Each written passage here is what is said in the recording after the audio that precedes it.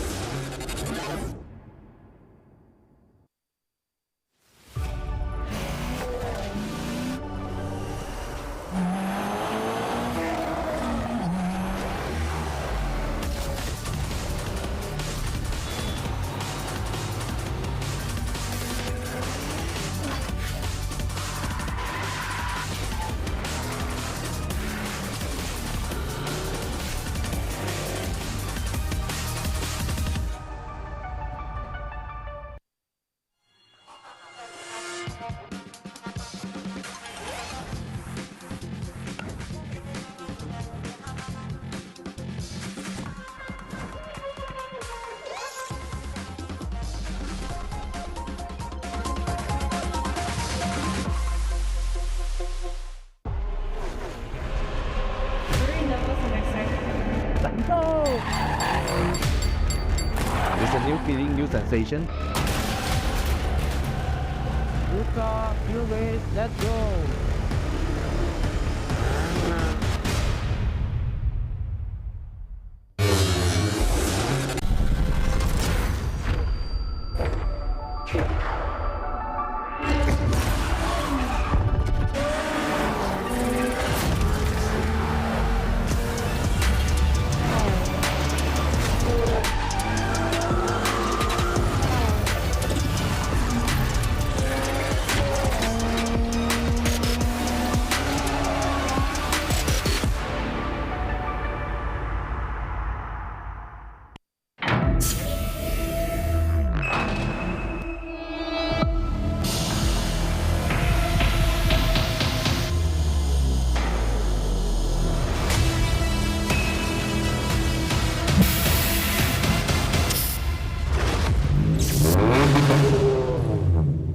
Oh, honestly, it was pretty hot. Happy to bring the car home in first place and cleanly.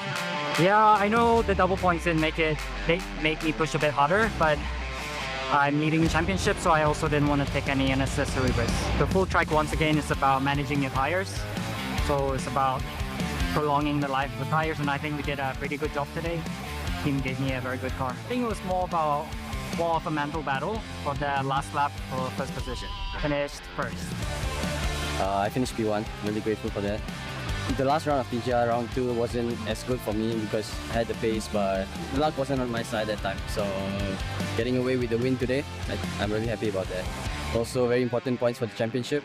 Kept my head down and drove to the finish line. I finished P2, started P7, P4, sorry. Today is not so bad. Today we started. It is quite gloomy today, quite cool. Yesterday was a lot tougher than today. I think just the heat alone, the car performed a lot better today.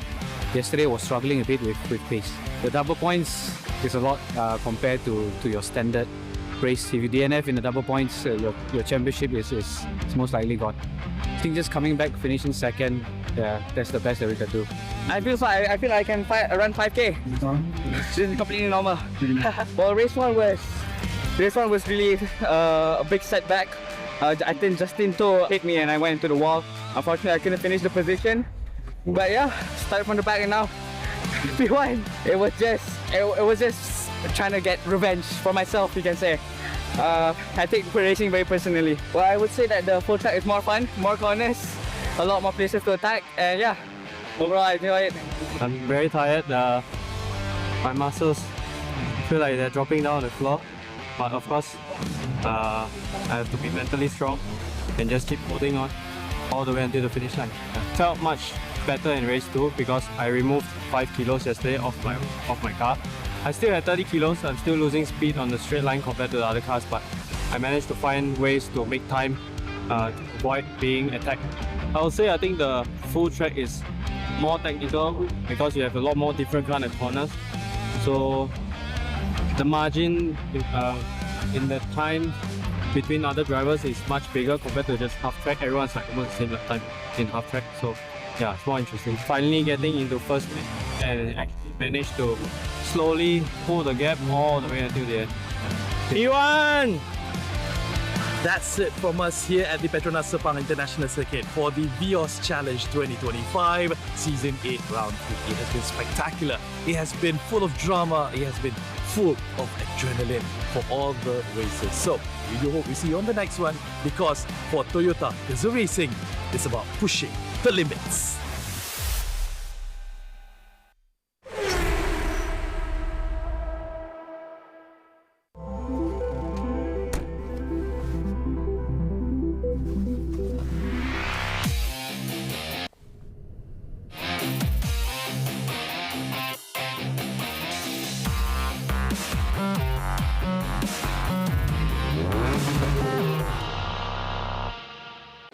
Hi there.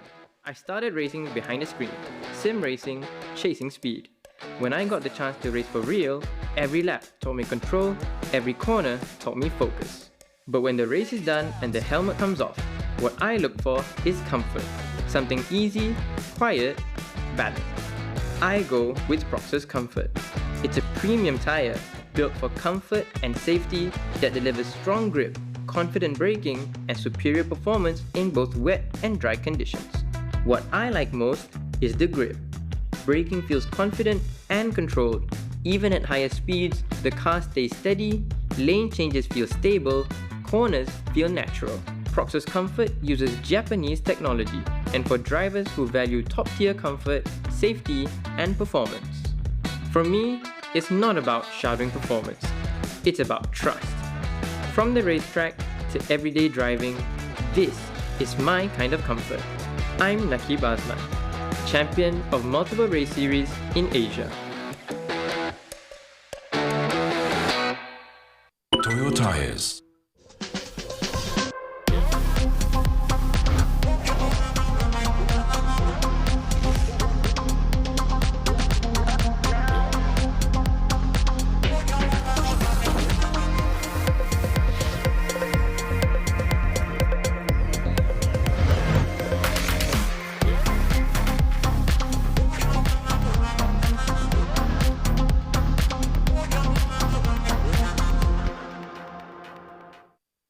Second.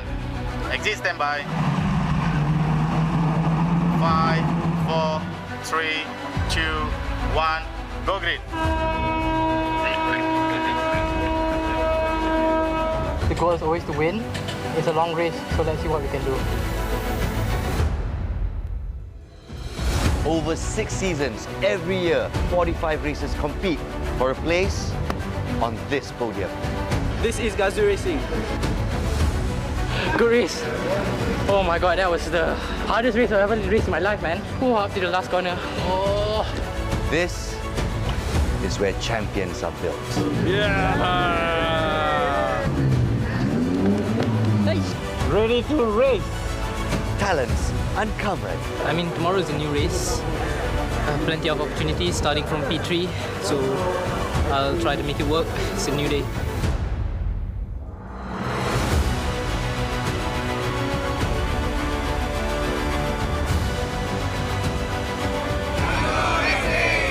Rookies nurtured. Yeah! Yes, let's freaking go! P1, baby!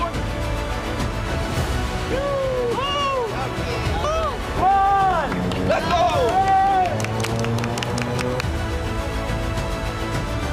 We feel like we have the potential. We're gonna get this one.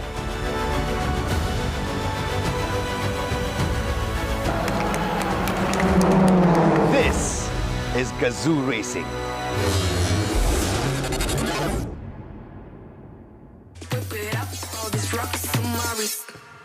Bring it.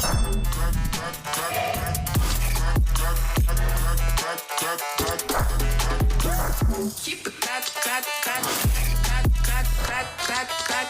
Look at all this childish. Bring it. Look at all this childish. Bring it.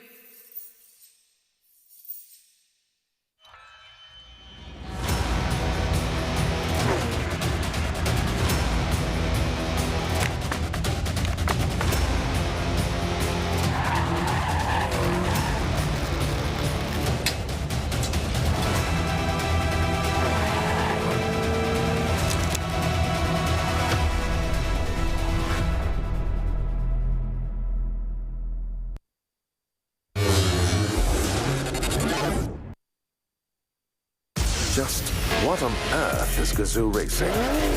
Gazoo Racing is a spirit. The spirit of pushing one's limits. It's more than just a badge, a symbol, or a poster on the wall. Gazoo Racing is Kaizen of competitiveness. It's the rubber hitting the road again and again and again. Fine-tuned on the world's most demanding racetracks. Powered not just by all forms of energy, but also by our passion. To accelerate, exhilarate, elevate the Toyota mandate of making ever better cars. Moving not just people, but the human spirit forward. This is our spirit. This is Gazoo Racing.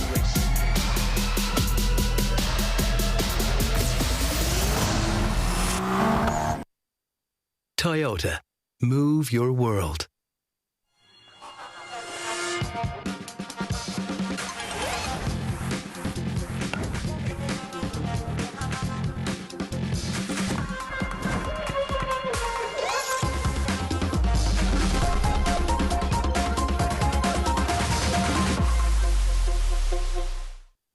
Second. Exit standby. 5, 4, 3, 2, 1. Go grid. The goal is always to win. It's a long race, so let's see what we can do. Over 6 seasons, every year, 45 racers compete for a place on this podium. This is Gazoo Racing. Good race. Oh my god, that was the hardest race I've ever raced in my life, man. Up to the last corner. Oh. This is where champions are built. Yeah! Nice. Ready to race. Talents uncovered. I mean, tomorrow is a new race. Plenty of opportunities starting from P3, so I'll try to make it work. It's a new day.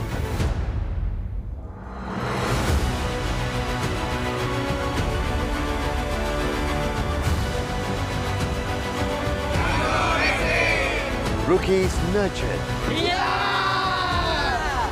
Yes! Let's freaking go! We won, baby!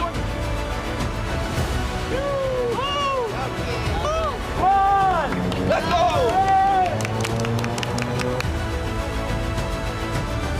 We feel like we have the potential. We're gonna get this one.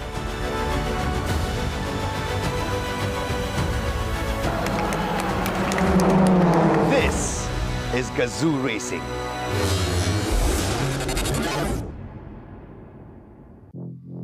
Gravity. It can't hold us back if we keep moving forward. Limits. We stretch them, break them, set them. Our passion, unbeatable. Our devotion, unstoppable. They call us speed chasers, the fast lane philosophers. Engineers of ever better motorsports bred cars. Driven by endurance, precision, and raising bars. Designed for the spirit of racing within us all. Running the perfect lap, closing the seconds gap. Then, doing it again, but faster. Nothing stops us pushing the limits for better. This is Gazoo Racing.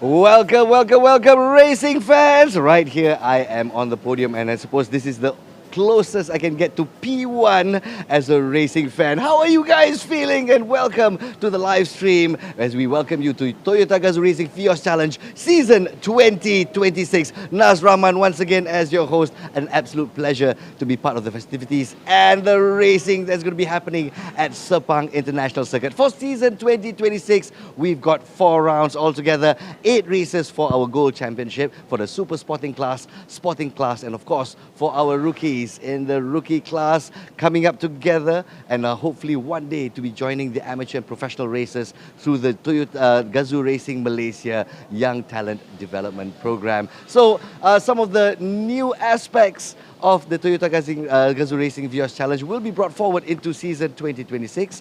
For example, we've got the Vios Classic Challenge as well, back after debuting in 2025, and we'll have Gen 1 and Gen 2 Vios.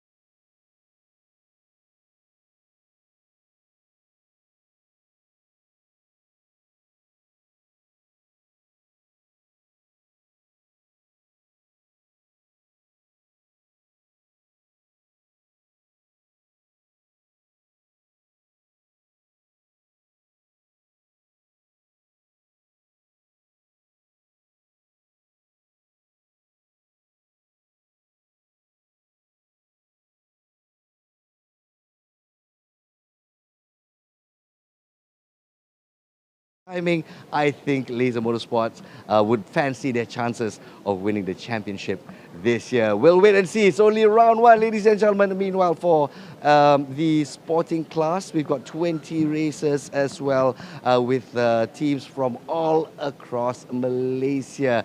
And what it stands here for Toyota Gazoo Racing Vios Challenge, what we know for sure is it's still the longest one-make race here in Malaysia, and the popularity is still right here, staring in your face. Thank you to all our fans for coming into our live stream. We've been streaming to over 30 million viewers across the seasons, and it's really, really great to see fans coming back to see the thrills and spills that we have to offer for season 2026. So, what else can we expect from this race? How are the drivers feeling? What can we expect from this round 1, race day 1? We'll be going over to our racecasters, Victor Cax and Matthews Isaac, always loyal with Toyota Gazoo Racing Vios Challenge. And they're here with us as well. Round 1 all the way till the end. Take it away, boys. Let's see what we've got for this year's round 1. Let's Gazoo!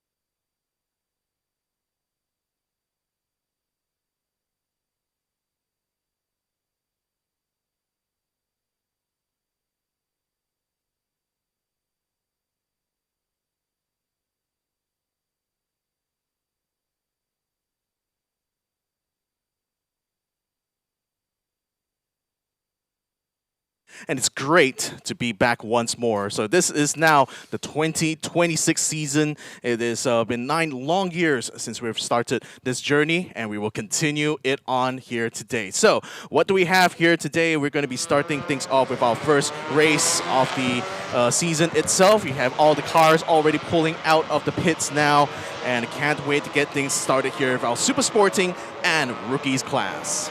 Yep, so most of our cars are out now. And as we see there, Victor, I think this season we have more new faces, isn't it? Because I saw a couple of new faces that will be joining the race for this season. But there are all of our legends as well, the season in, season out faces that you might be have seen from a couple of seasons before. But even for this season, we have a couple of rookies coming in together. And let's not forget the Vios Classic Challenge. Yeah, indeed. A brand new category that we added in since last season itself. It makes its comeback once more, and it's also going to be a comeback of all the classic Vios models that we've all missed very, very dearly. So here we go, ladies and gentlemen. Let's introduce all you guys, the racers that are taking part in the super sporting class. Freddie Ang, our defending champion, won last season of a brilliant race. Nabil Aslan rejoins us once more in the super sporting class. Dato Ken Fu, of course, a very familiar face if you've ever been watching since season 1. Timothy Yo looks like he's going to be having a good season this year. Let's keep an eye out for this youngster. And Tom Gore continues to wow us in the paddock here as he goes on his antics. William Ho, the big boss, is back here with Toyotsu Racing. Kenneth Cole, who has been a long-time sporting class driver, finally made his way up into the step last season. Bradley Benedict continues to hope for the win. And Mitchell Chia, our defending champion from 2024, continues to race with us this year.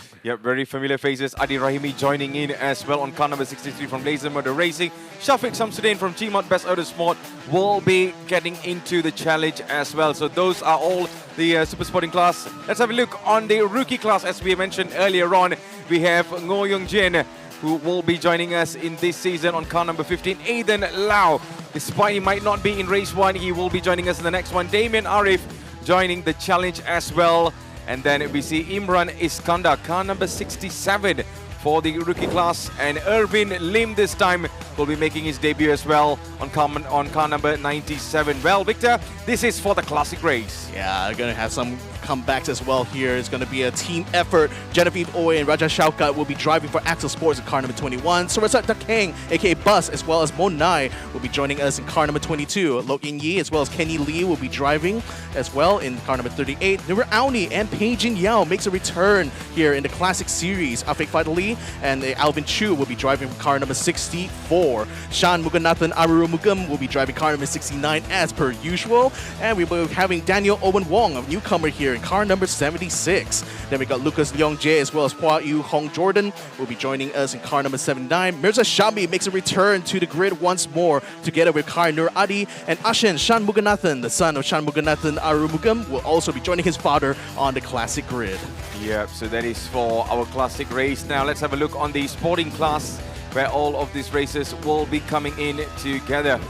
Okay, so we're going to be having a look on the faces now for now, Victor. We don't have to get the names and stuff, but most of them we have already seen. So the point system for this remains the same as last season. Any much things to elaborate on this, Victor? Well, it's going to be very much status quo as far as the format goes, although it's going to be a slight change as far as the Rookie Class Championship is concerned, because the Rookies Class will be having a dropped round system, so the Rookies only need to pick their best 3 performances out of this 4-round season. Here is the track we'll be running on, ladies and gentlemen, the southern loop of the Sepang International Circuits. It's got 8 turns in total, a brilliant straight, and certainly recipe for chaos.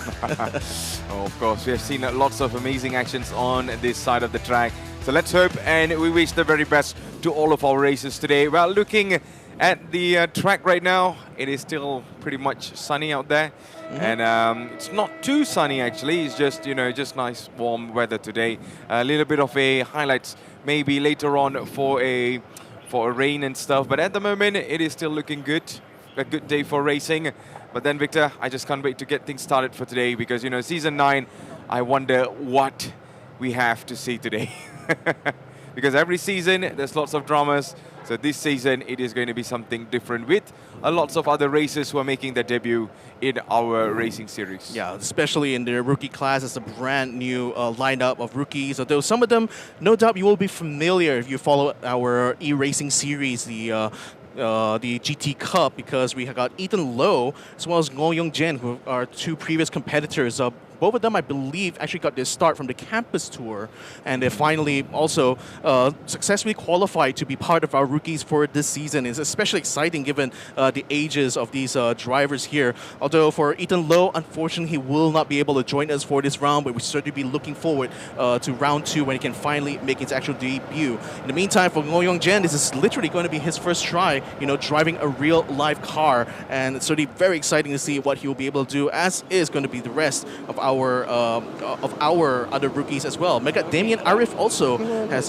plenty of experience when it comes to the Sims. And here we have on your screens Adi Rahimi, who qualified in pole position for the Super Sporting class. And my goodness, I got to tell you, it was an incredible lap he managed to do, because on average, for the Super Sporting class, drivers are able to consistently put their cars in the low 124s. Adi Rahimi in the final lap of qualifying managed to do a 123.3, an incredible time, head and shoulders above everyone else here, especially for this guy, Freddie Ang.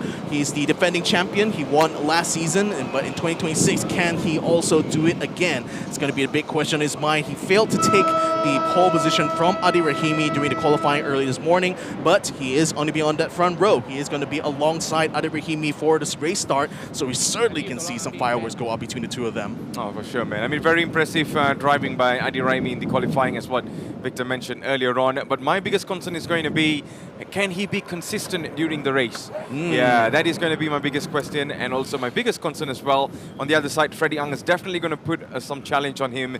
And there you go. As things are lining up, you can still see some of the races there. Mitchell Chia, Nabil Anslan, Shafiq Shamsuddin, Kenneth Ko, Bradley Benedict, William Ho, all familiar names, familiar faces throughout the season, is in Season 9 right now, battling for the championship. Yeah, Nabil Aslan has actually joined up with Laser Motor Racing this year. And Laser Motor Racing also brought in a brand new livery. They have a new title sponsor, and look at that. It's now white, blue, and red.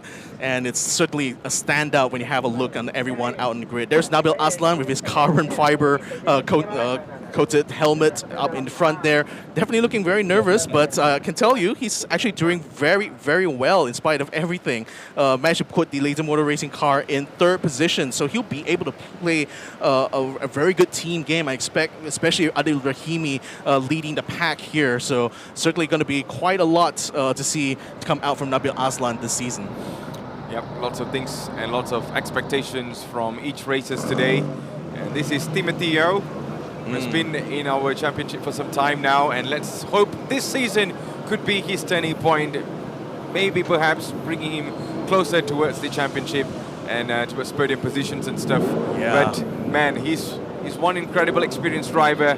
It's just that, previous season he had some tough challenges, but he's back again for a whole different new season. The biggest advantage he has, number one, is that he's still very young. He's still learning as he goes, and he's certainly learned a lot over the past several seasons that he's competed in. And it's great to see they managed to get a good qualification in the second row itself. Shafiq Samsudin also had a brilliant qualifying here. He actually was the last person to be able to make it into Q1, and that was quite in the nick of time as well. He wasn't able to get a good representative time during that session itself. But when it came to the second qualifying, he actually did a brilliant run and was able to get himself up into the 3rd row, which is incredible to see, and hopefully he'll be able to utilize that to get himself in a good position to start with. Then here we have our rookies. Only 4 will be taking part in this first round itself, and in particular, we want to see how these rookies are going to shape up in their first ever attempt at taking part in the Vios Challenge. Absolutely. So looking at all of the cars, they are all ready. The drivers are ready. Everything is absolutely. We are ready as well. We're about to go into the race very shortly after this running lap now, David. Yeah. So going to go for a formation lap to allow the drivers to recce the track, going around from every one of those 8 corners of the southern loop. Having a good eye as well on the weather. I can tell you that as of right now, it is still very clear. It's a little bit overcast in terms of clouds. It's quite a decent cloud cover. As you can even see from the shadows being laid out on the track. But it is still very warm, quite humid indeed. And I think one of the concerns going to be for the drivers, how do you manage that heat level, especially the oil temperatures in the car. That's a key factor to being able to unlock the performance you need from these machines. So here we go, having a look once more at the starting grid. Ada Rahimi, of course, took pole position in qualifying ahead of Freddie Ang, our 2025 champion for the super sporting class. Nabil Aslan, this time racing from Laser Motor Racing, takes up the second row alongside Timothy Yo in a great performance here for RH Kalalong Motorsport, which, by the way, hails all the way from Miri, Sarawak. So for all you Sarawakan fans, we definitely want to check that out. Here we have the second page here. Bradley Benedict starts alongside Kenneth Cole, who made the move up here. William Hall, Big Boss, still along us with the grid so far. Alongside him will be Tom Go, be looking to try and improve on his performance during this race itself. Then we have our rookies here. Ngoyong Jen going to be up here in 13th place alongside Damian Arif, and Imran Iskandar will be in that 15th slot. So let's go ahead and see how things is going to shape up in the race later on here, as the drivers are still out on the track there, still going through the final turns right now, trying to keep an eye out and see what are going to be their opportunities for this race start. Yep, so they're coming back to their starting positions again, and then it is lights off and away we go there, Victor. Indeed it will. So, still have to line up in the grid boxes. Super Sporting class, of course, will be taking the grand positions up in the very front of the pack, and the rookie class will be a couple of positions down from there. So, we'll see how they will go ahead and handle this race start. So yeah, at this point now, the drivers have already been preparing all weekend long for this very race. This is, ladies and gentlemen, the inaugural race of the 2026 season. The green flag is raised. Drivers are revving up those engines, ladies and gentlemen.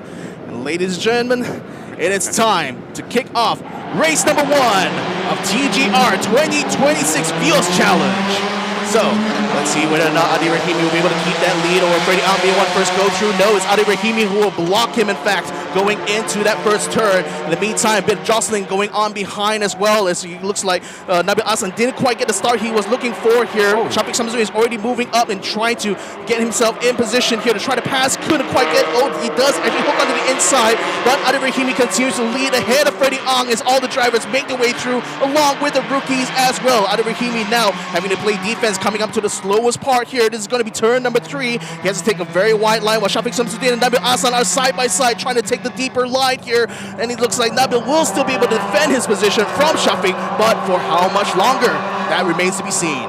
Yeah, Adi Rahimi with a splendid start so far, keeping himself in P1. Right behind it's Freddie Ang.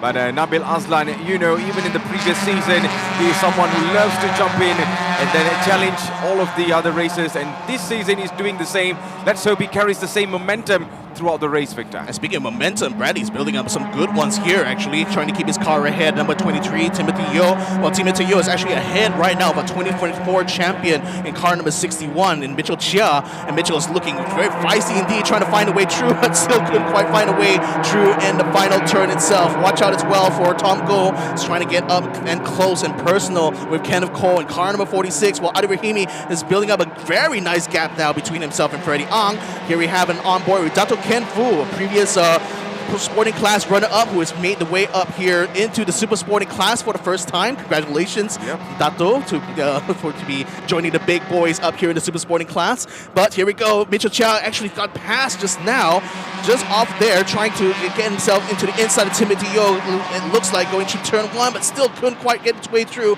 He's going to have to tuck in behind. Yeah, there's lots of challenges coming throughout the midfields right now, Victor. But still, Adi Rahimi leading this race. As you can see, car number 63 behind Freddie Ang. Third for Nabil Aslan. Shafiq Samsudin. Oh, there's some challenge coming in for Mitchell Chia and also Timothy Yo. They're going side by side this time, but it's going to be a long way and a long challenge for both of these two there, Victor. I'm expecting change of positions throughout the race. Yeah, Mitchell has not had the greatest of weekends so far. He's been having some gremlins to deal with his car, and thus was not able to put in his best qualifying performance in this round number 1. So he's going to be looking to try to make up some places for it, but it's still going to be a long way to go before he can join the top 5. But at least he's managed to dispatch Timothy Yo here. That should be reflected on our timing tower here as soon as they get it past control line. But in the meantime, Bradley Benedict is actually closing up the gap now to Shafiq Samsudin. So this looks like another battle that could be taking shape here on track here. Yeah, it's definitely aiming on for Shafiq Samsudin, car number 88. But there you go, we're on board with Mitchell Chia.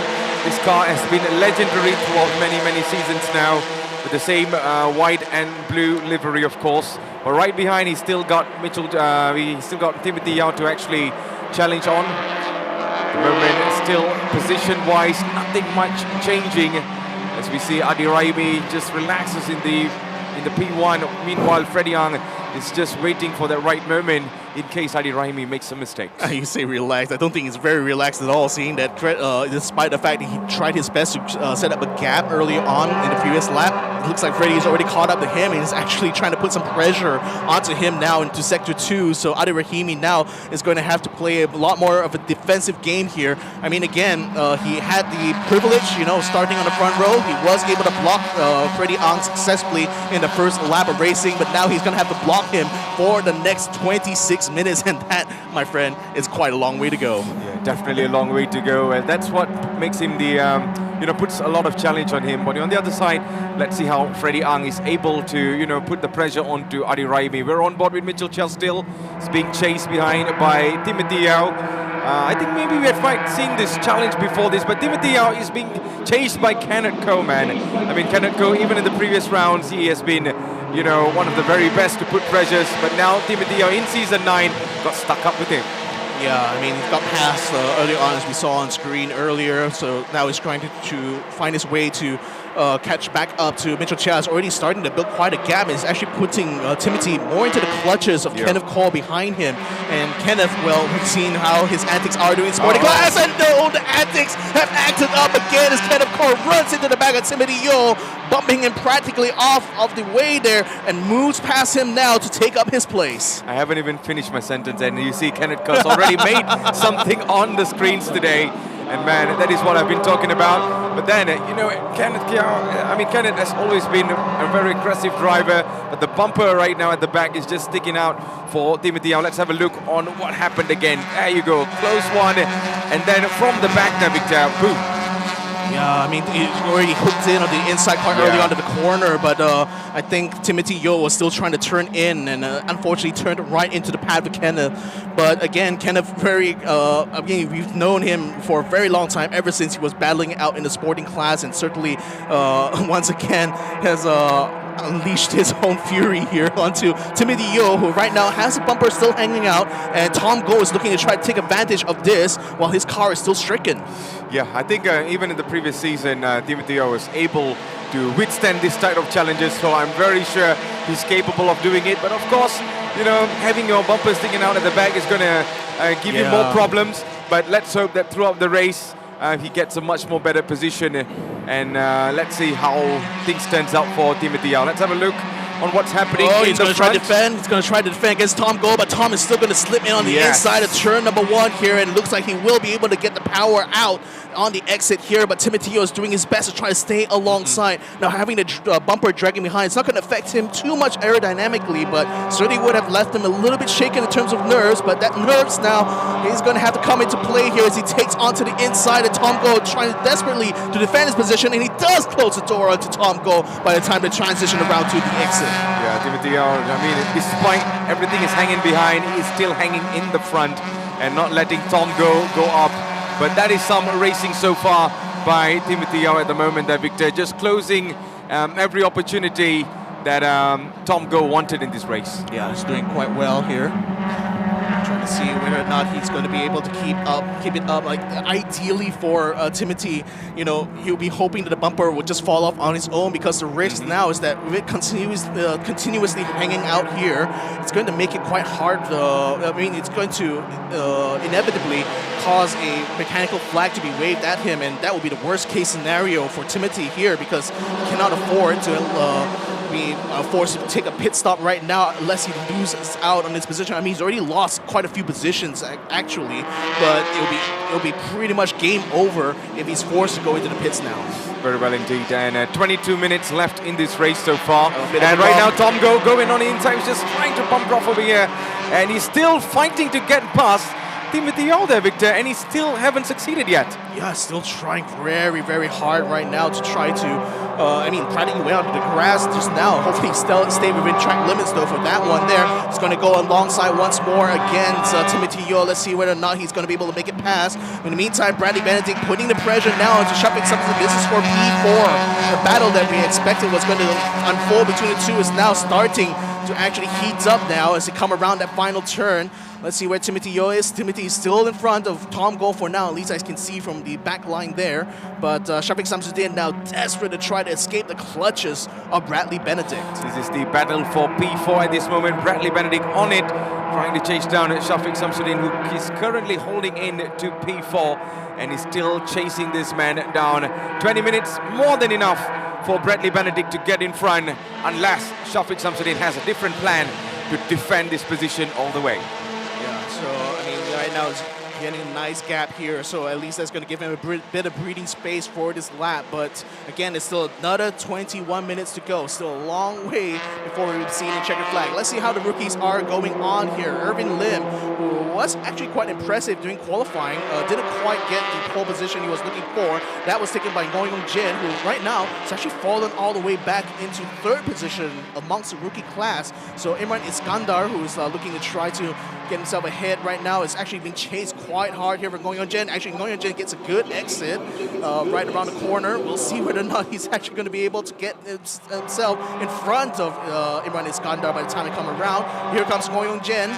It's right now Shafiq Samsudin still holding on Bradley Benedict, and look who's actually joining in the battle. Mitchell Chia has actually caught up to this pack. Yep, he's slowly climbing up without anyone knowing, but we spot that.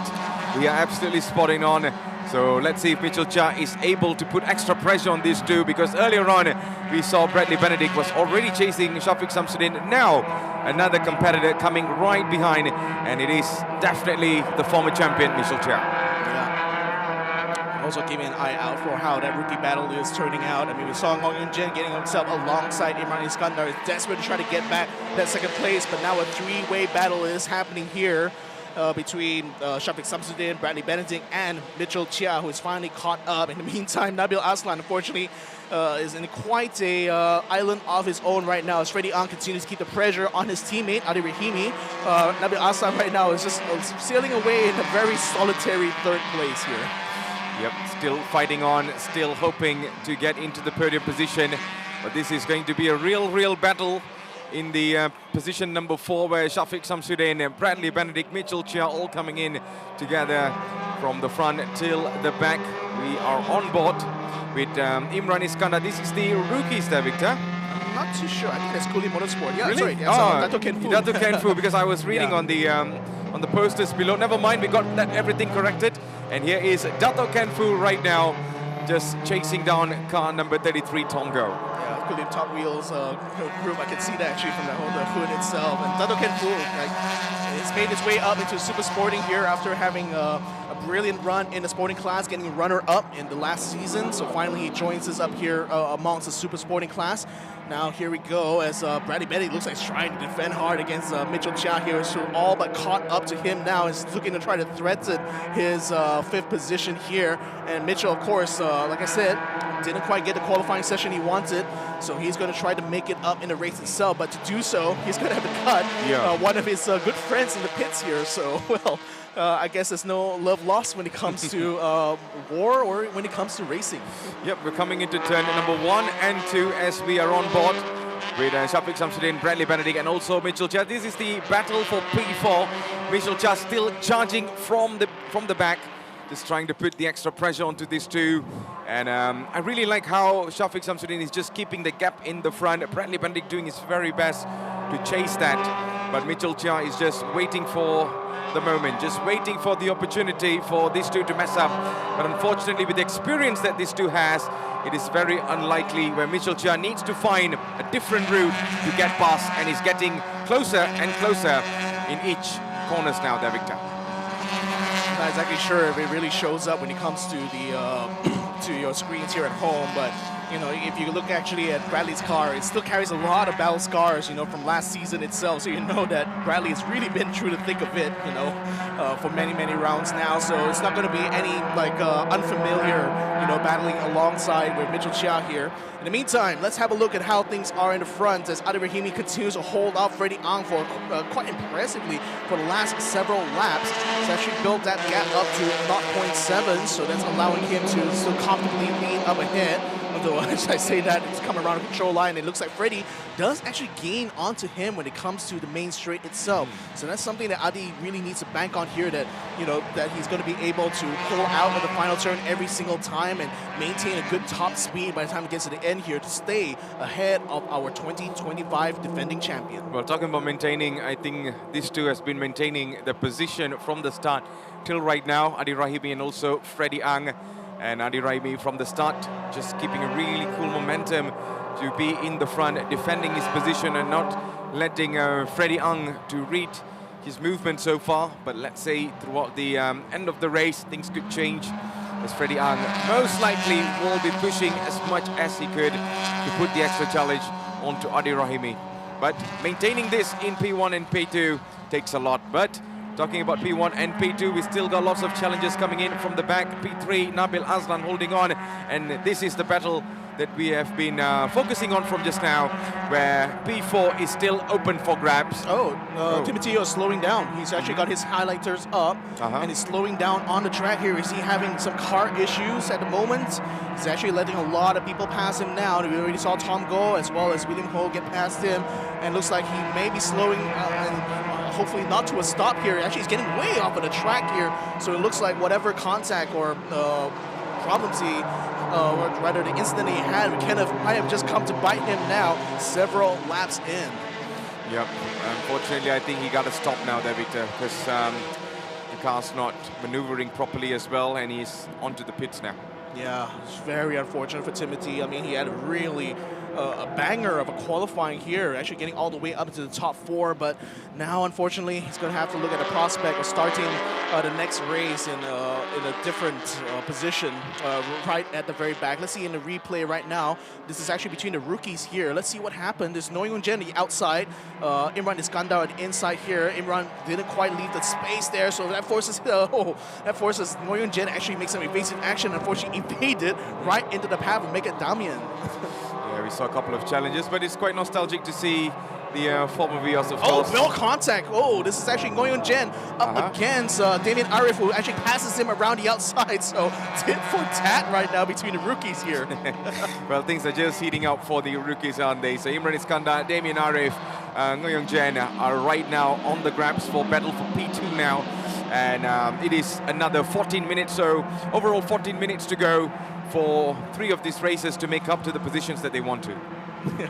Well, Imran Iskandar is definitely going to be happy to see that he's very much clearly in second place here for the rookie class, as Damien and Noyoung Jen had to scrap it out behind. And quite a fall, actually, for Noyoung Jen, unfortunately. He did qualify earlier on in a much higher position, but now having lost that position here to Imran Iskandar, to Irvin Lim, and then now to Damien Arif, he's going to have a long way to go now, as we haven't even gotten to the midway point. Here is Timothy Yeo now getting his car pushed back to his pits, and looking very despondent right now.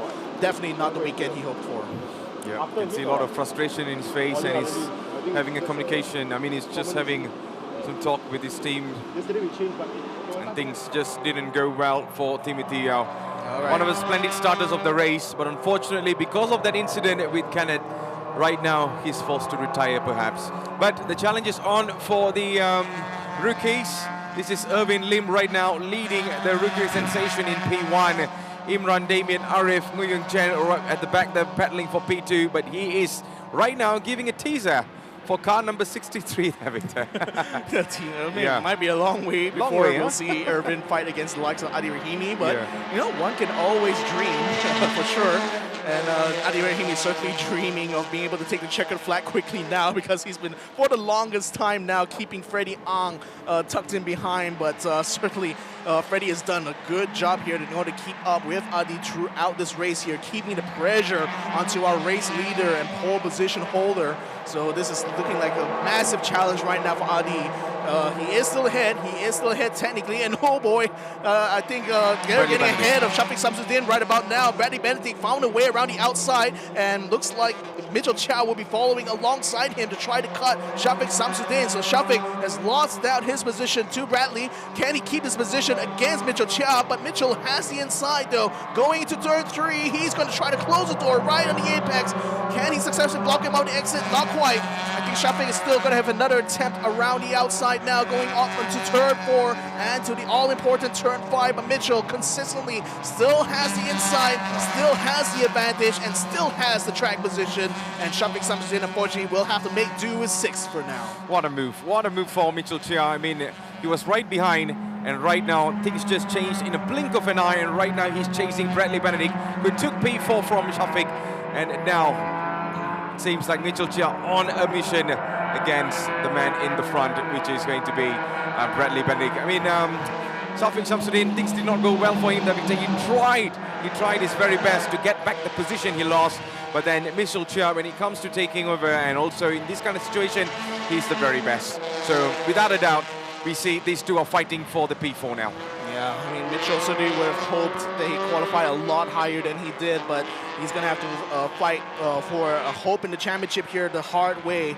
And Bradley Benedict remains the next obstacle, really, for him, to get up into the top 4. The best of the rest, as it were, right now, as Nabil Aslan is quite far ahead here, about 10 seconds ahead of Bradley Benedict. So even if Mitchell Chia somehow successfully gets past number 55 here, still going to be a long way before he's going to be able to catch up, even to fight for podiums here. So his best hope is to get as many points as he can. Hopefully be able to take the points away from Bradley Benedict here, but knowing the history between these two here, it's certainly not going to be a lot of love lost if that were to be the case. Of course, with 10 minutes to go, it seems like a road run between these two so far. Bradley Benedict and also Mitchell Chia, as what Victor mentioned earlier on. If you have been following up in the previous Vios Challenge, you would definitely know the history. You would definitely know how many times they have came across each other on this race. But having a look on behind these two. Yeah, I think Shafik is getting very, very slow. He's just got passed there by William Ho. It didn't look like he put up much of a fight. I think there could be some mechanical issues here if he's not able to pick up the pace. And no, he's going to get passed soon by Dato Ken Fu, as well as Ervin Lim, who's been chasing up behind, coming around the outside. Shafik Samsudin pits, and looks like that could be the end of his race 1 this weekend. Oh boy, I mean, that just did not go to plan for Shafik Samsudin. He's been a really good challenger throughout the race earlier, but then in the last 10 minutes, things just did not go the way he wanted, and right now he's in the pits, so that is definitely going to be really painful, but let's see if he can get back. But at the moment, I don't think so, as you know, the hoods are being open, and Shafik Samsudin is just... Yeah, we'll have to see. I mean, right now his team is going to go ahead and have a look and hopefully be able to sort things out so they can get back at least to run out on track here. It's going to be quite hard, unfortunately. But then at least it will give him a fighting hope at least for race number 2. But as of right now, it's all going to be up in the hands now of his team. So let's hope they will be able to sort things out and get him back up and running. In the meantime, how are things right now with our race leader, Adi Rahimi? Very impressive in qualifying. Will he continue to impress us here in race number 1 by taking absolute victory here? We'll have to find out in the next 8.5 minutes because that's how much time it still remains here for Adi Rahimi to stay ahead of our defending champion, Freddie Ang. Yep. In the end of the day, consistency is what makes you a champion, and Adi Rahimi is showing us from the start here, even in the qualifying, being the fastest man, and even right now, he's just keeping himself in P1. Freddie Ang still haven't got anywhere near him yet, despite having that 0.7 seconds or 1 second behind him. But throughout the race, a 30-minute race, and we're down to another 8 more minutes to go. Adi Rahimi has shown so much of consistency to be in the front and not letting Freddie Ang smell P1 so far. Well, mostly smelling his exhaust fumes at this point right now is Freddie Ang, but again, I still have to commend the fact that he's able to keep up, throughout the entirety of this race here, but it does go to show how evenly matched it is between the two of these drivers so far. I mean, again, the best thing about the season opener is that there's no success balance to be worried about. Everybody's on a more or less equal playing field as far as the weight is concerned. So this is the best opportunity for the front runners to really hone in and snatch that the first rally, as it were. and try to set the tone as it is for the rest of the season itself. And Adi Rahimi, I got to say, is in a great position right now for Laser Motor Racing, who consistently have been able to build very good cars. They've been consistently putting the cars into the top 3, getting podium after podium, but have been always shy of being able to get the actual championship itself. Could this finally be the season here for Laser Motor Racing? Could be exciting times ahead here for them. Let's hope, man. Let's hope that could be the moment for him there. I mean, despite we seeing some of the team members earlier on, they're all right now just waiting for the final result. The final, I would say, 6 minutes to go in this race. We're on board with car number 15 there. It is going to be Ngo Yong Jen for the rookie class. He's actually gotten ahead of Eamon Arif. Yes, and right now this is going to be some challenge there, as he is right now chasing the car up in the front. So even in the rookies, things are just heating up right now. Despite the last 6 minutes, we can expect some actions coming through. But who is coming through right now in P1? It is Adi Rahimi from Laser Motor Racing. If he keeps this momentum up, if he keeps this consistency towards the final checkered flag, I can tell you what, Adi Rahimi has done a brilliant, brilliant job from the qualifying till the checkered flag, I would say. Yeah, make it a grand slam if he's successful in getting the win as well tomorrow. So we'll have to see for that. Make sure you guys tune in. It's going to be earlier in the morning compared to this current broadcast. So make sure you guys mark your calendars and stay subscribed to our YouTube channel so you'll be able to be notified when we get live. In the meantime, Nabil Aslan, first time racing here for Laser Motor Racing. Brilliant third place. Unfortunately, right now, it's just pretty much going to be a Saturday drive for him here, as he's got no one to pressure, no one to pressure him either. He's just really going to have to sail all his way to the checkered flag at this point. And speaking of that checkered flag here, still going to be coming up in a handful of laps to go. Bradley Benedict still has remained in front of Middle Chia through all the battles that have been happening between these cars here. They've successfully got past Shafiq Samsudin, who unfortunately has to take to the pits, and looks like he has retired as a result. So no longer going to be with us for this first race itself. At least we'll not be able to see the checkered flag itself. But certainly Bradley still doing quite well here. I mean, last few seasons, actually, he's been struggling to actually get his car in a good position to race in. But I think a top 4 finish here might just be a great improvement, and certainly will be a much celebrated result to have here for PS Harapan Menang, a team that actually hails from Putatan, all the way in Sabah, East Malaysia. Amazing, amazing. I mean, pretty impressive driving by Bradley Benedict, so far keeping himself in P4.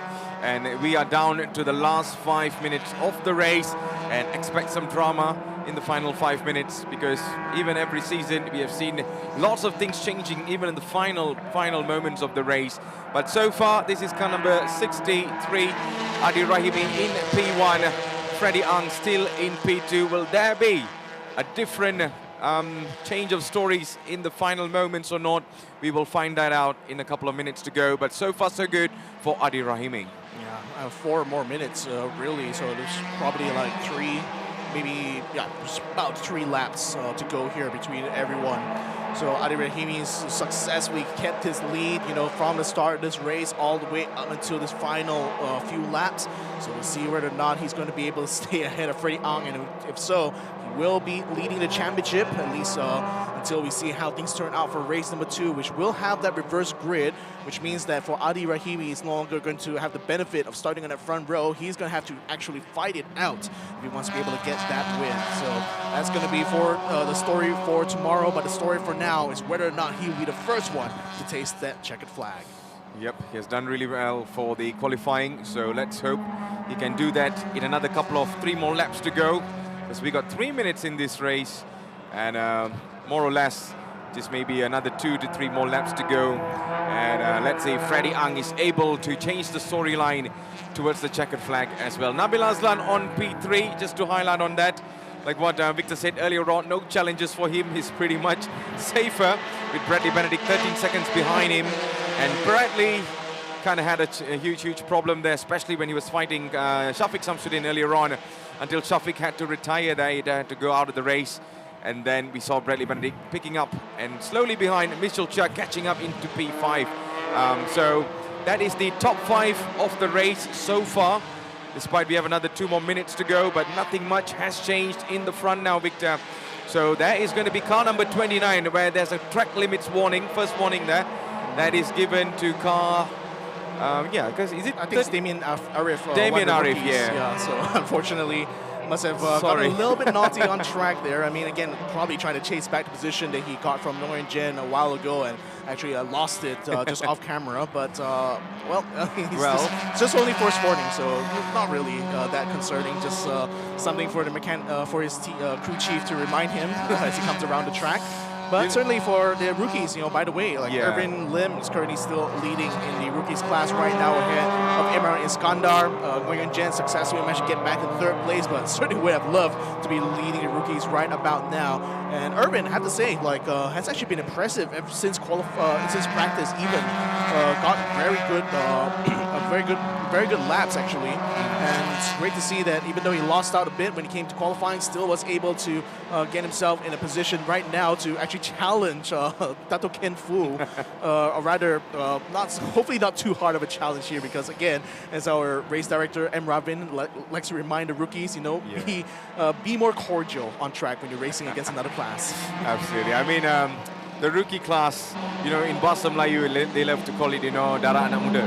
Yeah. So the young bloods there, of course, despite the track limits we saw earlier on, they are pushing it hard. And maybe throughout the seasons, they will definitely learn. They will definitely, fit in against the top guns. So, yeah, it takes time to build and grow all the way to the top, Victor. And again, following behind one of the more senior drivers actually in the form of Dato Ken Fu, has plenty of experience in different motor racing series as well. Certainly will be showing the ropes pretty much to Irvin Lim for the rest of this race, it looks like. And speaking of that rest of the race, we're now coming up to the last 40 seconds, so this could be the final lap here for our two battlers in the front. Adi Rahimi leading ahead of Freddie Ang. Freddie, who is the defending champion for this season.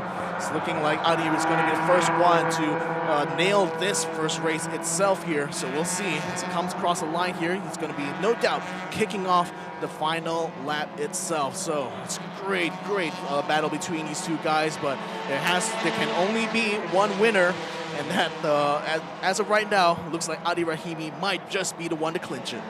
Yep, he's coming towards the final. Is it already the final lap there, Victor? Yep, there we go. Yep. Final lap as displayed on the board here. All right, perfect. So I think we got to give the credits to him there, Victor, from the start. Even you were talking about earlier on the qualifying, how impressive he was. Yeah, and despite he was doing crazy numbers on the qualifying, so that actually justifies his performance on the track right now. Most of the time throughout the season, we have seen lots of races, coming through, but they just did not do really well when it comes to the actual race. In the qualifying, they do really well. They get into P1 and to P2, but in the race, the performance may not be matching towards the qualifying performance. But Adi Rahimi on the other side, he has proven things a bit different today, and it has been a splendid start for this young man over here. Despite carrying his team, Laser Motor Racing, towards the top, this could be the very first win for him to actually, bring more success and more consistency and more momentum throughout the rounds to go. Remember, ladies and gentlemen, this is only round one. We got round 2 and round 3 coming up later on, but here comes the man from the qualifying and all the way towards the start and towards the checkered flag. It is Adi Rahimi to win the race in the Super Sporting class, race 1. Freddie Ang into P2, and here comes Nabil Aslan into P3. And here comes Bradley Banting, who successfully finishes in front of Mitchell Chia in the first race. A great hope right now for BS Harapan Menang, hopefully to be able to finish a lot higher in the rest of the season. And here comes Irving Lim, leader in the rookie class. He qualified in first position, got that front row start he's looking for. Now he's going to get the checkered flag he's looking for. Here we go, for rookie sensation comes through to take the checkered flag ahead of Imran Iskandar and ahead of Go Yong Jian. It's a joy to see, a rookie class coming through the checkered flag, because, winning this tournament, especially in the first race, it just gives you that extra motivation boost. So congrats to Irvin Lim.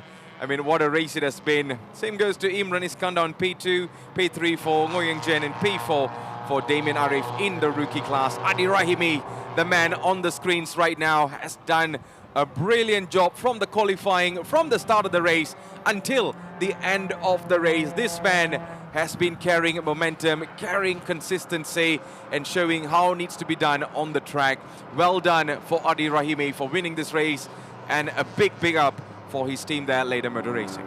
Yeah, so now that Adi Rahimi will be celebrating the first win of the season itself, now that he's going to be pulling in the pits, it's time to him to think about how he's going to handle the next race. He's going to have to take a different grid position because of the reverse grid. He's probably going to be starting in 6th, so he's going to have to fight it out amongst the other drivers here to secure a second win. And if he does that, that will be incredible for his championship chances this season. But knowing that he's got a very fast driver to contend with, a good rival in the form of our defending champion Freddie Ang, it's not going to be the easy challenge at all. So that's certainly something we'll be looking forward to for the rest of the season. Absolutely. So what a moment, what a race. Race number 1, ladies and gentlemen. If you just tune in, this is the Toyota Gazoo Racing Vios Challenge Season 9. Okay, in the incredible Season 9, and we are just done with the Super Sporting and Rookie Class Race 1. Remember, we got Race 2 tomorrow coming in as well to actually determine what is the actual result for Round 1. But Victor, I think this is a great start for the race. It's a great start indeed, and very relatively clean. We did have that incident between Timothy Yeo and Kenneth Cole that will definitely going to be looked at, and very unfortunate for Timothy as well, because he did end up having to leave. Rather, he had to retire quite early on, and what a shame indeed for him. It was looking like going to be a brilliant race for him, you know, having qualified very much higher up in the top 4, but unfortunately we'll be starting very much from the back when it comes to it. So here, ladies and gentlemen, is going to be our final, our provisional results here. Adi Rahimi does take first position for Laser Motor Racing ahead. Freddie Ang of Telaga Mas Toyota. Nabil Aslan, the teammate Adi, will be able to take the final step on the podium, or at the top 3, while Bradley Benedict will be enjoying a 4th place finish ahead of Mitchell Chia, PS Harapan Menang, finishing ahead of Team Prima Pearl SP Selatan. Kenneth Cole and William Ho will finish in 6th and 7th respectively. Tom Gold in 8th position, and Dato Ken Fu finishes in 9th position here to round up our Super Sporting class. Shafiq Samsudin had to retire with 9 laps to go in this race here, and of course Timothy Yeo was the first to retire here and did quite early on. Then, as we have a look right now on our rookies class, we got Edwin Lim finally taking his first ever start, his first ever rookie class race here. Gets first position. He does that ahead of Imran Iskandar, who finishes ahead of Go Yong Jian. And Damien Arif will be able to take 4th position to be able to hold it, and we'll see how the rookies will continue to perform when it comes to the rest of the season. Yeah, most of them are on a debut for the season now, and they have shown some incredible performance. Very amazing performance, I would say. Where do you finish? And I'm really looking forward to most of that there, Victor. Take the checker flag from pole, and this one it went well for me. Even though I got a bit fight with Freddy, but it was a good fight overall. And yeah, we won in the back. Let's go. So we're gonna do it again for Polo. Let's go. Right. Okay. Thanks so much, man. Thank you. Well done. And there we have it, Adi Rahimi. As we have a look right now on the highlights of the race itself, it's a great start actually from Adi Rahimi. If you recall, managed to edge get ahead of Freddie Ang in the first turn and was successful in keeping him from being able to snatch away that lead that he fought so hard since qualifying to be able to hold on to. Then later on during the race itself, it was pretty uneventful up until we started to focus a little bit onto that midfield here. You know, Kenneth Cole unfortunately running into the back of Timothy Yeo, and that unfortunately led to Timothy Yeo eventually retiring from the race itself. And well, with that kind of chaos out of the way there, we did manage to see a brilliant rise later on. As we, this is what the event that I had alluded to here. Timothy Yeo unfortunately had his bumper hang out and unfortunately will eventually retire from this race. But while that was a consternation for him, it was a great race so far here for Tom Go, who didn't quite qualify where he wanted, but was still able to snatch up positions. First against Dato Ken Fu, then later up against William Ho with a brilliant battle here. So as we have a look as well at the rookies class, this was an incident that happened amongst them as Ngoyong Jen was trying to get second position back from Imran Iskandar, ran into the side of Damien Arif, who later repaid the favor onto him, running into the side of him on that very same corner itself. So definitely fun to see, our rookies getting into the thick of it here, but hopefully doesn't move much more than that itself. So, as we continue on with the rest of the race, this was a brilliant race, a brilliant battle for the lead here as Freddie Ang consistently was able to stay ahead of Freddie Ang throughout the entire race itself. We did later on had another retirement in the form of Shafiq Samsudin, who later on, towards the end of the race, had to bring his car in for an unknown mechanical issue. But certainly the day is going to be Adi Rahimi's as he takes the checkered flag first in the opening round of 2026. What a start for all of our racers lately, especially in this round. They are now off for the next round that will be happening tomorrow. But remember, ladies and gentlemen, we still got the Sporting and also the Vios Classic Challenge coming up very, very shortly. Well, Victor, any other races that actually stood out for today? Well, I mean, I would love to have seen Timothy Yeo to be able to fight, up in the front there. It's just unfortunate that incidents did happen here. So hopefully it doesn't take that too hard. Hopefully it comes back much stronger in race number 2, because you will definitely have a chance there. But in the meantime, that is going to be it for our Super Sporting and Rookie class. Absolutely. So I think we have already seen whatever things that actually happen in the first round for this Super Sporting and also rookies. Right now we're going to be down with the main man to bring us what's coming next. It is going to be Nas that will be taking over. Nas, on to you. One, then we move. Next, then we move. Okay. Hello. Thank you very much to Matthews Isaac and Mr. Victor Cax. And right here, we are at pit area number 4 to speak to some of the sporting class drivers that have made it here this season. But first up, congratulations to Laser Motorsports. Wow, Mr. Freddie Ang being sandwiched by 2 Laser Motorsports drivers. Adi Rahimi running a great race.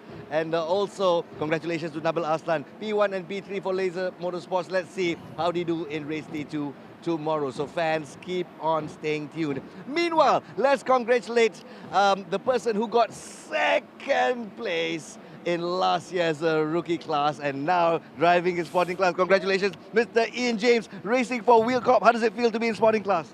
Oh, really feels good to be back here. Thank you so much for Wheel Corp for having me, everyone here at Toyota. Yeah, it just feels great. I mean, I just wanted to know, after finishing in second place in rookie class, I'm sure it's as per your expectations or a lot more. And what were you expecting for this season, actually? Well, it's a bit of a last-minute thing, so don't have much higher of expectations as of now. Got to learn the car still, learn how it brakes, learn how it moves around, and get to know everyone here on the grid. That's true. I mean, it's still relatively new on the scene, but let's take a look at your team and the car as well. How's the car feeling during qualifying, and how's your team been responding to the challenges? Oh, well, the team's been great. Massive support from them. Thank you to everyone, of course, mechanics, technicians, and everyone. Car felt great throughout the entire quali and practice session. No complaints about the car whatsoever. I do have some complaints about myself, though. I did. Really? What that might be? Gotta pick up the pace, man, Yeah, well, I'm sure all expectations are you to pick up the pace. So who's going to be your biggest challenger? Taking a look at the list of drivers, it's going to be quite a full grid out there. Yeah, grid's pretty strong. Super Sporting this year is quite packed. About 20 or 21, 22 drivers, right? So pretty much everyone. Wow. He's coming in with no expectations whatsoever. I like that about rookies. I mean, when you have no expectations, all you can do is to do your best, right? Yep. So any message for the fans out there rooting for Ian James? Hello. Still a rookie, still not used to having fans yet, but they will come. And we'll expect great things from you, Ian. Cheers. Best of luck with you and Wheel Corp. Let's invite you over on that side. Our next driver to be interviewed is our driver from India, Mr. Aditya Patnaik. I hope I pronounced that correctly. Yep, that was correct. Thank you very much. I'm trying to fine-tune my Indian accent a little bit. So, how's it feel like? 21 years old here in sunny Malaysia. What have been your expectations so far, and have they been met? I mean, it feels amazing. Like, this is a beautiful track, driving some fantastic cars. Like, the environment here is amazing. It's my first race abroad in cars, and like, it's better than I would have imagined. Yeah. Talking about expectation, I mean, I expect a little bit better from qualifying from myself. Like, we're P9 starting race 1, but that's okay. I mean, we've got a good package on the car. The team, Axel, is working very hard to get it together. So yeah, I've got some good expectations for the race. You've joined a pretty sharp team, Axel Motorsports, and they know what they want, and they know what they want from their drivers as well. So you're at 21 years old, coming up through go-karting and touring cars. This is your first time in Sepang. And bear in mind, all the other drivers in the same class have got quite a bit of experience here on this track. So what are your expectations over on that side? I mean, they're just cars on track. That's all that I think. Have you got a few tries, especially on the sims at least? Yeah, I mean, I've done the many laps on the sim on this track, so I feel quite comfortable. But yeah, we'll see in the race. I mean, you'll never know until you actually start the race. Electronic racing versus reality on Sepang track. How difficult is it?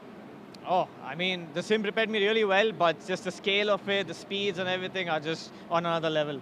On another level, yeah? Yeah. Well, being P9 for your first time on Sepang is not bad at all. So, good luck to you. Good luck to Axel Motorsports as well. Adia Patnaik, all the way from India, ladies and gentlemen. Please do warm up. Please do warm up. So, that's 2 racers from the sporting class. And for your information, for our viewers, we've got 3 ladies racing in sporting class. And one of them all the way from Thailand. Let's welcome Berakatika Kelantanun. I hope I pronounced that right. Did I pronounce it right?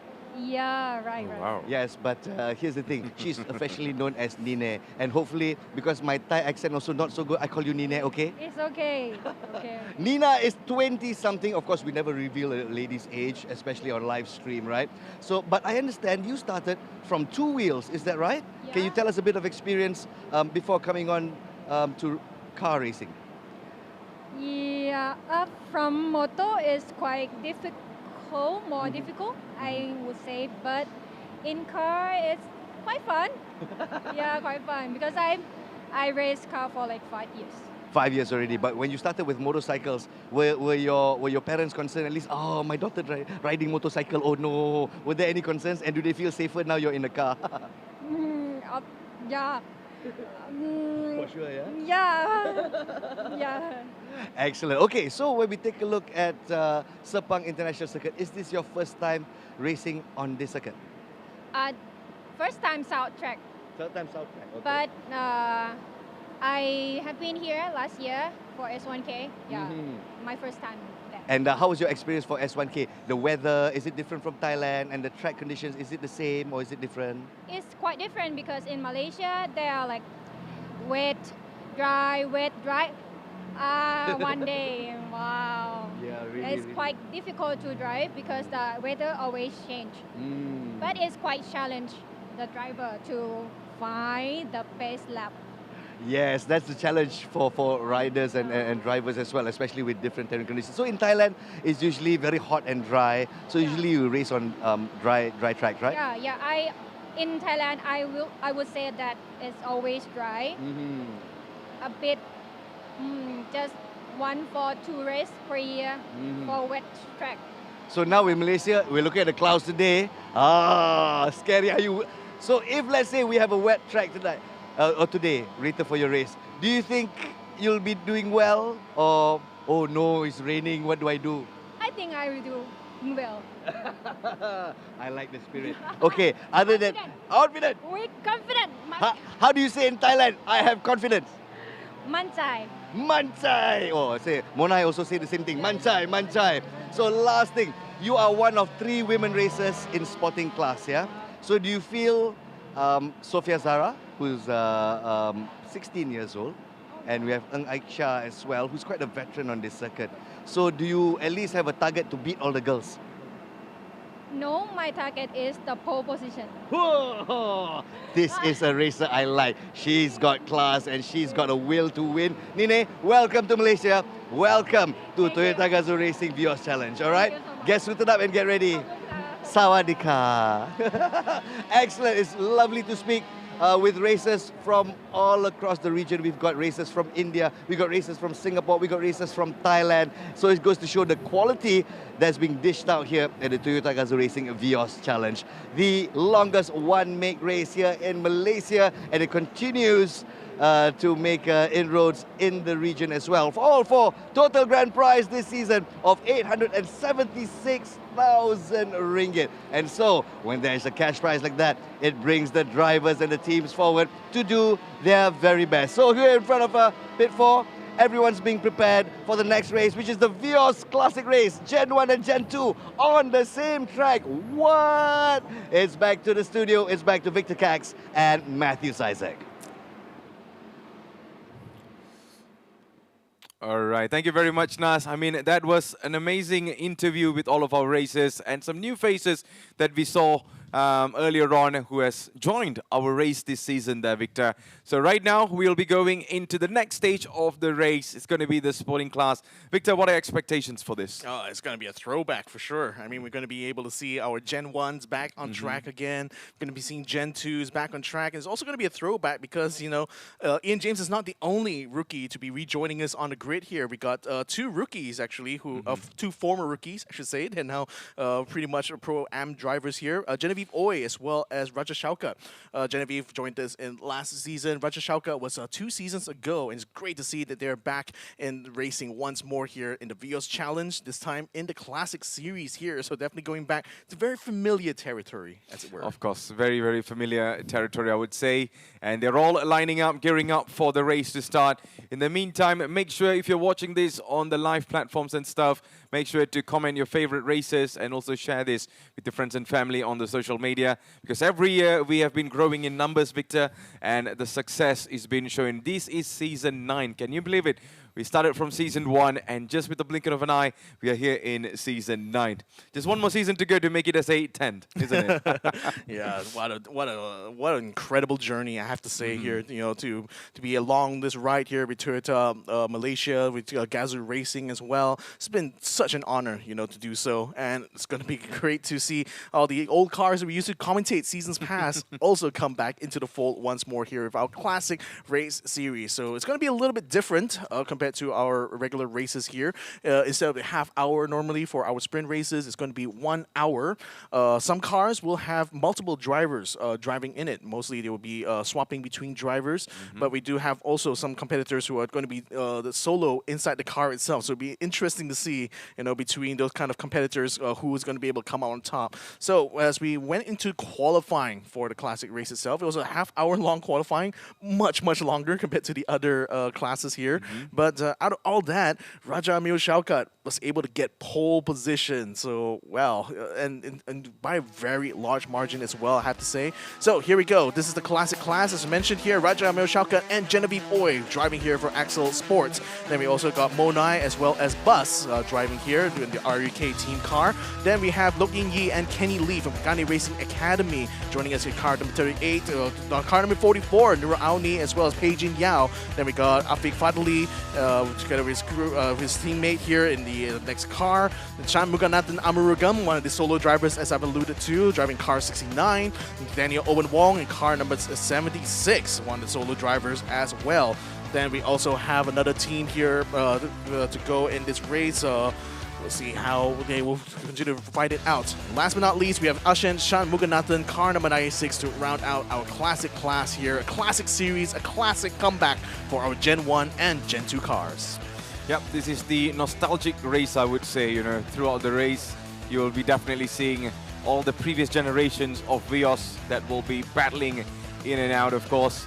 So there you go. What is the Vios Classic Challenge? We have already said there, you know, where there'll be cars from 2017 all the way till 2022. So different generations, all of them. So this is the race format, series of individual races, and there needs to be up to 2 races per race. And then it's going to be a 1 hour endurance race. No championship points for this. It's more of a fun fun run there, Victor, for me. Yeah, it's going to be all about the performance for this one, these two races, I have to say, because we also will be racing race 2 tomorrow for the classic race here. Pit stop rules is going to be a mandatory 1 pit stop for all the cars here, a minimum 120 seconds. But for solo drivers, they have an extra 15 seconds added here in the interest of fairness, because again, with the cars with multiple drivers, they have to swap the drivers as well. You don't give too much an advantage to the solo drivers in that regard, because they don't have to make that swap. So let's go ahead and see how things will turn out here for our classic race. Is going to be 1 hour long, so it's a bit more of an endurance race if you think about it here from the Vios Challenge standpoint, because typically these 1 hour races we usually have the entire grid of all classes taking part, but in this case here is only going to be just these Gen 1 and Gen 2 cars. We got a total of 9 cars that have qualified for this round here. As I mentioned, Rajamil Shaukat managed to get the fastest time doing qualifying itself, so he brings himself and Genevieve Oy to the front row ahead of Lok Yin Yi as well as Kenny Lee. From then we also got our 2 Thai drivers. RUK also are putting in an entry here for this classic race, and they managed to get the 3rd position in the qualifying itself. And I think it's very much going to be quite a shootout here for these 3 teams here: Axel Sports, Kagani Racing Academy, as well as RUK team, PMC 52. So we'll see how things will turn out. I mean, we got 2 Malaysian teams here versus a Thai team as well, and we saw what we've seen pretty much what Monai can do. We've also seen what Surasak can also do in the previous classic season itself. And here we go, ladies and gentlemen. We're going to be joining the track here together with our classic cars, with our racers. Yes, this is the throwbacks of Vios right now. All of the cars, the vintage cars, are all on the track right now. If you've been following Toyota Gazoo Racing from Season 1, you will definitely see some of the cars, some of the race machines will be on the track today. And of course, they are also paired with incredible racers. Some of rookies will be pairing up against top professionals, of course. But it is all about the performance in the end. Like I said, it is an endurance race. This is Genevieve Oy, who will be racing in car number 21, Victor. He'll be joining on the Axel Sports, isn't it? I think it's actually Raja in the car. His helmet has the black and red on the sides. So I think it's Raja is actually going to be starting that first stint. Then I think that's going to be either Lo Ling Yi or Kenny Lee. I think it could be Loke actually. She's going to be starting off the run here in the start of the race here for Kikani Racing Academy. Then later on, if you can have a look on the next row itself, we will also see how things are going to be for the RUK team, PMC 52 team that hails all the way from Thailand, and also competing as well later on in the sporting class. So we're going to be looking forward to see what they will do later on as well. So here we have it, the RUK team car. Couldn't quite see. I think that's Surasak who's in the wheel behind there, wearing a rally-style helmet, so he's got the open face instead of the normal full-face helmet that most other drivers do, but certainly has served him well. Surasak, who also goes by Bus, definitely carrying the team forward here for the first stint. Yep, this is the car number 80. And of course, it's going to be Mirza Shami. Returning once again here, this time for the Classic Race Series, driving car number 80 for Car Roof. So we'll see. He's going to have his teammate as well along for the ride, Kai Nura. Then we got Ashen Shan Muganathan, the son of Shan Muganathan Aru Mugam.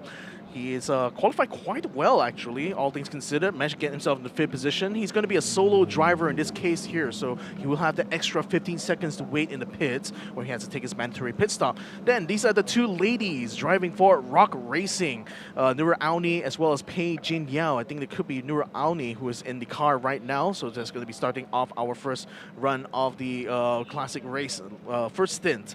So here are going to be the rest of the grid itself. We got Lucas as well as Pua Yu going to be alongside there, alongside the Nura Auni and Pei Jin Yao actually in the further up ahead.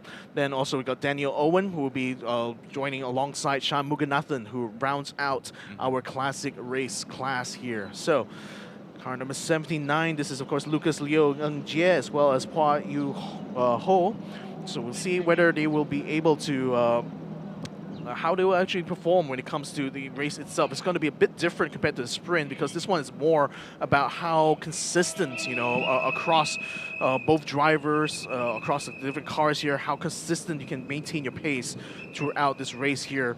And given that it's a 1 hour long race, it's also going to be a test of endurance to see how you're able to handle the ever-changing situations. You can already see the wind starting to pick up in the palm trees further in the background there. So again, just keeping an eye out for that weather. There is a chance, as I've alluded to earlier on, that it could be rain. And we're just coming right up until that point where a thunderstorm might be occurring. So we'll see how the weather would change. 1 hour is a very long time here out in Sepang National Circuit. And we'll see if rain does come or it does not. I don't think it really matters too much to the drivers, other than the fact that, you know, they will still continue to have to push and push as hard as they can. It's already clear weather, but then it looks pretty cloudy as well. So I would say that, Victor, you know, expect some rain later on. I mean, it doesn't matter anyways with the start because this is not the actual start yet. But most of the races, they are just, you know, starting this formational lap very, very slowly. Yeah, I think some of them got stuck in the back there. I don't know, there's a little bit of a slow kind of like get off the line there for car number 38. So we'll see how, I mean, again, they're probably just trying to practice for the race start itself.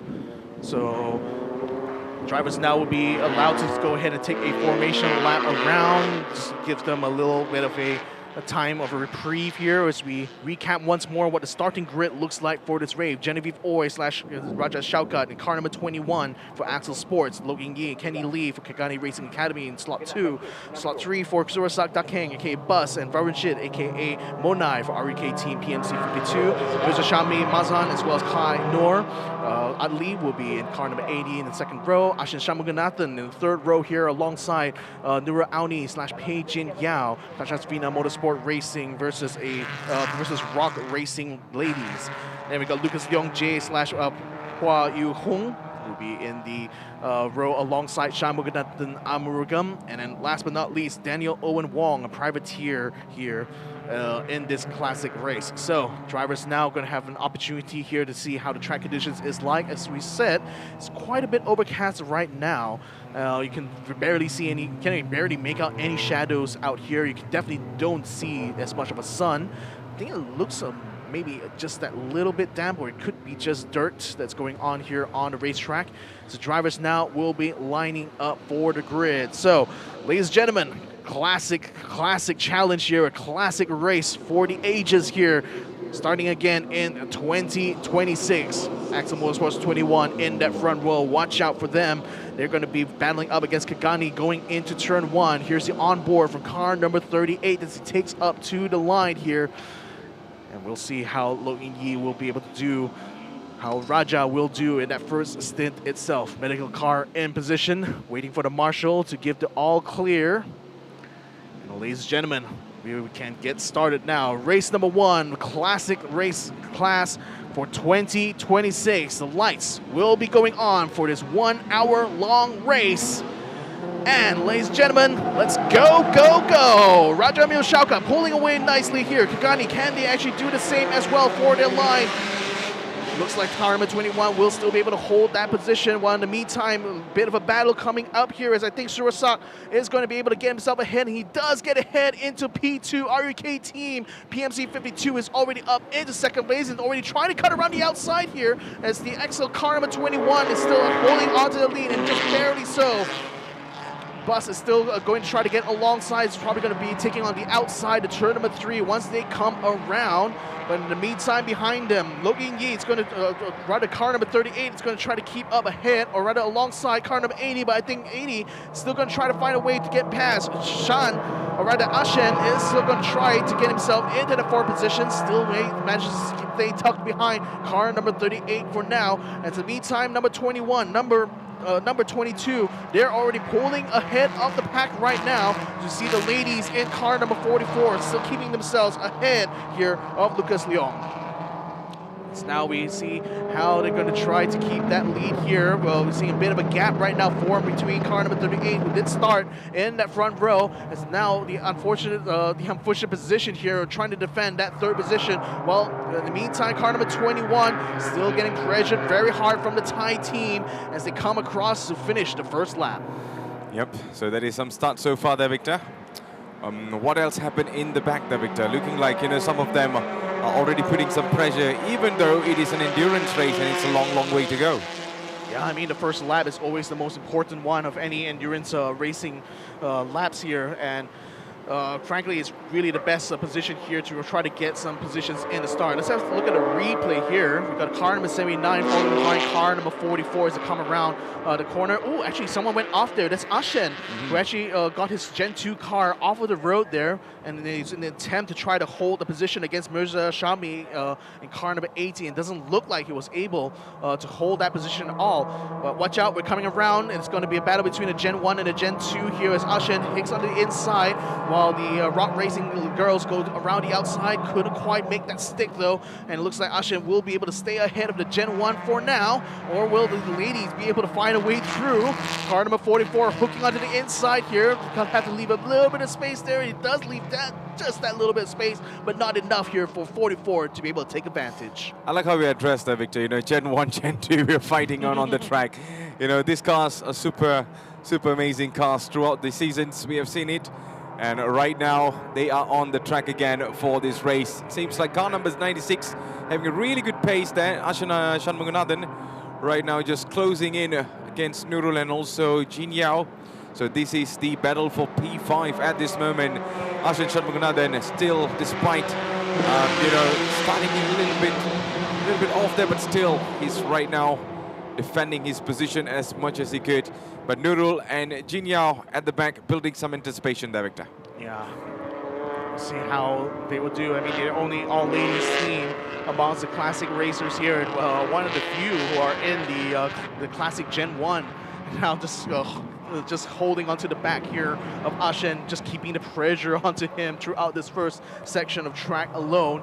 Now we're coming up to a heavy braking point here. Looks like the 44 will try to take onto the inside here. Ashen couldn't really do much in that instance to block it. And looks like the Gen 1 does get ahead, gives us a bit of a nudge as well onto Ashen, forces him a little bit off. But car number 44 does get ahead. The Gen 1 still reigns here, at least for this position of P4. Yep, so far so good. Right now for car number 44.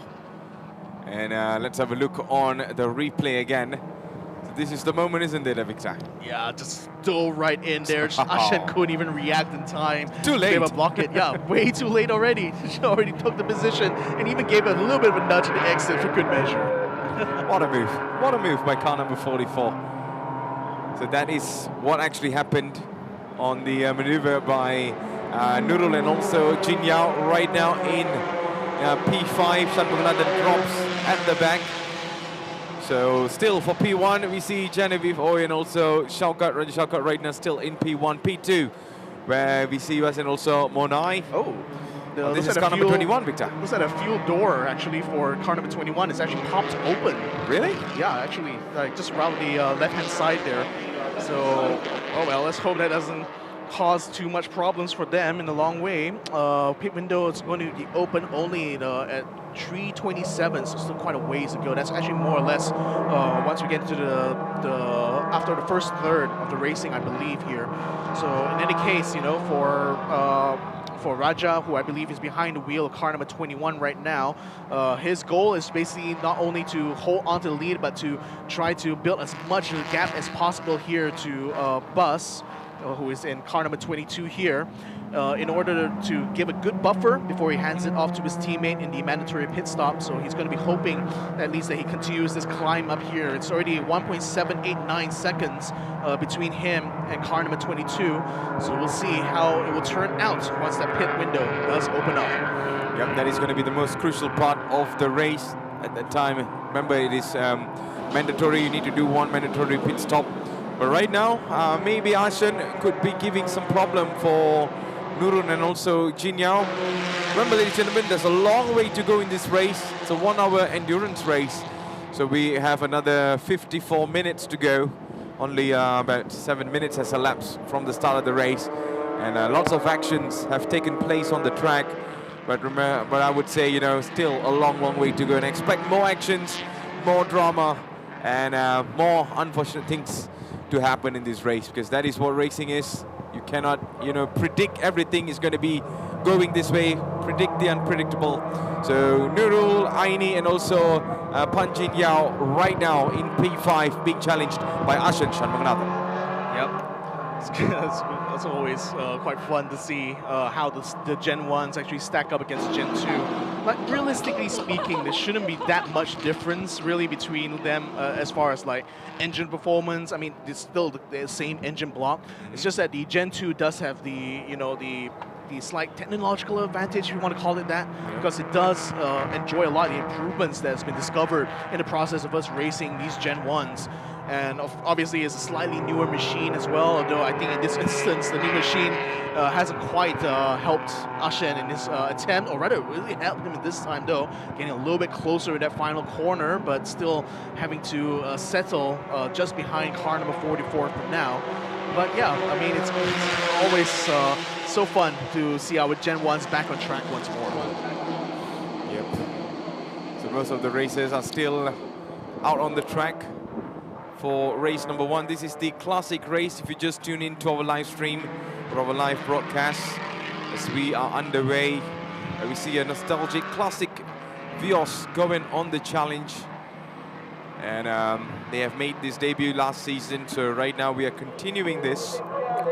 In the meantime, if you just want to have a look on the track position, Genevieve Foy and also Shaukat still consistently being in P1. So we are coming closer to a 10 minutes lap so far. And this is car number 80, Mirza, and also Kair. They're all the way from Karaf Motorsport. Well, the car's sliding off there, Victor, but still controlled absolutely well. Still holding on, still holding well so far. I mean, keeping an eye out on that humidity right now, which is actually sitting, by the way, at around like, it was around 75% earlier this morning, starting to get a little bit closer and closer to the, rather the barometer is telling me it's getting closer and closer to the chance of rain that I alluded to here. But, you know, it's still plenty of cloud cover. I mean, you're not seeing a lot of sunlight peek through the clouds at the moment here. Sunlight that would definitely make things a lot hotter in the cockpit here for all of our drivers in the Classic Series, that's for sure. I mean, they have to stay inside there for at least, you know, half an hour if you have a teammate.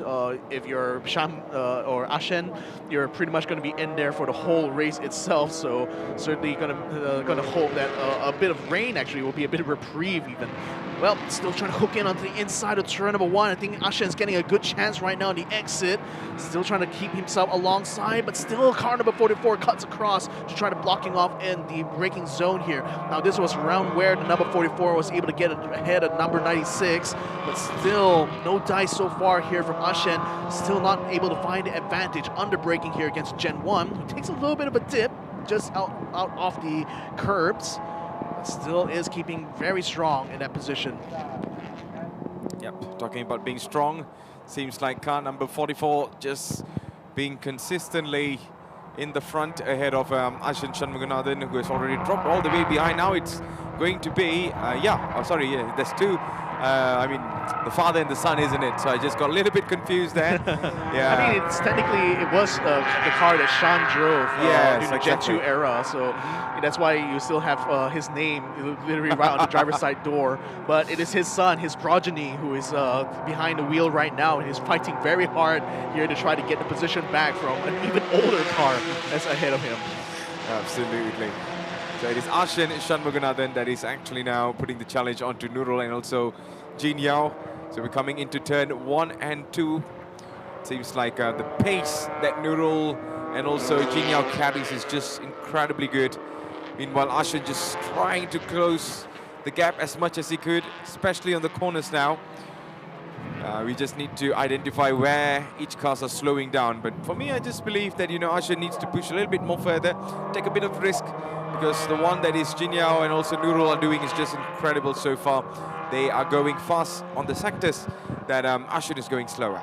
Yeah, in the meantime, I think starting to heat up a little bit, this battle between car number 38 and car number 80. Number 80 is the orange car that is chasing hard right now, trying to close that gap. It looks like it got a little bit close just now during turn 1. Started to open up already by the time we got into the second sector. Now entering into the final few turns before the straight here, the number 80 needs to be able to close up enough so they can enjoy the toe coming off of the car number 38. Now, again, that car itself, dropped down from the top position here. Ooh, actually left the door wide open there and allows the number 80 to be able to slip right through. And it already moves up a place here as it comes across the control line. That seems to be catastrophic here for number 38. Remember, started from P2 on that front row, has dropped down one place and has dropped down another just before our very eyes. Yep. Oh, that's not the message you want to get if you're in car number 44. 30 seconds going to be added to their time due to a false start. Oh, the penalty, is it? Yeah, a false start penalty. So, oh man, that's not going to be great for them. Well, it's great here for number 80, though. Got the door left so wide open from number 38. It took a very bad line through that final turn and allowed him through. Oh boy, looks like things are going to go from bad to worse here for car number 44 because Ashen is trying to hook around the outside. Couldn't quite make it stick, though. The number 44 will still be able to stay ahead. But I believe after classification, or rather after the mandatory pit stop, that number 44 is inevitably going to end up behind Ashen's car. Yep, it is factually proven, as you can already see on the screens.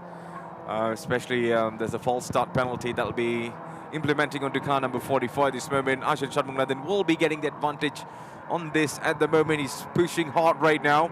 He got the pace, but can he find a way through that? The defensive line by Nurul and also Jin Yao, just incredibly good. But then Ashen might be looking on the inside now. And the car number 44 just doing his very best to close the gap. And what a pace the car 44 has there, Victor. Wow. A very good exit, actually, from number 44. So it's trying very hard to defend, and it's quite difficult, really, because the final turn here in Sepang, or rather, literally also the final turn here when it comes to the South Circuit is quite a tricky one to do because your car goes into it has to go inside, then outside, and then back in again. And if you don't nail that just right, especially on the transition into the final apex, it makes it hard for you to get the top speed you need. So the number 44 did that quite well, but in the fairness, to number 96, to Ashen, he's in the attacking mode. He's trying to get onto the inside a little bit more, and unfortunately that puts you in a big disadvantage by the time you get to that second apex anyway. So, I mean, Ashen still, he's going to try to push hard even despite the fact that the number 44 has a 30-second penalty, which will inevitably hand the position back to him. He wants to be able to get it on track anyway, it looks like. For sure there. So this is Mirza and also Kai right now. They're into from... Yep, they're just going as much as they could in the top now, keeping themselves in the podium position, P3. As we see, 9 seconds behind there, where we see Yinyi and also Kenny coming in. But this challenge is not ending anytime soon. With 45 minutes to go, Ashen Shanmugathan still chasing the tails of Nurul and also Jin Yao, who is currently in P5. So this is the battle for P5. To be much more specific, and it seems like the car number 44 has been doing an incredible job to keep Ashen Shanmugathan behind him. But remember, the penalty will be coming in, and that will be their biggest problem, Victor. Yeah, they will have to serve that, I think, when they come in for the mandatory pit stop, so to be held for an additional 30 seconds. That's already on top of the 120 seconds that is the minimum, for taking that pit stop anyway. So that's going to leave them in that pit box for quite a while. And for Ashen, he also has to stay in the pit box for an extra 15 seconds on top of the 120 anyway. So if anything, that will still allow him to be able to get ahead in once they get to the pit stop phase of this race. But in any case, as we have a look right now how things are further up in front, Raja Shaukat has been able to build 7 whole seconds of lead now to Bus, aka Surasak. So the car number 21 is in a very comfortable position as far as this race is concerned. So I think Raja probably not going to be too concerned for his chances in this race right now. In terms of the chances of getting that checkered flag first, I should say, because right now he's giving every opportunity possible so that when his teammate takes over, Genevieve should be able to bring that car back to victory lane. Yep, so far so good on the victory lane, I would say. But for that, we got another 43 minutes to find out. So we have on board there Mirza and also Kyle on the orange livery car there, of course. They are right now in P3, chasing up in the front. There is going to be Monai and his teammate. Still in P2. The P1 still holds for Genevieve Foy and also Raja Mirul Shaukat. Car number 21. So we see still we have a long way to go. Well, Victor, out of all of this, classic Vios that we are seeing here, which is your most favorite? I mean, I have a soft spot really for the Gen 2s because that's the car that we spent a lot of time with, considering, we ran for more than like 4 seasons that we ran on this platform itself. And, we did see a lot of how a lot of legendary things happen at the hands of drivers behind the wheel of that generation of cars.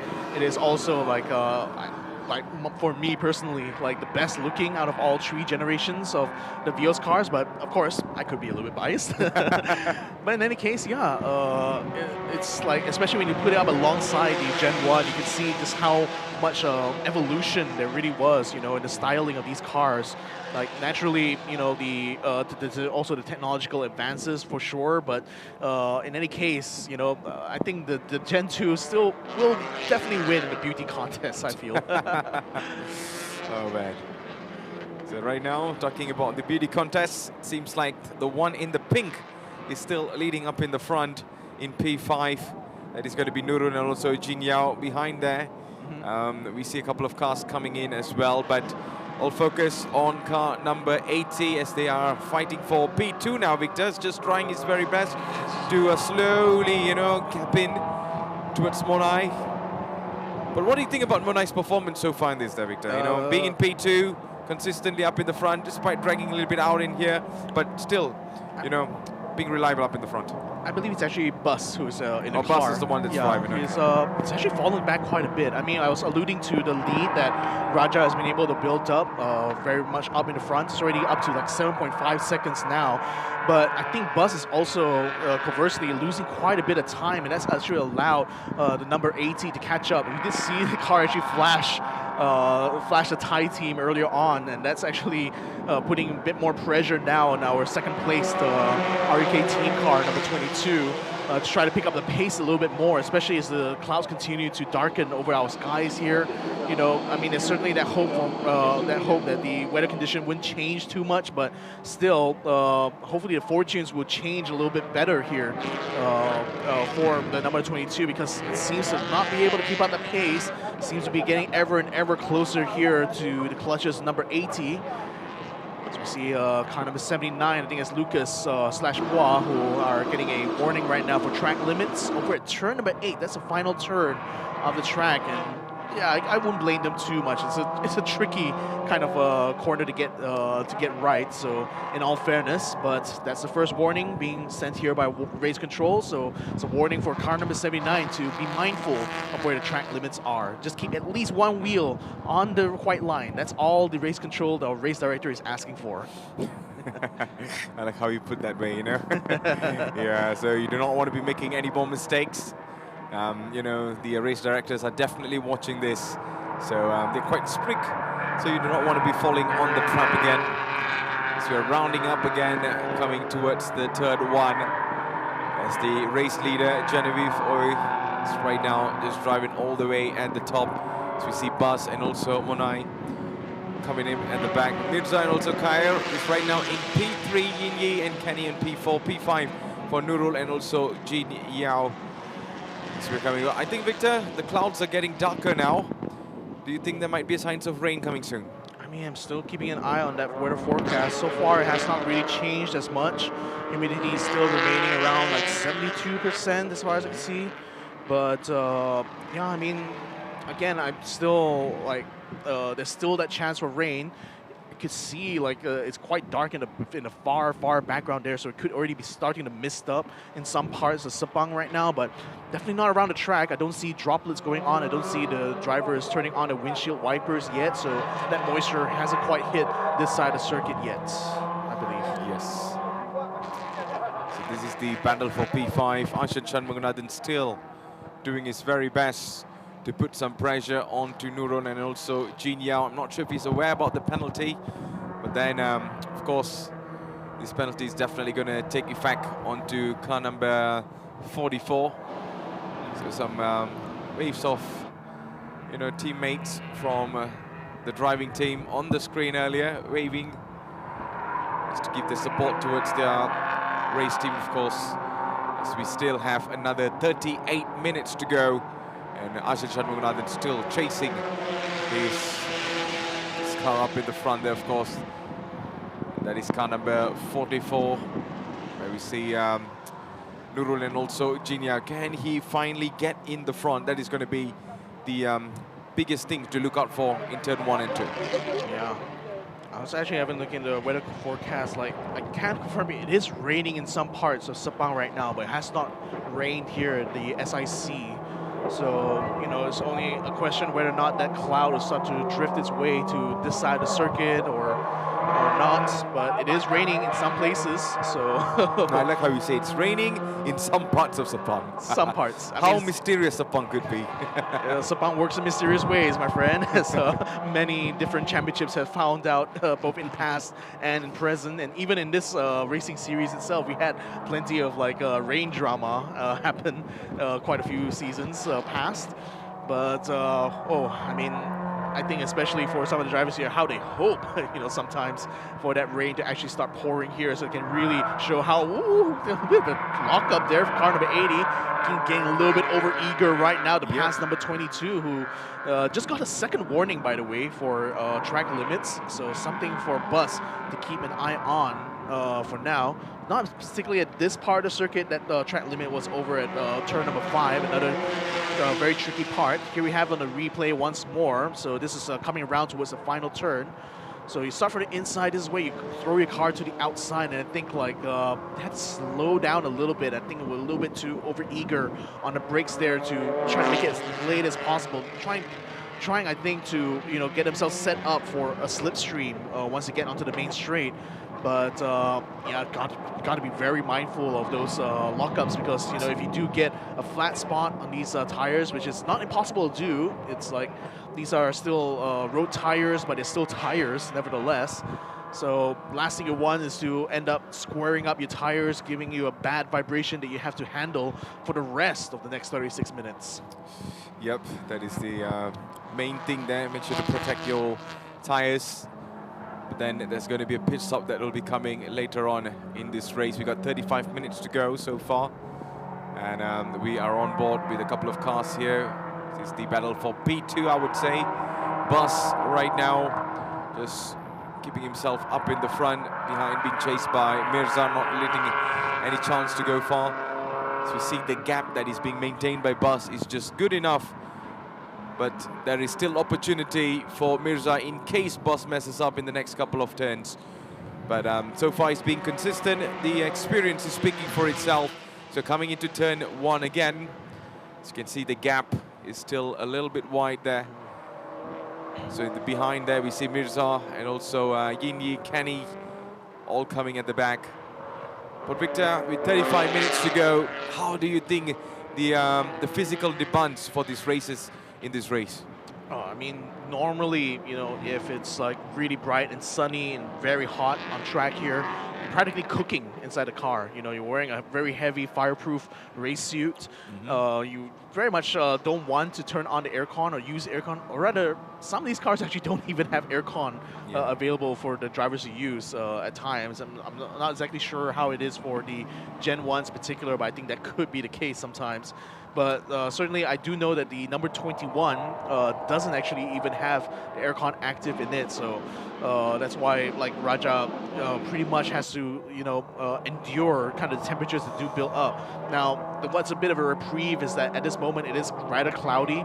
You can see some drivers even open up a crack in the window, and that's to allow some fresh air to slip on through. In fact, if you even see on the car number 22, it's even got a vent, a little hose that captures the air from the outside and directs it directly to the driver. So that also helps cool down the driver in the cockpit as well. So, you've got the heat management to do, for the cockpit.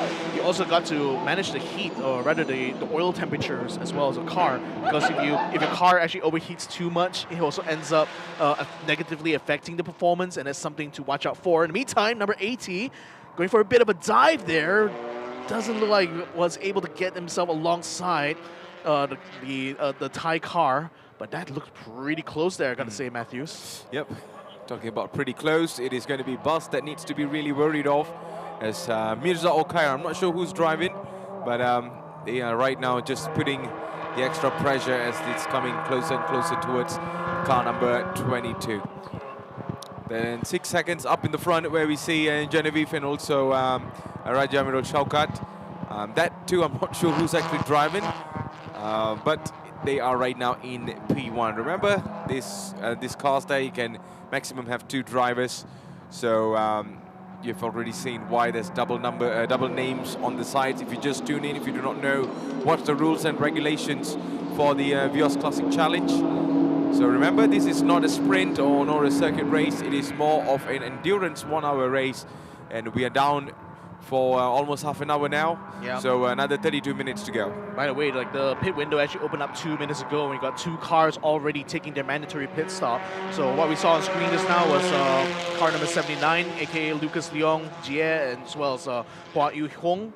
So they're going to be making their driver swap. In the meantime, you also got car number 69, Shang Muganathan, coming into the pit stop. No driver swap for him, so he's going to be staying in the cockpit for a total of 135 seconds. So he's going to have to wait in there for quite a bit before he can finally get back up to running. Speaking of running, I think number 80 is looking to get the run up now against number 22, cutting around the outside, going into turn 3. So this is going to be pressure now for Bus. Can he block it up? Can he break it hard? It's going to be forced number 80 to break super hard there, locking up the fronts once more. Does car number 80 avoid contact? And unfortunately, that's allowed number 22 to stay in P2.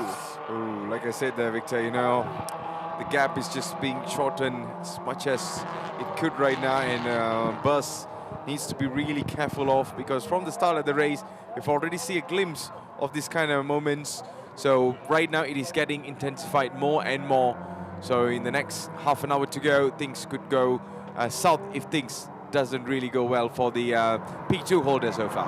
Yeah, it's still going to be another 10 minutes of pit window right now. Is Bus going to do it? Yes, he's going to do it. He's going to go into the pits. Car number 80 will follow along right now. Oh, even keeping it until then. Oh, he missed out. He missed the pit exit. Number 80 couldn't make it into the pits, has to cut back onto the track, and that looks like could be disastrous here for number 80. We need to see that again. We definitely need to see that again. How did he not went in there, Victor?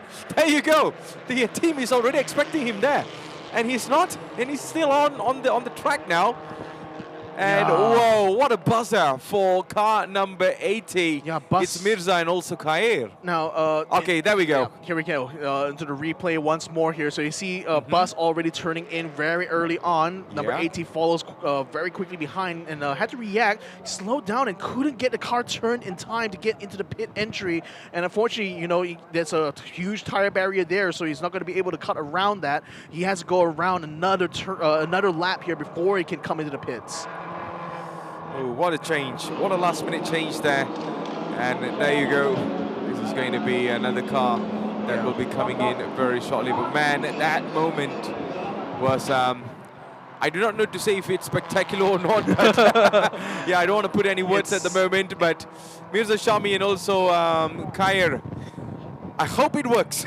I hope it works. I hope it works. I mean, whatever this time, you guys are trying to do. Yeah, I mean, this time it will certainly have a much clearer track to go in. So I think number 80 will definitely want to go in to make that driver swap, but they definitely would have lost a little bit of time actually because of having to go around one more time and of course slowing down to try to get into the pit entry.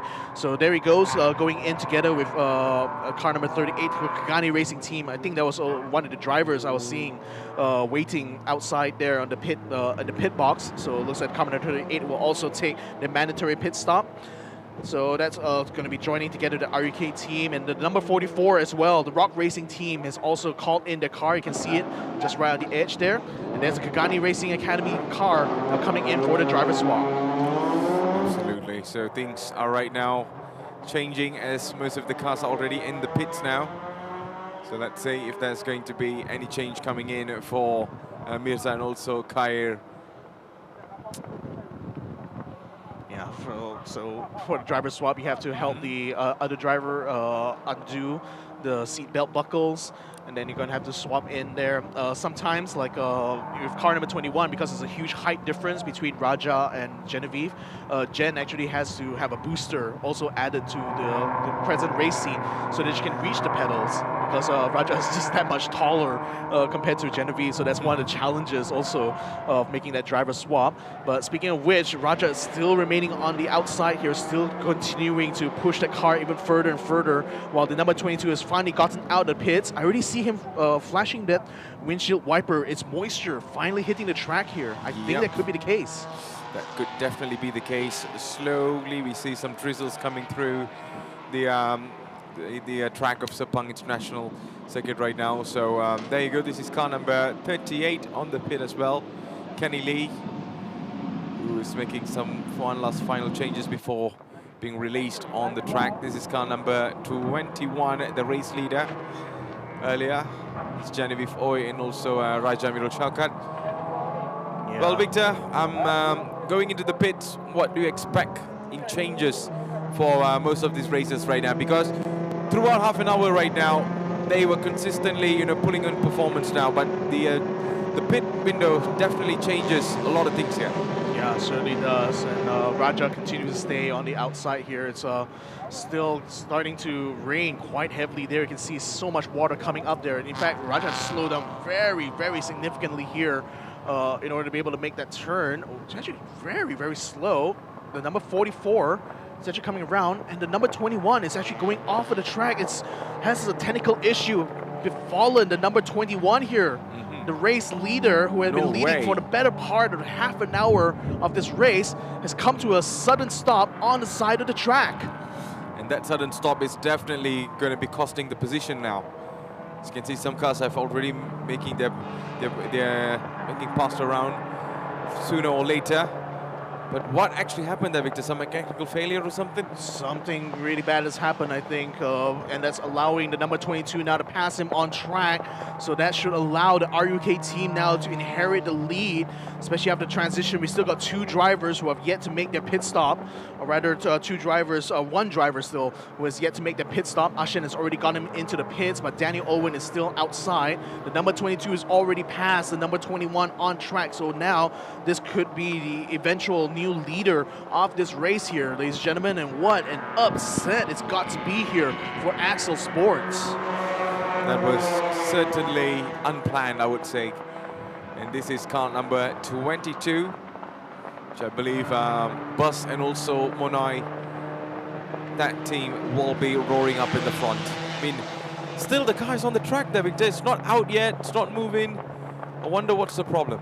Well, I see the headlights are on, so the electricity is still working, but somehow they're not able to get the car started. And probably, like, it still could be an electrical issue. Something has gone completely upside down now for Axel Sports. They've lost their lead here to Daniel Owen, who is still yet to make his mandatory pit stop. He still has another 5 minutes to do so.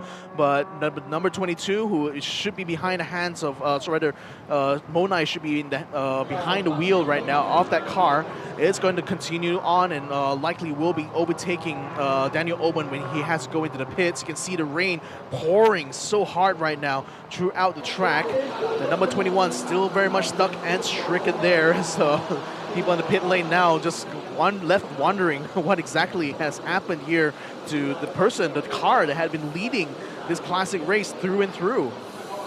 Oh boy, lots of tensions going around the team right now in the pits, despite what actually happened. But it is what it is. What you're watching on the screen is what's happening. Safety car is out now. Yep, safety car has been called out here. Race control has already collected number 44. We'll be collecting the other cars as well. Now everyone is going to have to slow to a stop right now. I think the safety car is also because the changing conditions here is getting very, very wet on track. And certainly they want to ensure that the conditions are safe enough to continue this racing, the racing pace here. But also, if the number 21 is not able to get restarted here, it's likely they're going to have to get it towed back into pits, and that's also necessitates the safety car to come out here to collect the field. Yep.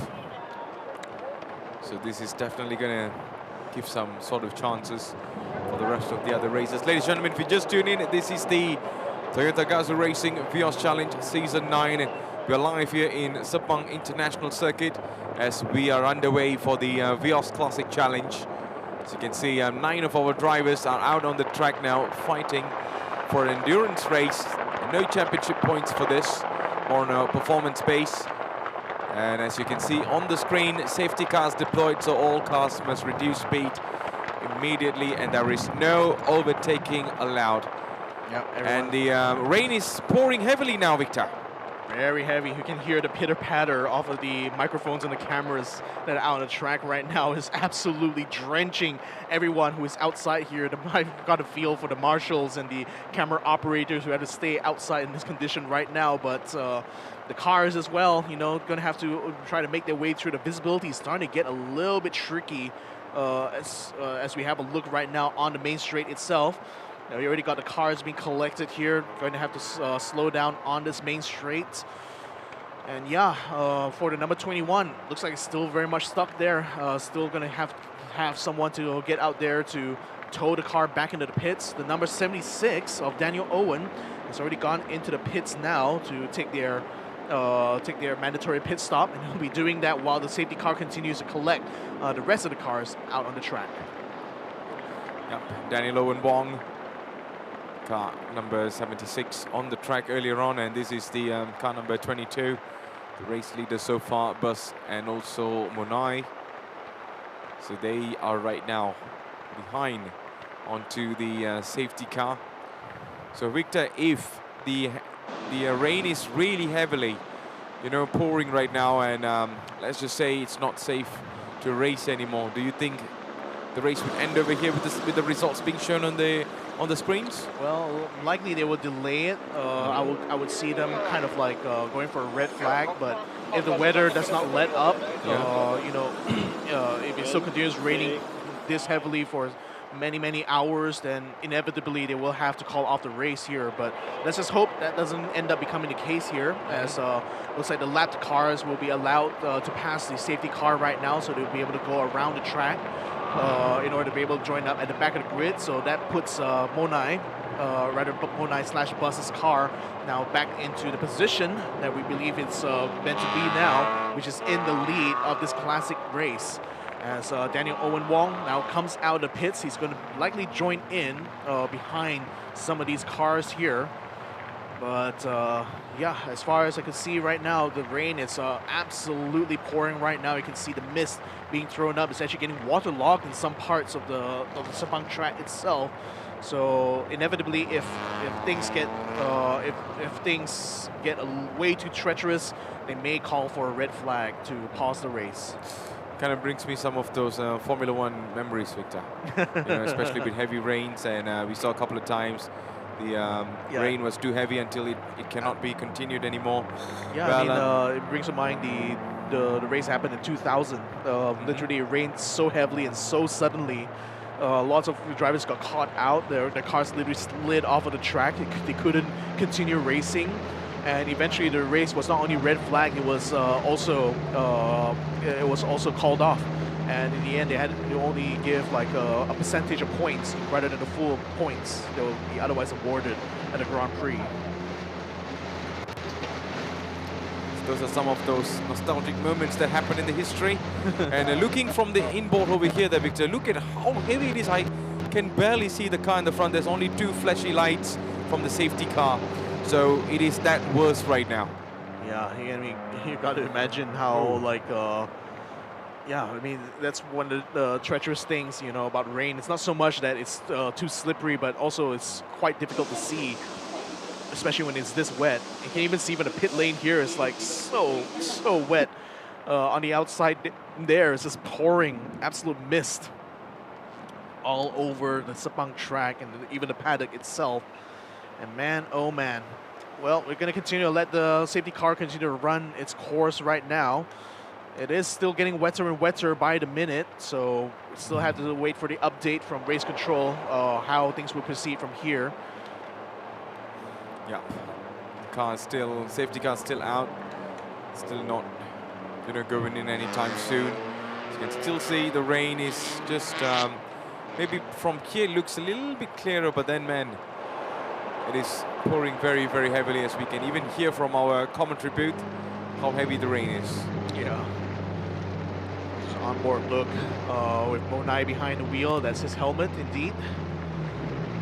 And, well, even with the best of efforts being done by the 2 windshield wipers of this Gen 2, is still not helping getting the visibility back on here. At least for our onboard cam, hopefully it's a little bit clearer for Monai, who has his visor raised as well.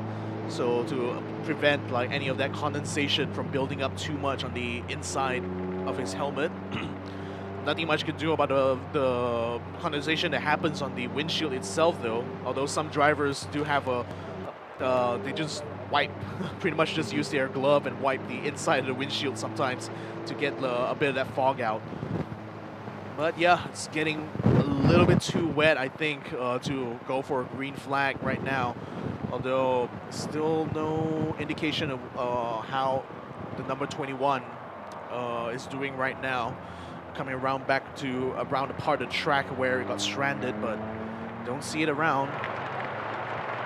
Still have to wait and see what will happen.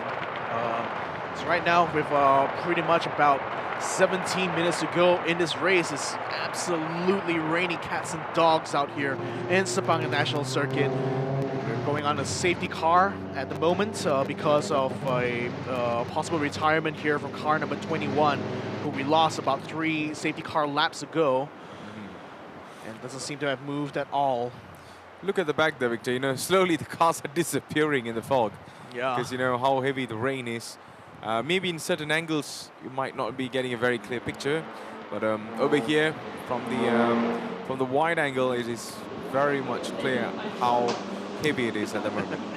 Yeah, I gotta check your hair there, right there, my man. But good hairline though. Well, they're just pretty much going to be in a waiting phase right now, waiting to see if like race control is going to make an update, or will the weather itself make an update. As of right now, still pouring quite hard. In some scenes here, you can certainly see how waterlogged the track has gotten.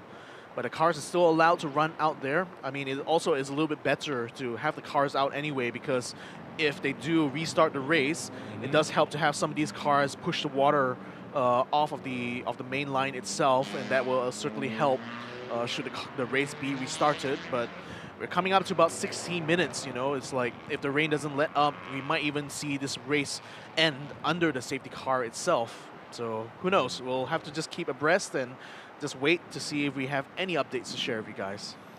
Yep, it's just waiting for the latest information from the safety car. At the moment, nothing much. As you can still see, the rain is heavily pouring down. And our race director, Mr. Amravin, is just haven't given us the green light yet to continue this race. I tell you what, like, you know, while there's no racing happening on track, I can say that Daniel Owen, by like staying out for such a long time, finally took his mandatory pit stop while it was under safety car condition. He's actually jumped up several places. He's already up into P4 right now, it looks like. And if he does keep that place, I mean, he was early on trailing around like P7 or P8 prior to that point. So him actually staying out and the safety car actually coming out actually has helped him move up into the top 4. Into the top 4. What a strategy, huh? I mean, that's the thing about racing sometimes, you know, it's 50% strategy and 80% luck. Yes, 100% agree to that.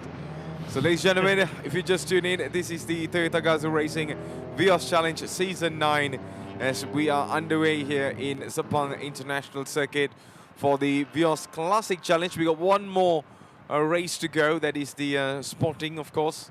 But right now, due to the rain, the heavy rain, it is a yellow flag on the track for this Vios Classic Challenge at the moment. Yep, still safety car. We have no updates from race control, so it looks like they're going to continue running in this position right now to see if the weather is going to let up to allow us to go for a green flag. But as of right now, everyone has to tuck in behind, everyone has to be slow. No overtaking is allowed at this point, obviously.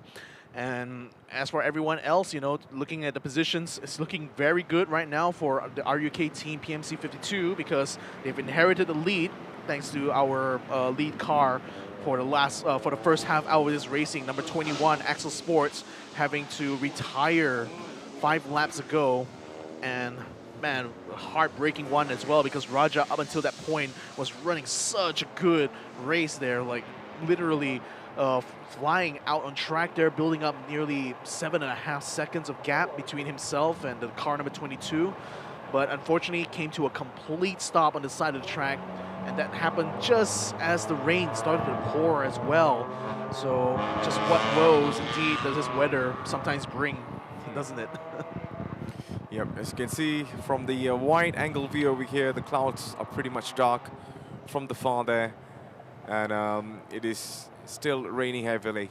Well, Victor, in these kind of situations, have you ever driven a virtual rig before in a very heavy raining condition? Funny you should mention that because like the first and pretty much the only time I've actually like done like full laps here at Sepang was doing a track day, and it was also a track day where it was raining, and it was and then on top of that it was quite dark as well. I see. And it was quite a fun experience. I actually got to take my my car out onto the track, my actual daily driver, and that's where I learned immediately that I shouldn't probably have been doing that because I not only did I have like old tires to begin with, it was a mixed set. And at the same time, like I only had like regular road brakes, which when you bring it to a racetrack, under the kind of braking loads you have to do in these cars, it pretty much makes it makes the brakes fade out, and literally the brakes completely stopped working 3 laps into my like track day. So literally like I was pressing the brake, nothing was happening. My car was not slowing down at all. Oh, man. And imagine it was raining as well. So the moment I actually like got into the first turn itself and started turning the wheel slightly, my back end already started slipping out. It's like so slidey and so difficult to try to keep the car like steady throughout the whole like experience. But it was fun, you know. It's I mean, it's a track day situation, so it's not really like racing laps, but I was still like, you know, trying. You know, I've definitely raced you know, in the virtual rig on this very racetrack a lot of times. But that was the first time I've actually experienced what it was like, you know, to race in the rain, rather to drive out on the track in the rain in full, like at full speed. And boy, it was certainly an experience I will not forget. Absolutely. I mean, these kind of things will definitely be in our hearts, and you cannot forget moments like this. And what a start for you there, Victor. Straight into the rain, huh? Straight into the rain, as is tradition. Yeah. You know, sometimes out here in Sepang. That's why it's like that's why it's iconic. You know, this combination of like wet track, wet weather, sudden changeable weather. I mean, you saw how quickly, you know, it went from like being cloudy but dry out on track, and then suddenly it's like just pouring absolute puddles out here on the racetrack. And sometimes we know if you're caught out in that in the middle of a racing situation, you didn't have the safety car out at that time to slow down the race. Like you can see drivers literally sliding their way off of the track there. So thank goodness for race control bringing the safety car out. But unfortunately for us here, for all of us in the live stream, it looks like there's only going to be 10 minutes of running remaining in this race, and we might end up having this race end under the safety car if the weather does not let up, and it doesn't look like that will be the case, my friend. Oh boy, I mean, when I saw how heavy the rain was, I can already predict that, you know, this is how things are going to be. Maybe it's going to be ending in a safety car, or it's just going to be, you know, the race just being called off. But you know, there are a little bit signs of positivity from the track now. As I hear, you know, the rain is like slowly pouring down right now, so it's slowly stopping. But let's see, because it's what Victor says. You know, Sepang is very unpredictable. It's a mystery. You know, it could be raining really heavily on the north, and then on the south, it could be raining very lightly. So. Yeah, that's Nine over there also looking on. I mean, she's going to be scheduled to run later on in the sporting class, and who knows what will happen. Oh, that's Genevieve there. definitely going to be feeling a bit disappointed that not only is the race right now completely halted, or rather stalled at the moment, but also her teammate, the car they was just going to run in, didn't quite make it back into the pits the way they were wanted, so they were pretty much out of this race here, unfortunately. Yes, yeah. I mean, sometimes that's how it is. You know, sometimes, despite your best plans, despite all the preparations you make, you know, from the Friday up until now, just circumstances can sometimes work against you. And in this case for Axel, unfortunately, their car stalled out, and what could have been like a really prime position to win this outright has ended up in pretty much a retirement here for Axel Sports number 21. For sure, man. For sure. So, ladies and gentlemen, just an apologies of what's happening on the track. I mean, certain things we cannot control, especially the weather. All right, so it seems like we might be ending this race under the safety car, unless we get a different indication or different information from the race control. But thank you very much for tuning in into the Gazoo Racing Vios Challenge. This is season 9, as we are underway for the Vios Classic Challenge in Sepang International Circuit. Every year we have been here, and every year we have seen the challenge and also the scene getting bigger and bigger. So who would have thought season 9 has already underway now?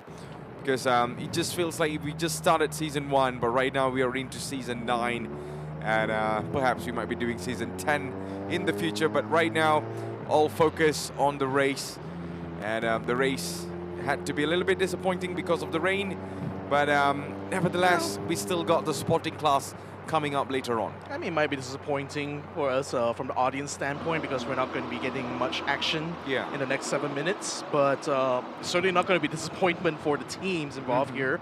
Got to mind you, because like for RUK team PMC 52, they're literally looking at getting a victory here, and they're probably going to get it in the safest way. Like literally don't have to fight for it anymore. If it does end at a safety car. And it's also a good race here for Yin Yi / Kenny, because the car number 38 not only got second place during the first lap, but now they're pretty much going to finish in second place if nothing changes right now. And also celebrations abound for Mirza / Kyer. Number 80 managed to finish on the podium here, or the top 3. And then Daniel Owen Wong, you know, literally waiting until the last possible moment for the pit window in order to pit, and then actually gained several places to make it up into the top 4 for this race. Probably something he never expected, having started way back in the way back in the grid. Oh man. Is it still heavy there, Victor? I mean, you can see for yourself. It's because you right got now rain- the screen is a little bit blurry. Okay, here we go. Yeah, it's I mean, again, you got moisture on the lenses, or rather the lens, the cover in front of the camera. You can still hear the pitter patter of raindrops as well, and you can still see from the cars how much water there still is on track. I mean, the tires are just throwing up water like nobody's business right now. So certainly not conditions that are right for racing, unfortunately. But yeah, 5 more minutes still remaining in this race here. We're still under safety car situations. We're likely going to be looking at delay when it comes to our sporting class race. That's right, we still have 1 more race to run today itself. So who knows how the weather will turn up for that. But for the classic race, you know, as of right now, positions looking very good here for RUK team, for Kagani Racing Academy, for Car Roof. They're all in the top 3 right now, and if the race does end under the safety car, then they will keep those positions. They will get the full points, because again, technically, even though it's a safety car, even though the racing is stalled, the race timer still runs. That's why we're seeing the timer continue to tick down on the top left of your screens there. It shows that, you know, while action is not happening here, the race is still technically continuing, and if it concludes like this, the full result will still apply here. Oh, ladies and gentlemen, looks like we got an update from race control. Safety car will return at the end of this lap, and it's done so, turning off the lights right at turn 5. So we will be having some racing action after all. Final 5 minutes, perhaps, maybe. I'm not sure. Final 2 laps, pretty much. 2 laps, okay, then 2 laps. 3 minutes plus, I guess. 2 laps under wet conditions here. Ooh, this is going to be tricky, ladies and gentlemen. It's going to be a rolling start for everyone. Monai in car number 22 is going to be leading the pack right now, but look at Kagani Racing Academy. They're keeping the pressure up here, up to him as they come across the control line. Finally, the drivers will be unleashed now to go ahead and try to make those overtakes. Number 38 definitely wants to try to make an overtake here in turn 1. Yep, just trying to fight as much as he could. Car number 38 right now, just trying to sneak in on the inside, but then it was well blocked by Monai. This is Monai, right, on the car right now? Yes, it's Monai. Okay, no more bus. Okay, so no more bus. Yes, it is going to be Monai on the track right now. I mean, what an incredible driver he has been. I've been monitoring him from the previous seasons, and right now it's incredible to see him on the top now. Let's see if he's able to get off all the pressure coming from Loki Yin and also Kenny Lee. Yeah, Kagani is still having a peek on the inside, going to turn 3. Didn't quite work out, but he's still keeping it very, very close. Likely he will still be close going into the final sector itself. You can still see a lot of water is on track right now, so they have to be very cognizant of where the grip level is out on track. The Kagani car following the RUK car, still pushing very hard into the turn. Be mindful of that. The PMC 52 car is going a little bit wide through there, leaving the door a little bit open. The Kagani car tries to take advantage, couldn't quite get alongside through these turns. Now coming up into the final turn itself. In the meantime, in the background, with still a bit of fighting going on here as the car number 80 is being chased up hard here by Ashen.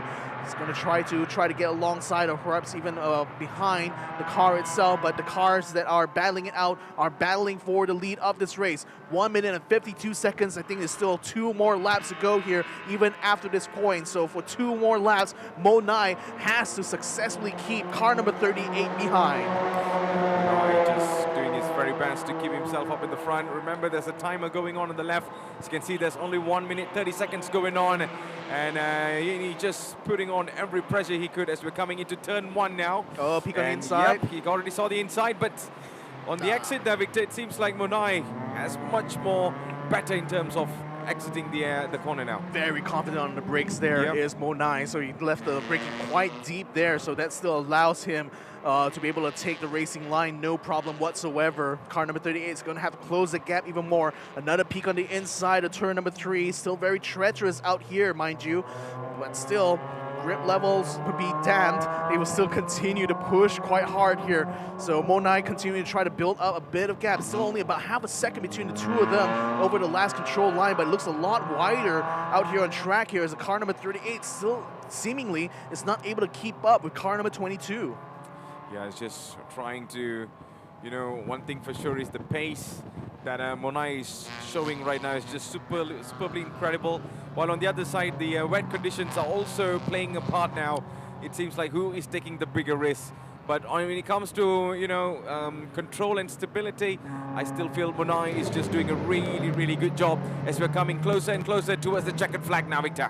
Yeah, 19 seconds. I think he will be able to beat it to the control line. So this will be the final lap, ladies and gentlemen, as Monai now comes in, still in the lead of this race, a lead that they inherited during the safety car period. One more lap. Last lap. It's already shown here, ladies and gentlemen. So here it goes. One last chance right now for car number 38 to make some moves, but can they do it? The gap looks a little bit too wide right now going into turn number 1.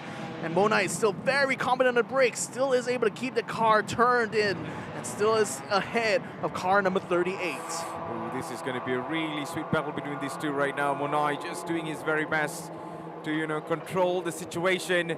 As we know, pressure is piling up at the back. As we see Yin and also Kenny just putting on as much as they could. And it seems like there's no diving coming in. It seems like in the corner, see Monai still under control despite Indi was just trying to play some mind games over there, but it's just not working so far. As what Victor said just now, Monai really, really confident on the brakes whenever he goes into the corners, Victor. And also taking a very good wet line as well, taking a little bit wider, just to try to maximize the track space here, trying and consistently staying ahead of car number 38 throughout. Coming into the final sector now, this is looking good for RUK team, PMC 52, all the way from Thailand. Comes both the team and the driver here to seek that victory. Coming around the final corner, you can see from the onboard how treacherous it is, how bad the visibility is, but they can certainly see the checkered flag coming up now. And here comes car number 22, Monai/Bus have done it. They have taken victory here at the Classic Race for 2026. What a moment for the Thailand team. And P2 falls for Ying Yin, also Kenny on car number 38 from Kagani Racing Academy. And here comes car number 80, Victor.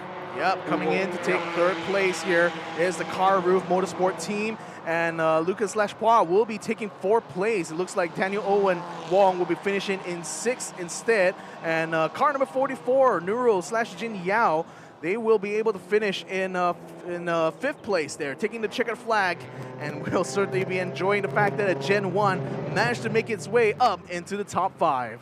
What a performance. What a performance by Bus and Monai. RUK team hailing all the way from Thailand. And man, despite in any control, any weather control, they are in control. Hence the performance towards the checkered flag. P1 for Bus and also Monai. Perfect performance by this team there, Victor. Look at that. You can already hear the roars of joy there in even though it's just race 1. But we all got to start somewhere, and they started over here with a win. Oh, this is going to be a confidence boost for sure, because Monai will later on be racing in the sporting class. And certainly winning the classic race here is going to do wonders for him later on when he takes to the grid for the sporting class. And here comes our classic race 1 champion on his way into victory lane. So I guess he goes slowly sliding into the pit stop now and into the pits. But wow, what a performance, man. Bus from the start, controlling. And I would say, yes, the safety car did help a little bit for the rest, but, maintaining the last 20 minutes in P1, where the pressure was piling up behind, Yin and also Kenny were pushing, and to, be really calm in that situation, and especially your car was sliding left and right, is still able to control that Monai. What a performance. Hats off. I mean, it's such a team effort, isn't it, right? Like for Bus, he had to handle the first half hour, keeping the car, in the second place all throughout. He had to fend off multiple challenges from the Car Roof team, and still managed to keep himself ahead in spite of all of that. Then later on, when he came in the hands of Monai, he still had to bring the car home, in such treacherous conditions. So what a well done, what a performance here from the RUK team, PMC 52, Bus, aka Surasak Dakeng, and Varanchit, aka Monai, take victory here in the classic race number 1 for 2026. Lok Yin Yi / Kenny Lee will be taking second place here in the car number 38 for Kagani Racing Academy. Mirza Shami / Kainur Adli takes third place for Car Roof Motorsport. Then in fourth place, Lucas Leong / Jordan Pua will be taking the fourth position. Nura Auni / Peijin Yao takes the Gen 1 Rock Racing car into the top 5. Daniel Alwyn Wong gained a lot during the safety car, managed to finish in P6 ahead of Ashin Shan Muganathan, the son, who finishes ahead of the father, Shan Muganathan Arumugam, both from Kashash Vina Motorsports Racing. And last but not least, unfortunately, the only retirement out of this, Raja Amir Shaukat / Genevieve Oy of Axel Sports.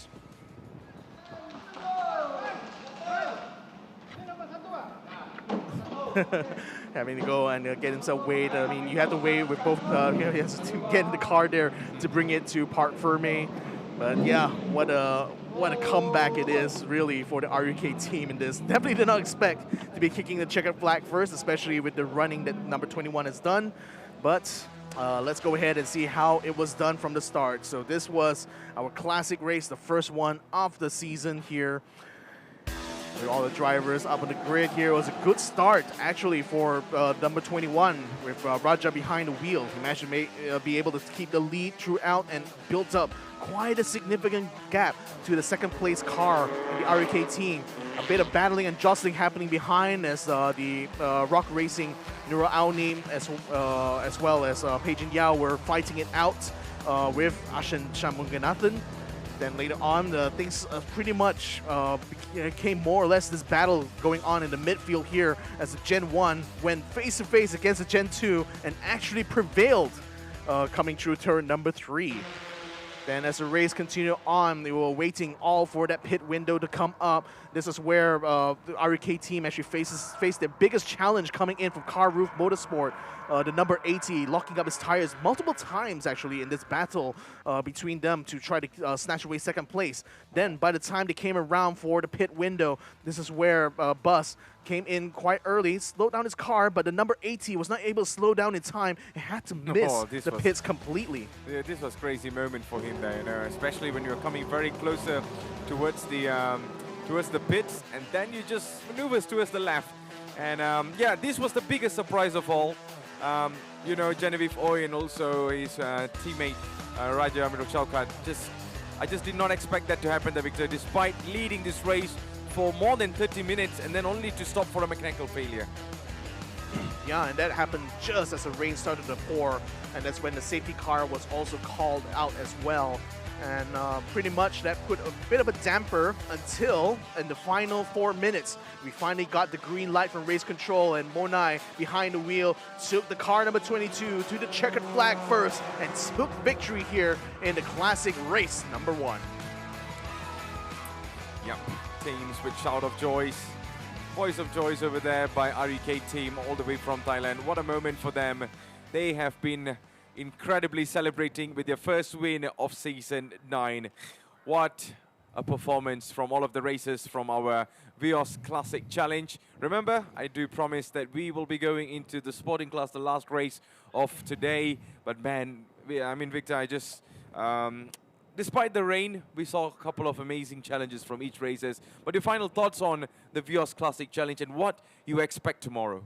Well, I mean, I want to see whether or not the number 21 will be able to bounce back. If it does come back to racing, I think it will still be very much them. They will be the favorites to win it.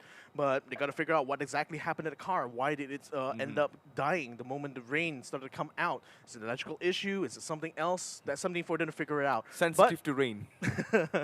But in any case, that was still a brilliant race nevertheless. But we still got one more to go. Yes, we still got one more race to go. That's going to be the sporting class. I mean, with very familiar faces that we have seen throughout the season, of course. And I just can't wait to see what these two will be doing tomorrow there, Victor, because we already done with the Super Sporting and Rookies. And later on, I just got some information that the Rookies will be giving their insights with us in very soon to come now.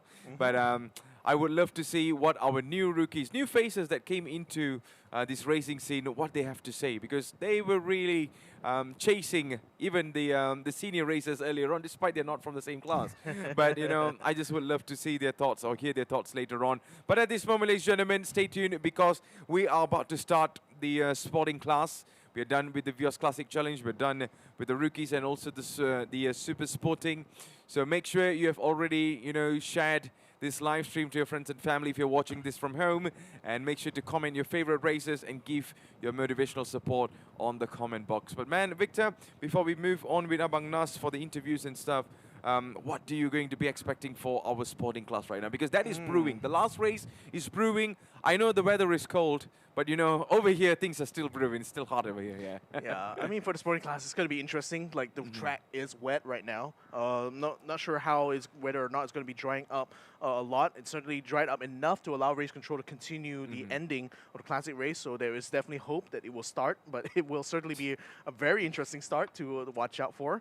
We got a lot of new drivers actually who are joining us for the first time in this season here for the sporting class in particular. We got new drivers in the form of Aditya, who came all the way from Mumbai, India. We also got Nine, who came from Thailand as well to join her teammate Monai. And then we also have like new teams as well joining into the fold. We welcome those guys to join in the challenge, as it were, here for Vios. And with 20 cars, 21 still trying to fight it out here. I mean, who knows how it will happen here when it comes to the racing itself. But yeah, I mean, even what I saw from practice up into qualifying this morning, it looks like some of our returning drivers are still looking very strong. How about the qualifying for the sporting class? I was getting to that. So Nick THZ ends up getting pole position for that race itself. And more exciting as well is that Taj Aiman got in a very good qualifying position in the top 3, I believe. So he's going to be looking forward to making that front row start. And certainly against someone like Nick, who no doubt has been very fired up since last season. We saw the incredible antics he had on track in the 2025 season. And it's definitely going to be bringing the same sort of energy, I believe, into 2026. Oh, so you're telling me, you know, this time they've already got some experience, so they're going to be making it much more bigger, aren't we? They will, indeed. So we'll see again how it's going to be for those sporting class guys, because again, it's we got new teams involved in this. We got new drivers as well. Nick THZ is absolutely on fire. He qualified at a time of 124.4, and that puts him like also actually very close, I have to say. You know, for the top 8 altogether here. I mean, they're all separated within like a second of each. No, not even a second. 0.6 of a second. Not even a whole second separates our top 8 in the qualifying 2. Taj Aiman, of course, qualified in second place here, and Monai as well. You know, who also just won our classic race. That's why I said it's going to be a huge confidence boost, because he's going to be on the second row. All right. He's going to be right behind Nick and right behind Taj Aiman as well for the race start. Wow. And given that it was wet racing just now, he got a little bit of taste of it. I hope he likes it a lot, because he's going to enjoy that during the start, I expect. All right, so ladies and gentlemen, I believe there is going to be lots of anticipation, lots of expectations for the sporting class, and we both can't wait to bring all that action to you live later on. But before that, we're going to be with our main man up in the front. It's going to be Nas, who'll be bringing some insights with us with our amazing rookies that race today. Nas, over to you. Thank you very much to the 2 gentlemen from the studio. You guys are having a lot of fun there, being nice and dry. Over here, we've just had the biggest downpour ever at Sabah International Circuit. Of course, the safety car had to come out halfway through the classic race. We saw a 3-minute split towards the end. So congratulations to Team RUK Nexter. The Thais are jumping for joy at their first win here at the classic race. So of course, they'll be bagging a cash prize. But we'll wait on for the next edition, which is tomorrow, day 2, for the Vios Challenge Classic race. Meanwhile, we'll be speaking to the rookies instead. First time, some of them first time ever driving a car, let alone on track in a proper race. So here is the lineup of rookies for this year, brought to you by the Gazoo Racing Malaysia Youth Development Program. We have Mr. Irvin Lim at P1, congratulations. And over here we have Imran at P2. Yongjian at P3 and Damien at P4. Let's speak to P1 winner first. So switch positions for a while. Mr. Irvin Lim, starting go-karting at 17 years old, and now your first race in your first car and your first time in Sepang. How does that feel? Oh my God, I'll say TGI is really my dream, and it's something that I've been working on since I started motorsports. So it's really a dream. Feels like everything was a dream. I need to pinch myself every time I look at my pit, my cars, and then the crews and everything. So I'm really, really thankful that I got this opportunity from Toyota. Yeah. Excellent. How's the car feeling for you? The race went well. I had a really good start, and I pulled away from P2 and P3, and I caught up with the Super Sporting. So yeah, I had a really good fight. Quite smooth race, kept calm. So yeah, quite a nice race. Exactly, for a rookie to actually be poking behind the Super Sporting class, you're like, wow, do I have the pace? Should I go? Should I go for it? Did it cross your mind to actually go for it? Yeah, I I did a few moves, but just don't jeopardize the P1, right? Yeah, I don't want to affect any of their races also. So just keep calm, just take their slipstream and just finish my race.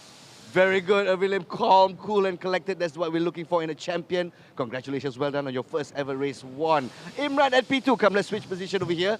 Imran, how old are you, Imran? This year I'm 18. I started karting when I was 16. 16. So 2 years of karting, and I always want to ask rookies, you know, where did you learn to drive your manual car? Did you have parents sort of supervising you?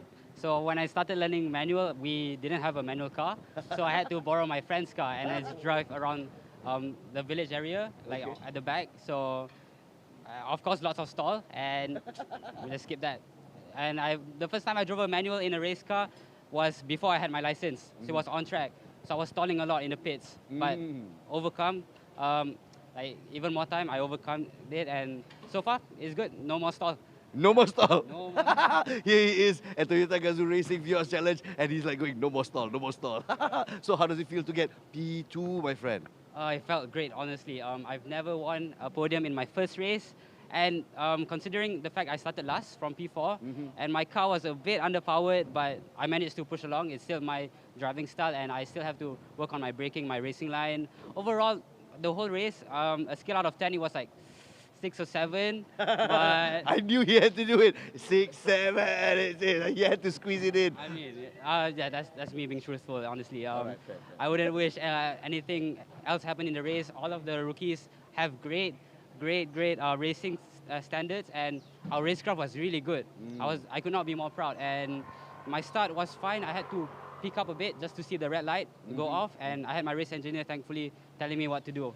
Thank goodness for that. Well, you're going to get used to it, that's for sure. Here's 2 more podium finishes for Imran as well. Congratulations to you too. Thanks. And now let's move on to P3 and P4. And this gentleman over here, Yongjian, is the oldest of the batch at 21 years old. How does it feel like to be racing with younger people? And you know, you were doing pretty well during qualifying.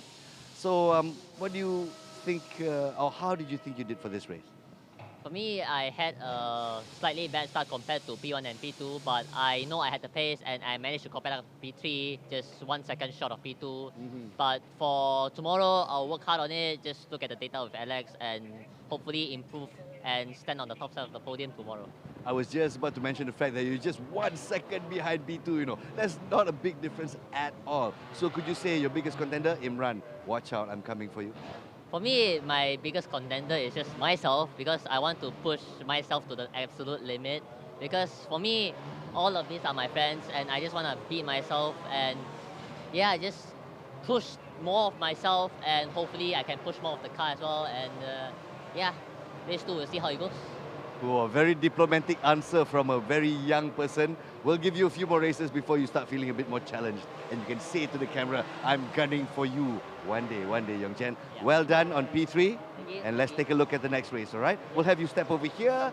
And the cutest guy on the block, actually. Damien over here at 17 years old, if I'm not mistaken. Yeah, 17 years old. And he confided to me, this is his first time driving a manual. How about that? How did that feel? Well, it's my first ever race in cars. I just learned how to drive manual 15 days ago. Yeah, during the ride holidays, I had to balik kampung and then learn using my grandmother's car. Yeah. So I drove around the taman. A lot of stalls, like what Imran said. A lot of stalls, especially for beginner. But in the end, I eventually got there, and now 15 days later, I'm here racing at Sepang. Well, a naturally aspirated Vios ready for the track is quite a bit different from your grandma's car. So how did you find the adaptation? Did you find trouble with the transmission? And how do you feel that you can upgrade yourself moving forward? Well, definitely I need to work on my downshifts from third to second. It's not as smooth as it can be, but it's getting there. Towards the race one, I can actually downshift more smooth. Excellent, excellent. So coming from a go-karting background and you're doing a little bit of e-racing as well, right? How different is it to be racing right here on the track with a sedan car?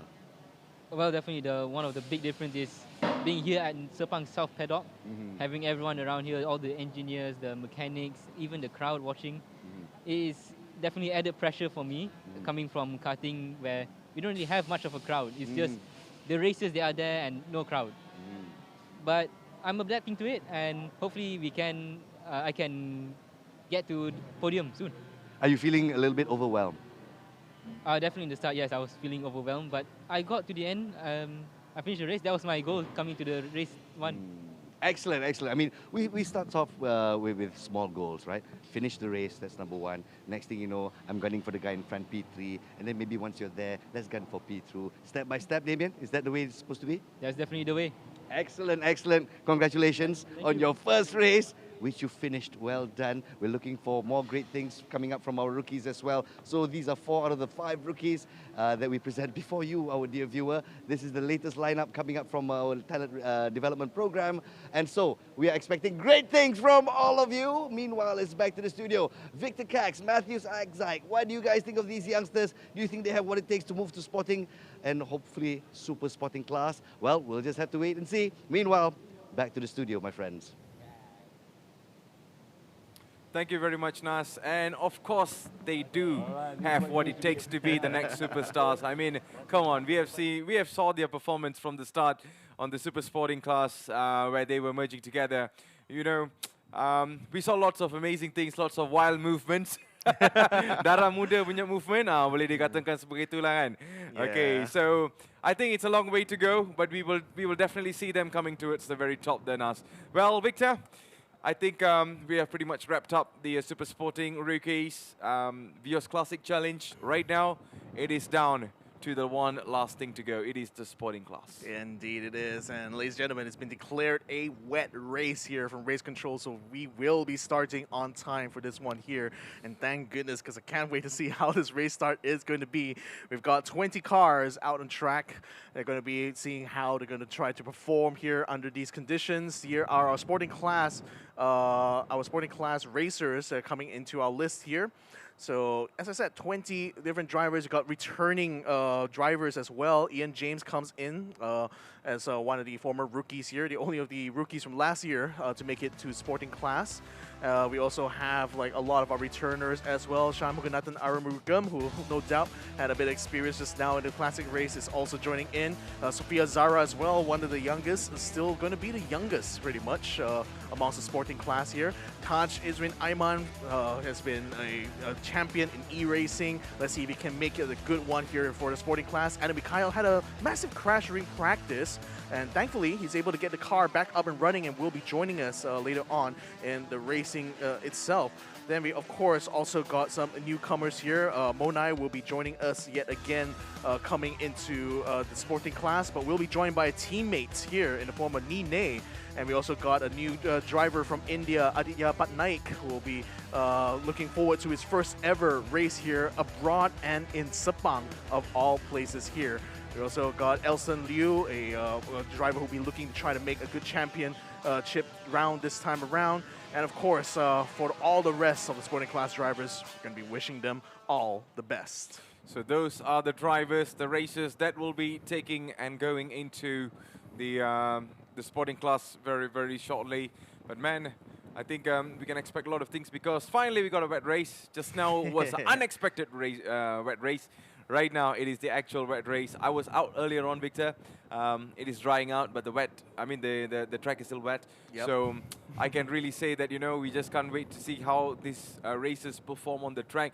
Any races that you would love to highlight, that you will really love to watch in this race, Victor? Because lots of familiar faces that have been racing in this super sporting class for seasons now. We already know their performance, their capability and stuff, but is there anyone else that you saw in Season 9, in our first race, that might has what it takes? Oh, I mean, for sure, like my favorite at the moment is still going to be Nick THZ. He has shown a lot of fire in the last season. And this time, because John He is not participating in this round here, I mean, he would participate in the Super Sporting if he does return, but unfortunately that is not the case. So Nick pretty much stands as like the favorite, I think, amongst all of our veterans to be able to take this. But I'm also equally excited here for Taj Izrin Aiman, managed to qualify in second place here for Q2. So he's definitely going to be one to watch out for at this race start. I have no idea how he's going to be able to handle the wet conditions out here, but we'll see. Someone who has handled some wet conditions earlier in, this day is Mo Nai, and he will be in that second row. Also, definitely someone you want to watch out for because we know how good he is, hailing all the way from Thailand in that regard. Then next up, we got Justin To from Bay Racing by ES Young coming in here to try their hopes here. Bay Racing comes from Johor, and certainly it's great to see a Johorian team being able to qualify in the top 4 when it comes to sporting class. Danny's Ng actually got the fastest lap during qualifying 1, only got beaten out by Nick THZ when we came into qualifying 2, and unfortunately he had to start from way further back in the grid here, being himself in the being way further back than he wanted to in P5. Then here's Nine. She comes in from Thailand, as teammates here to Monai. And coming from a 2-wheel background, certainly going to be very interesting to see how she's going to be able to handle 4 wheels and a cage here on Sepang International Circuit. Oh, that is definitely one to look for now. And let's see how things unfold for that. As you can see, all of these racers are already lined up. Nick THZ, Tajis Renaiman, Monai, Justin Nine, Dennis Ng, Elson Liu, and the line goes on towards the back. So this is the races. It is the calm before the storm, despite we have already seen a wave of storm earlier on a heavy downpour, but right now the track is drying out, but still it is wet. It's just after rain. But one thing for sure is it's not showering anymore, Victor. Yeah.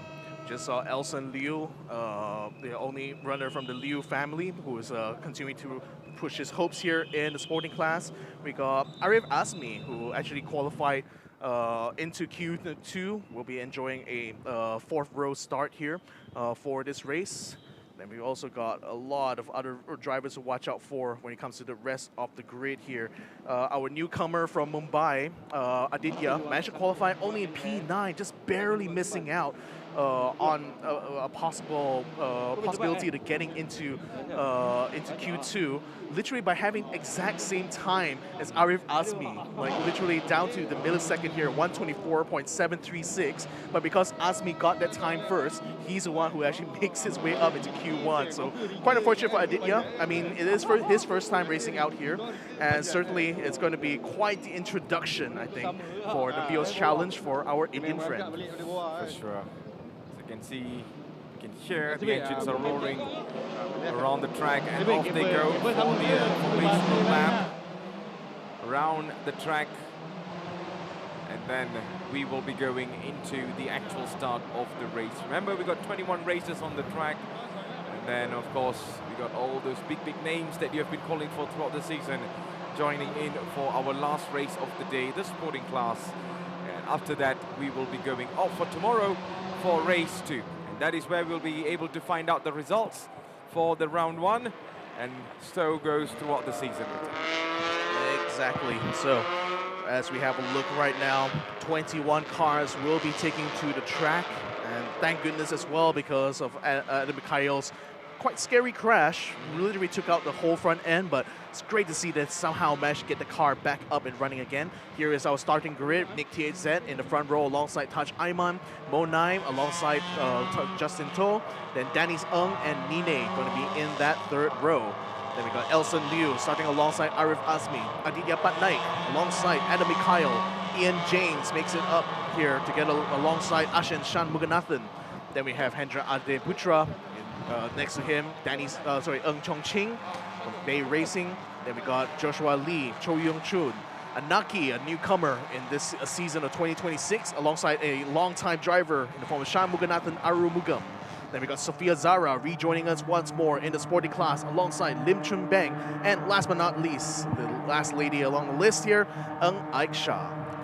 Yep, those are our 21 racers that will be on the track. So you can still see how wet the track is. So there you go. This is the view of our track. And we are coming back into the grid. This is for the official start now, Victor. Yeah. So watch out for Nick THZ in car number 9, the gray car that's going to be alongside the lighter gray car in number 71. That's going to be Tash Aiman. I think my watch is going to be on this man, Monai. Monai. Yeah. I mean, coming all the way from Thailand, he had to travel quite far. Probably not as far as Aditya, to be fair, but certainly has had plenty of experiences in the last season itself. And certainly going to be looking forward to seeing what he'll be able to do under wet conditions here for this race. Drivers are all lined up. And ladies and gentlemen, let's get ready to Gazoo. So, Marshall is going to be checking, making sure everyone is in their proper place. The green flag is waved now, so all it takes is the start lights to show up. And ladies and gentlemen, race number 1 for the sporting class will begin now. And let's go. Let's see if he'll be able to hold his own. Monai already trying to cut himself alongside Nick THZ going into turn 1. Is he going to be able to do something here? He's going to try to block up someone further behind as Tash Isrin Aiman didn't quite get the start he was looking for. He has fallen far and far behind. Monai into the lead now. He's attempting to try to take turn 1 first, and he will be up there first. As the other cars are going to be piling through as well. It looks like things are not shaping up too well for everyone else behind. Where exactly did Nick end up by the end of this first turn here? It looks like he's up in 3rd place, tucked behind another car.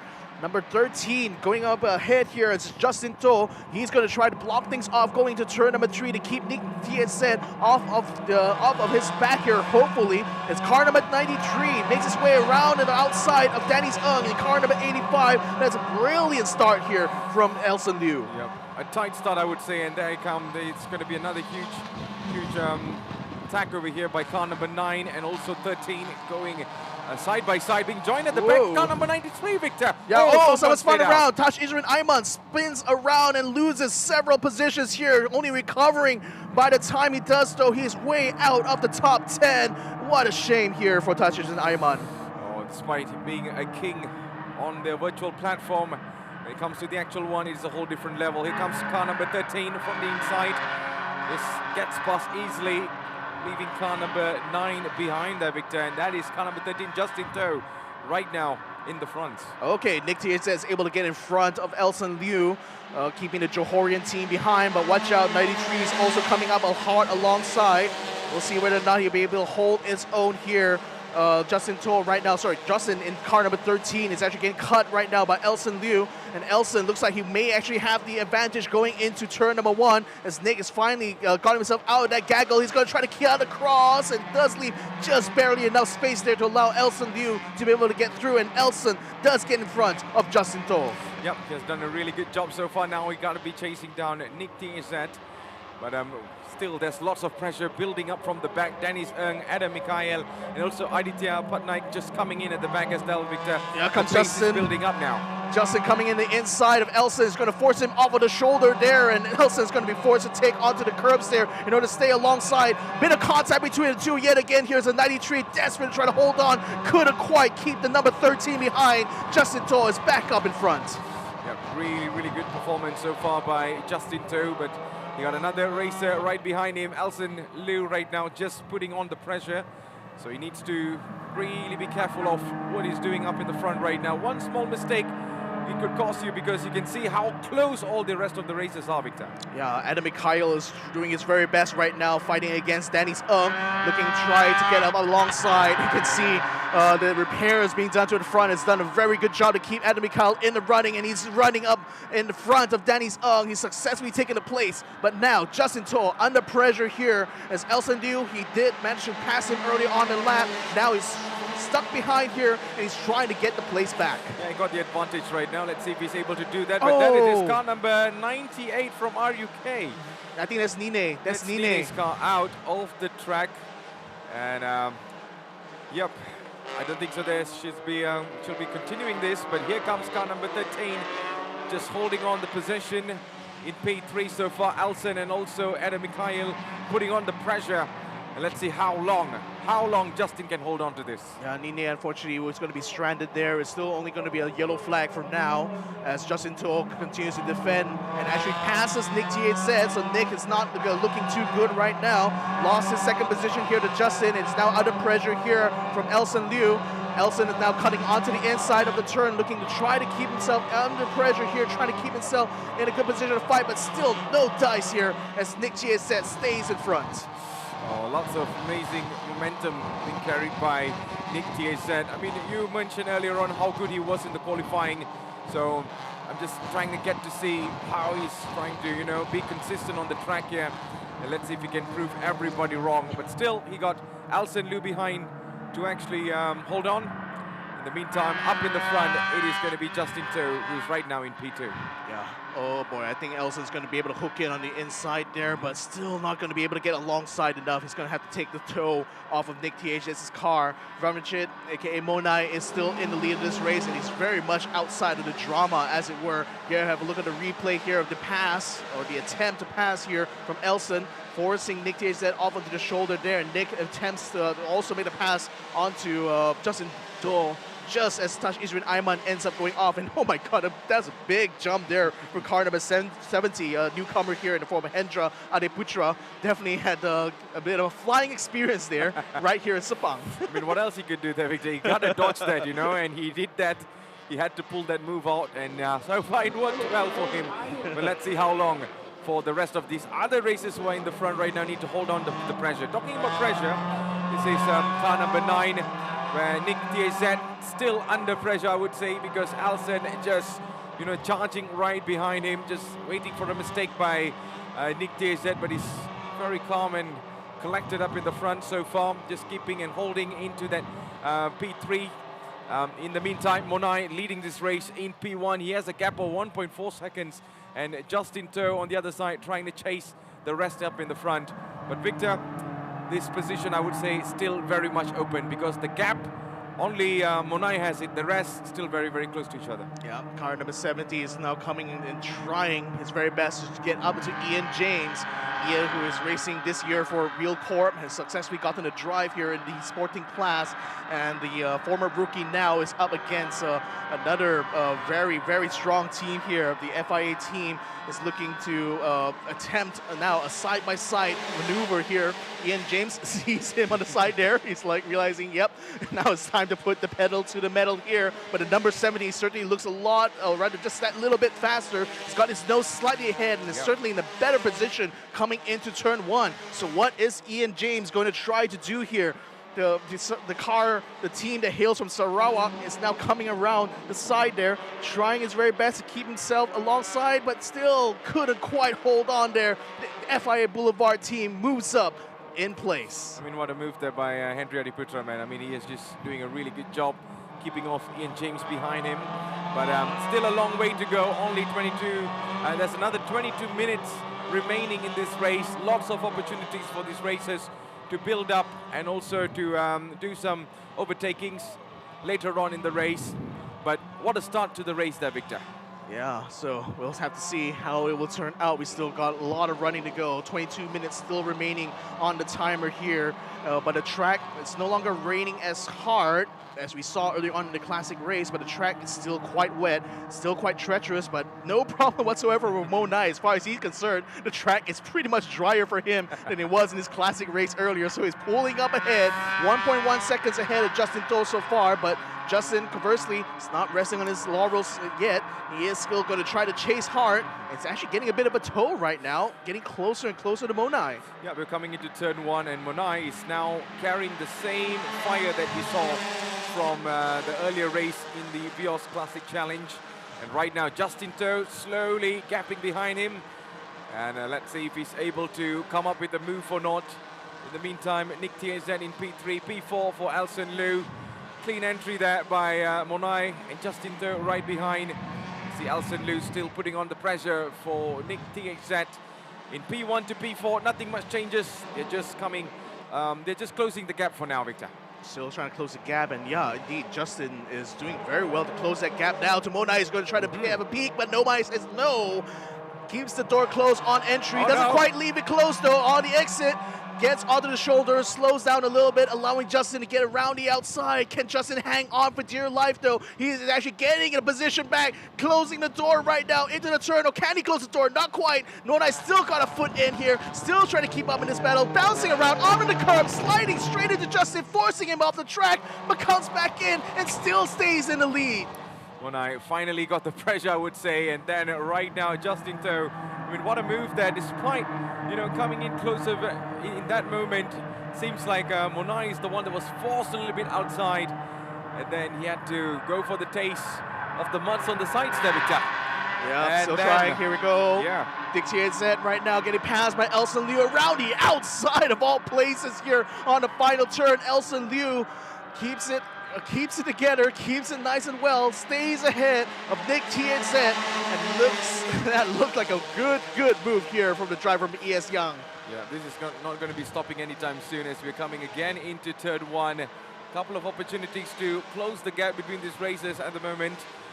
And it seems like still Monai trying his very best to get up in the front. And there's a couple of maneuvers coming on from the back. Watch out Nick TZ is the one that is under pressure now, Victor. Yeah, watch out for Adam Mikhail having his car pushed up very deep into turn number 2. But couldn't quite get the job done there. Nick is still able to keep his car just barely in front. Watch out, Elson Liu now putting pressure here as Monai comes around the outside here. Oh, he's going to be slipping a little bit too hard there. But Justin Toh couldn't quite capitalize too much on it. Monai is still attempting to still stay on the inside so far. Big battle for the lead. Not a bit of contact between the two drivers here, but to no avail. Monai still keeps the lead so far. Oh, what a bumpy race between these two there, Victor. Monai and also Justin Toh not giving on each other. They're still, you know, having a close contact left and right on their bodies right now in their car. And this time, still Monai doing his very best to lay off Justin Toh, but Justin might have the edge over here. Big slide for the Thai driver. And that slide is definitely not costing much. Monai is still in the front. And Elson is trying to pick up some scraps here. Gets onto the inside of Justin Toh as well. This is absolutely brilliant wet racing going on here. 3 wide here. Justin Toh bumps into 89, who bumps into 93. Monai is going to be left in the dirt right now as he's forced to try to split the difference between different cars. 4 wide as we enter into turn 1. Who's going to be able to come on top? Justin Toh is holding onto the lead for now, but can he hold it until turn 2? And Mikhail around the outside of Justin Toh. Justin still trying to block off Elson Liu behind him, but Elson slips his nose onto the inside, still trying his very best here to fight against Justin Toh, and Justin still has to hold on this time against Adam Mikhail. What a change of positions in a blink of an eye, I would say. Justin Toh right now in the front, but Adam Mikhail from the back, slightly, you know, he just made it up, and then he's right now in P2. Elson Liu took the opportunity when he saw leaving Monai and Nick TZ behind. But it's not over yet, Victor. Yeah, it looks like Adam Mikhail successfully wrestled his way into P2. Now it's just him and Justin Toh for the lead, while Monai in the meantime left out on the lurch here. He's fallen back into P5, just watching the cars in front jostle and shuffle amongst each other. A bit of a slide there coming out from Nick TZ as he comes bumper to bumper together with Elson. Still trying to get his position back here. He's going to have a bit of an advantage right now around the outside. Should be able to keep the door closed going into the final turn here, but Elson, he's going to try to have a peek here. Is he going to be able to slip in? No, he will not. Nick TZ still keeps himself slightly ahead and still stays ahead coming into the exit. I like how Elson is just, you know, not giving up despite the number of challenges he faced today. and keeping himself in the position. Let's have a look on the replay on what happened between Monai and also Justin To over here, Victor. Yeah, I mean, this is pass around the outside here, and Monai really couldn't do much from that point. Kicks onto the grass, and this was a slide in the contact, and Justin was forced to take onto the grass there, allowing Monai to retake the lead. Then in the transition back here, it looks like Monai was very overeager to hold that inside line, but he was on the curb, hits a puddle, and ends up sliding his way. Justin, unfortunately, was not able to capitalize because he was also out of control as well. What a control. Yeah, went completely wide and understeered while Monai oversteered going into the final turn. Oh, both of them are, controlling it absolutely well despite different circumstances. One was oversteering, one was understeering, and right now, talking about steering, it is Nick DSN under pressure. Elson Liu right now putting on the pressure, tries to nick on the inside now. And here comes Elson Liu. Nick DSN needs to really, floor it over here. And needs to be really good with his braking as well, because one small mistake, Elson Liu is definitely taking the advantage. Off they go, off the grid down the other side. And it seems like the car number 13, car number 13 is still leading right now, Justin To. Yep, Justin To still leading. Adam Mikhail right now in P2. This challenge between the car number 9 and 93. Oh my God. I think not ending, Victor. Not ending. Adam Mikhail's actually cutting in front of Justin To. He's actually got around the outside. Oh, he couldn't quite get the job done though, but he is very much tucked in behind Justin To. Can I just mention what a brilliant race it is for Adam Mikhail. He started in P10. Definitely did not expect to see him fighting for the lead of this race. He's already ahead of Justin To coming to the line. What a race. I mean, he is the man that is climbing on the ladders right now, leading in P1. Car number 77, Adam Mikhail, ladies and gentlemen. As we're coming into turn number 1, Justin To right now might be wondering, scratching his head, from where did this kid came from? And then here comes the rest of the other challengers who have been challenging from the start of this race. Nick DSN, Elson Liu's challenge, and it's just not going, it's not stopping anytime soon. Monai drops into P5. But Victor, we got 14 minutes to go. Woo. Is there any more surprises? I think it's still going to be more to go here, ladies and gentlemen. We still got 14 minutes of running, and the fact that Adam Mikhail had his front end completely smashed in and still is able to fight for the front. And a little big fight here between Elson as well as Nick THZ. He's still attempting very much to go around the outside. Couldn't quite make it work though, as Nick still stays in front. Yep, Nick still trying to hold on to his position. And at the moment, we can still see Adam Mikhail right now up in the front. And what a moment for Monai there, Victor. He just dropped all the way at the back now. Yeah. Just trying to reclimb back from the from what happened. So that is Nick DSZ, car number 9. And he is right now on the roll, just trying to get into the podium position. Meanwhile, there's another challenge coming in from the back there, Victor. Car number 89, which is Monai, getting a bunk drop from the back, where we see Dennis Ng and also Aditya Patnaik coming through. Yeah, Aditya attempting now to get in on the action here. He already made his way up to P7, having passed Arir Asmi as well as Chu Yong Chun. But he's now up against Dennis Ng, who did manage to get fastest time qualifying 1, couldn't quite bring it together to Q2, and now is actually facing off against Monai here, attempting also to try to keep ahead. So he's got 2 international drivers sandwiching him right now in that 6th position, and Dennis really would rather hope to be able to fight his fellow countrymen further up in front. Yep, he's definitely, up for whatever that brings onto this race so far. 13 minutes to go in this race. Ladies and gentlemen, if you just tune in, this is the Toyota Gazoo Racing Vios Challenge Season 9 as we're underway in Sepang International Circuit for the last race, which is the sporting class. And we saw lots of drama, lots of action that has changed in the leaderboards from the start of this race. Adam Mikhail right now leading this race in P1, and car number 77, Justin To in P2, P3, Nick THZ, Elson Liu in P4, and this is car number 89, Monai, as we're on board, fighting against Dennis Ng and also Aditya. Aditya attempted to try to get on the inside, couldn't quite bring it together coming out of sector 2, so he's going to have to fight it out into the final corner here. Whilst in the meantime, Nick THZ trying to close up. This has actually closed up quite well here to Justin To, so it looks like it could be round 2 between these 2 drivers, and Elson being the 3rd wheel in this conversation as well, getting up alongside Nick THZ. He's actually getting a better run-up compared to the number 9 right now.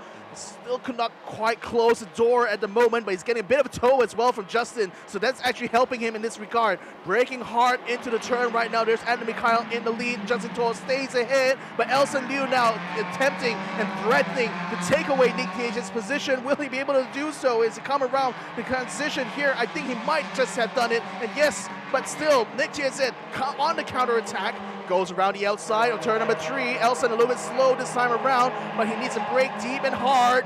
Not a lot of grip to be found around here, but Elson still finds a way through, still keeps the door closed, or will he keep it firmly closed? Has to pretty much push him all the way up in order to keep that closed. Man, he just, snatched that position away. I mean, I have to give credit to his pace so far in this race. He's been really, really fast, but then when it comes to certain sectors over there, he's slowing it down, hence why we see Nick Tiazet was able to capitalize him, but he found the way, he found the gap, and immediately he got into P3 right now. Can he hold on to another 11 more minutes? That is going to be something we need to find out throughout this race until the checker flag. Yeah, right now we're back on with car number 71, Touch Ayman. He's actually a lap down, so don't get confused right now. He's not actually racing Monai for position quite yet. He's going to get passed pretty much by Aditya on the next turn here, and very unfortunate here for Touch Ismin Ayman. He spun out right around turn 4, and that unfortunately cost him, around turn 2, and it actually cost him a lot of problems now. But still trying to be in the fight right now, still getting a bit of a toe off of Monai here to try to hopefully keep Aditya off. But this time, I think by the time to get into a turn 1, he's going to have to open up a bit of space here. And look at that, Elson Liu running outside. Oh, Nick Tiazet somehow successfully finds a way past in turn 2 and is back up in position. Well done over here. Let's see if there's going to be any more surprises coming through. Elson Liu now needs to do another job again. Nick Tiazet just, wants that P3 at this moment, but then Elson Liu, no matter how near it is, he still wants to do something about this. He's just giving a bit of warning here and there, but Nick just read every movement that Elson is doing right now, Victor. Yeah, a lot of nervous faces right now. They still have another 10 minutes of racing to go, and who knows if Adam Mikhail will still remain in the lead by the time it does, because Justin starting to close that gap, and Elson has been passed by Nick Tiazet. He wants to be able to get the position back from him, but Nick is not making it any easier for him to do so. Getting around the final corner here, a little bit shaky on the entry there for Nick, but he still is keeping himself consistently ahead of Elson Liu throughout all of that. Yeah, perfectly done so far. And right now, Elson Liu still putting on the pressure for Nick Tiazet. In the meantime, Adam Mikhail leading this race in P1. Monai, as those who are asking in the chat box, Monai has dropped all the way till P6. And right now he's fighting against Aditya Patnaik. Dennis Ng has capitalized on Monai and got into P5, but there you go. This is the biggest highlight so far. This top 4 races that we have been seeing, and there comes Elson Liu from the inside. That is a surprise move coming through, and can Nick Tiazet hold on to this? But Nick still somehow he finds a way to block him there, Victor. Still, but then he's going to try to peek on the inside once more. Yeah. It's forced to take on the outside here. He had the defensive position, had to give it up momentarily, but he still nails it under the brakes though, still staying slightly ahead. But in the transition on the exit, it looks like Elson may have the better of him. It's still going to be an outside move for Elson throughout all of this, so he needs to hang on.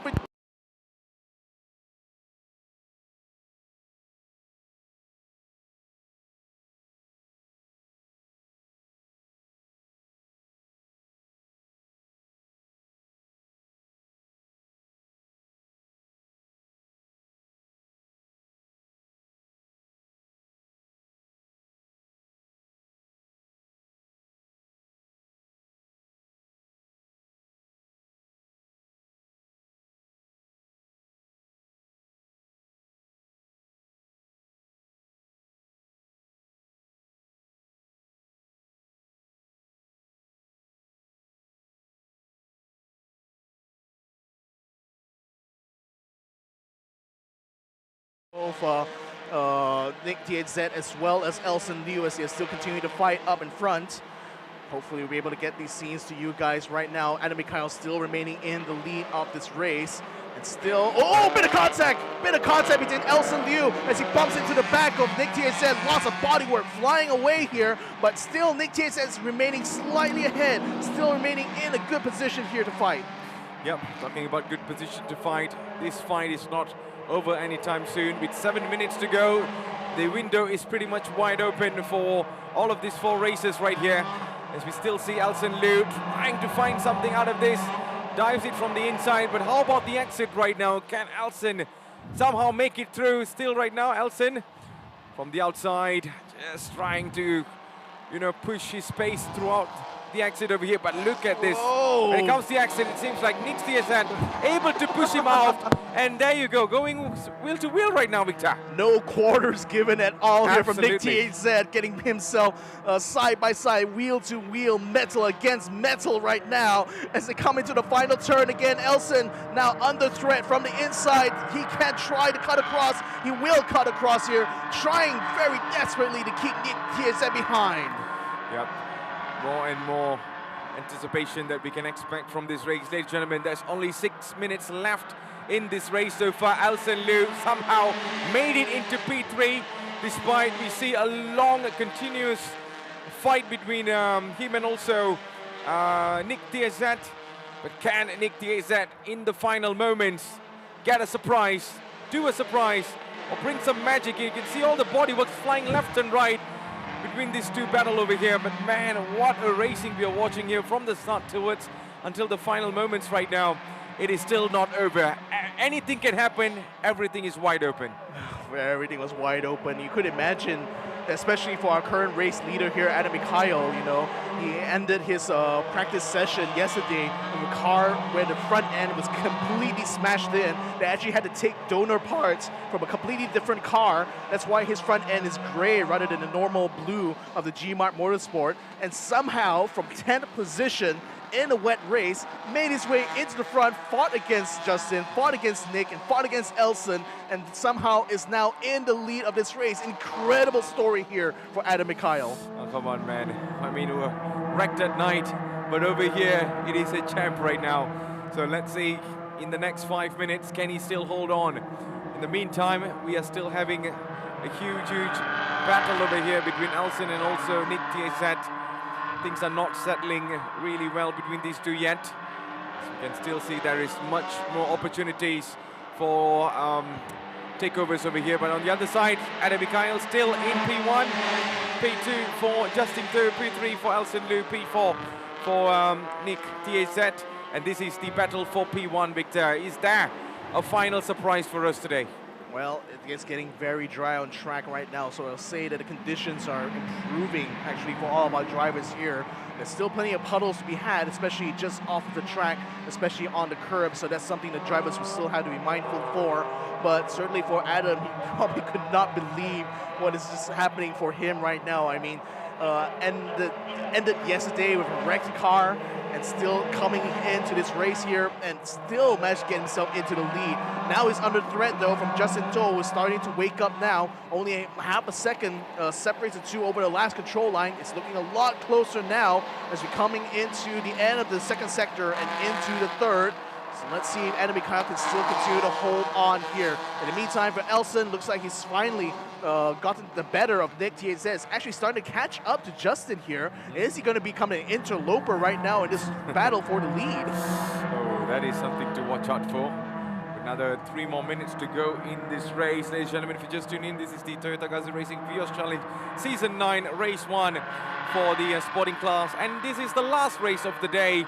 If you have missed it, I'm so sorry. Maybe you can rewind and watch it later. But at this moment, you only got 3 minutes of action to watch. And let's see, in these 3 minutes, is there going to be drama?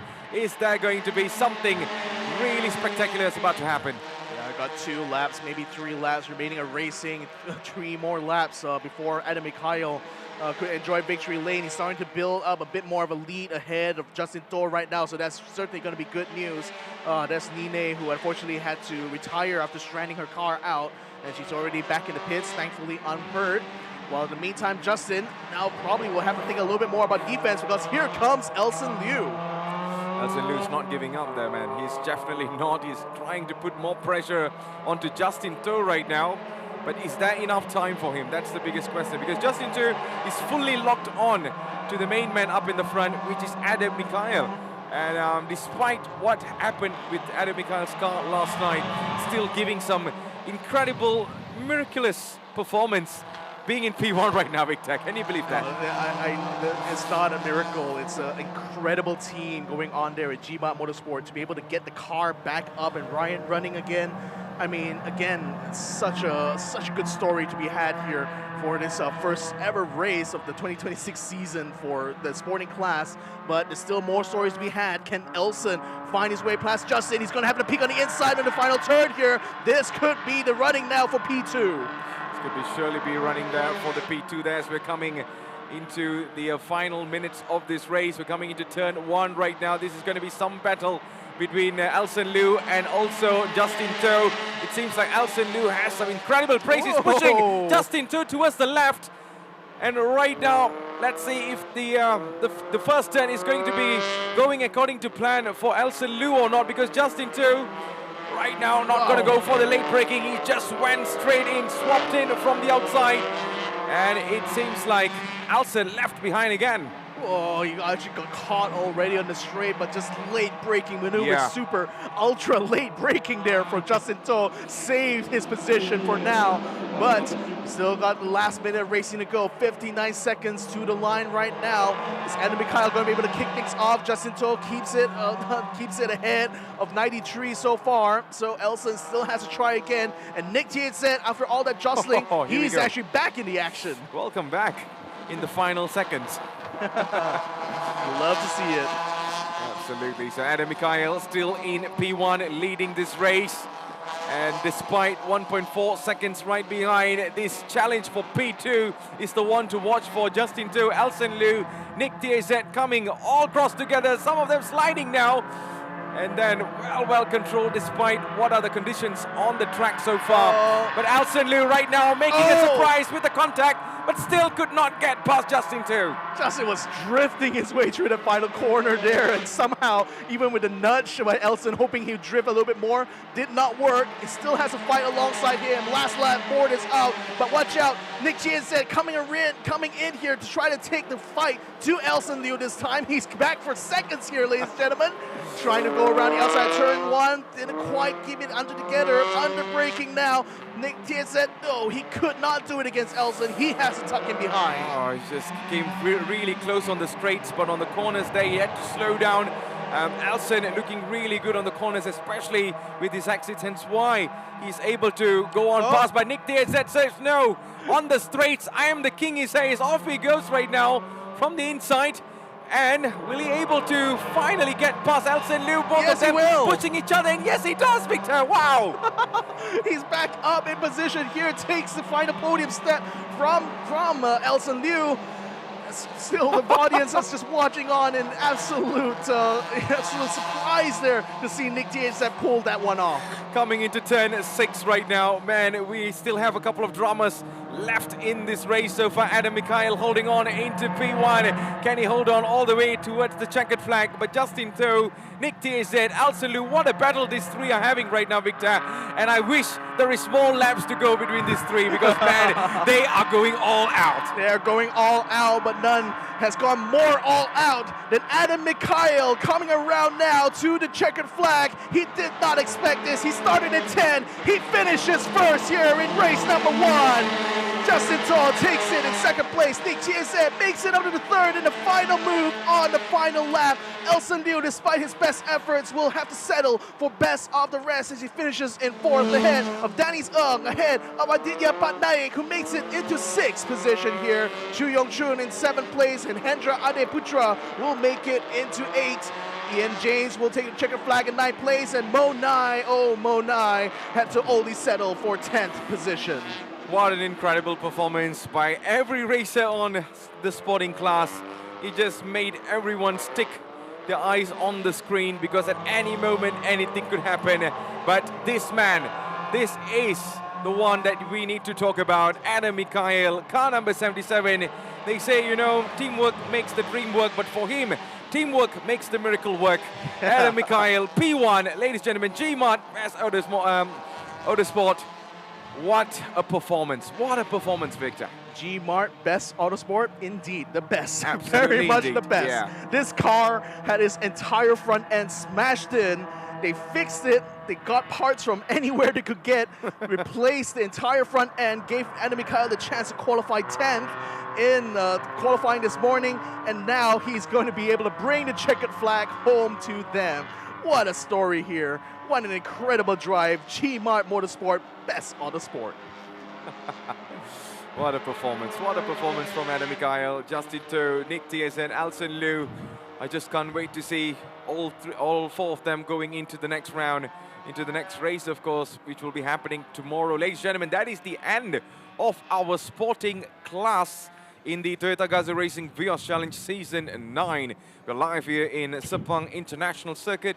And man, what a performance, what a race we had. If you missed out, tell me. I mean, you have to go and recheck all of these races for today if you've been a huge follower of Toyota Gazoo Racing Vios Challenge, because today, one of the very best openers for Season 9, Victor. The highest of highs and probably not the lowest of lows, to be fair. It's still a 10th place position, but you can still see how Mona is so disappointed at how things have turned out. What looked like a very much a top 3 finish for him has ended in a 10th place position. But on the flip side, the guy who started in 10th place with a car completely smashed in at the start of this weekend has ended up winning this race outright. I mean, incredible sort of like dichotomy of fortunes, isn't it? Of course, of course. I mean, you cannot script this. No. You cannot script this, you know. These are the kinds of things you can never script it. And it just happens. It just happens. So I think I hope that Adam Mikhail continues this momentum towards the next race. And let's wish him all the best. This is the provisional result where we see Adam Mikhail in P1 by G-Mart Best Autosport. P2 for Justin To from Bay Racing by ES Young. P3 for Nick THZ. Awesome Racing Team has done an incredible job. And the fight was very, very long between Elson Liu in P4. Hong Huat X Armada KK Racing. P5 for Dennis Ng on HLT Crestmont Motorsports. P6 for Aditya Patnaik from Axel Sports. P7 Chu Yong Chon on Hua Racing Team. P8 for Hendra Diputra FIA Boulevard Racing. And P9 for Ian James from Wilcock. P10 for Monai railing all the way from Thailand REK Team. P11 where we see Joshua Lee from Unihub and DMW1 Motorsport Team. P12 for Arif Azmi on KMS 33 Motorsports. P13 where we see Ng Chon Ching, where we see his team Bay Racing ES Young. P14 for Ashan Shanmuganathan, which is Kashmina Motorsport Racing. P15 for Anaki 91R Racing. P16 for Shanmuganathan Arumugam on Kashmina Motorsport Racing. P17 for Lim Chung Bang from Focus Racing Team. P18 Ng Ai Shah from GTA Racing Team. P19 for Sophia Zara Super Evergreen Motorsports. P20 for Taj Isri Naiman Saksasma Motorsports. And last but not least, that did not finish over here, it is going to be Nene from REK Team. PMC 52. That is the provisional result that happened in the sporting class. Victor, are you entertained? I am very entertained. Well, that was incredible fighting. You know, it's half an hour of racing, and especially after how the classic race actually ended, rather almost ended on a safety car with how almost half the running completely gone. And then Adam Mikhail pulling an absolute miracle drive here. I mean, he's certainly delivering here for the team that no doubt stayed up a very long night here, you know, to get the car back up, spraying and praying here. And Adam Mikhail has absolutely delivered, hugging his relative there. What an incredible performance from him. What an incredible result here for G-Mart Best Autosport. Superb, superb performance by all of our racers today. I mean, we ran out of words to say about this incredible performance by this youngster over here, Adam Mikhail. Who would have thought from P10 all the way till P1? And you know, these are the things that you cannot script, you cannot write it down, you cannot predict, man. It just happens when it happens.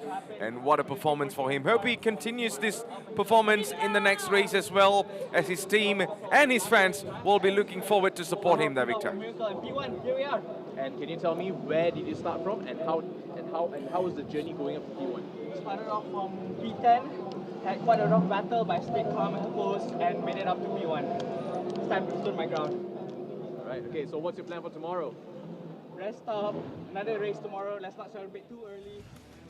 And there we have it, a few words there for Adam Mikhail. Again, definitely a result that you probably cannot script, that you cannot expect here, and certainly will be very happy to see his team later on, a team that has taken a car that, you know, by all rights should not be even running even in this race. Absolutely. They somehow patched it up together in the best way possible. You can see the gray front end of that car. That front end was completely smashed in at practice. They somehow scrounged out the parts. Somehow the engine is still intact, still working. So they said, yep, let's get this car back into running. Got it out in qualifying and finally brought it here into victory lane. Yep. Some really awesome performance by our racers from the sporting class. We wish them all the best for the next one, which will be happening tomorrow. And of course, this man, the one that is holding the #1, will be the one to watch. Indeed, it will.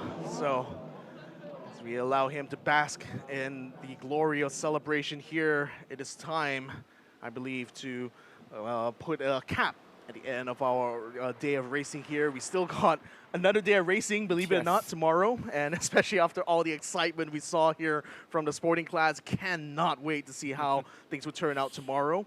It is going to be a much earlier race, to be fair. So today we started around 1 p.m. Tomorrow we're going to be starting earlier in the morning, around 9. So probably the weather will be a lot clearer, which, you know, then again, it's going to be a little bit more status quo, as it were, when it comes to track conditions, and hopefully a lot more conducive for some dry running.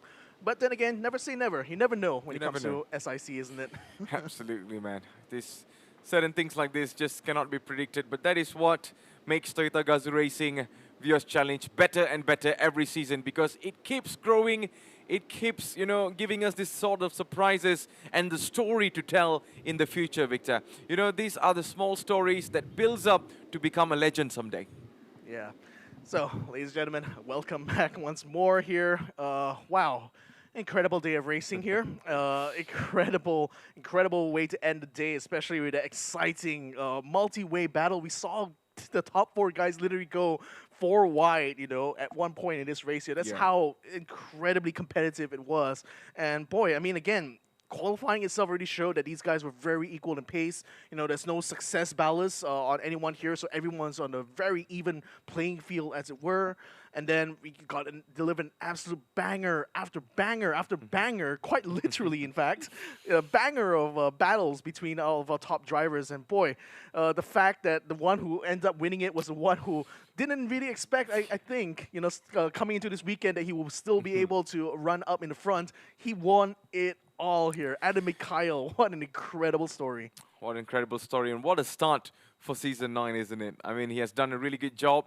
I think, who would have thought? Who would have thought, you know, being in the P10, the people might be expecting him to finish in the somewhere in the middle or not, but man, he just pulled that off. He did, indeed. So full credit to him and his team as well. I mean, I was showing you a picture just now of what the car looked like. You know, would you be surprised that I told you that the car was the one eventually won this race here?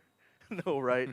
But yeah, that's incredible to see how it is for our sporting class. We saw the classic race early on, which ended up being a wet end to it. And then we saw the super sporting as well. Plenty of good stories to see, but that story will be continued next time. Absolutely. So, ladies and gentlemen, I believe we have already done with our super sporting rookies, Vios Classic Challenge, and right now even the sporting class as well has come to an end.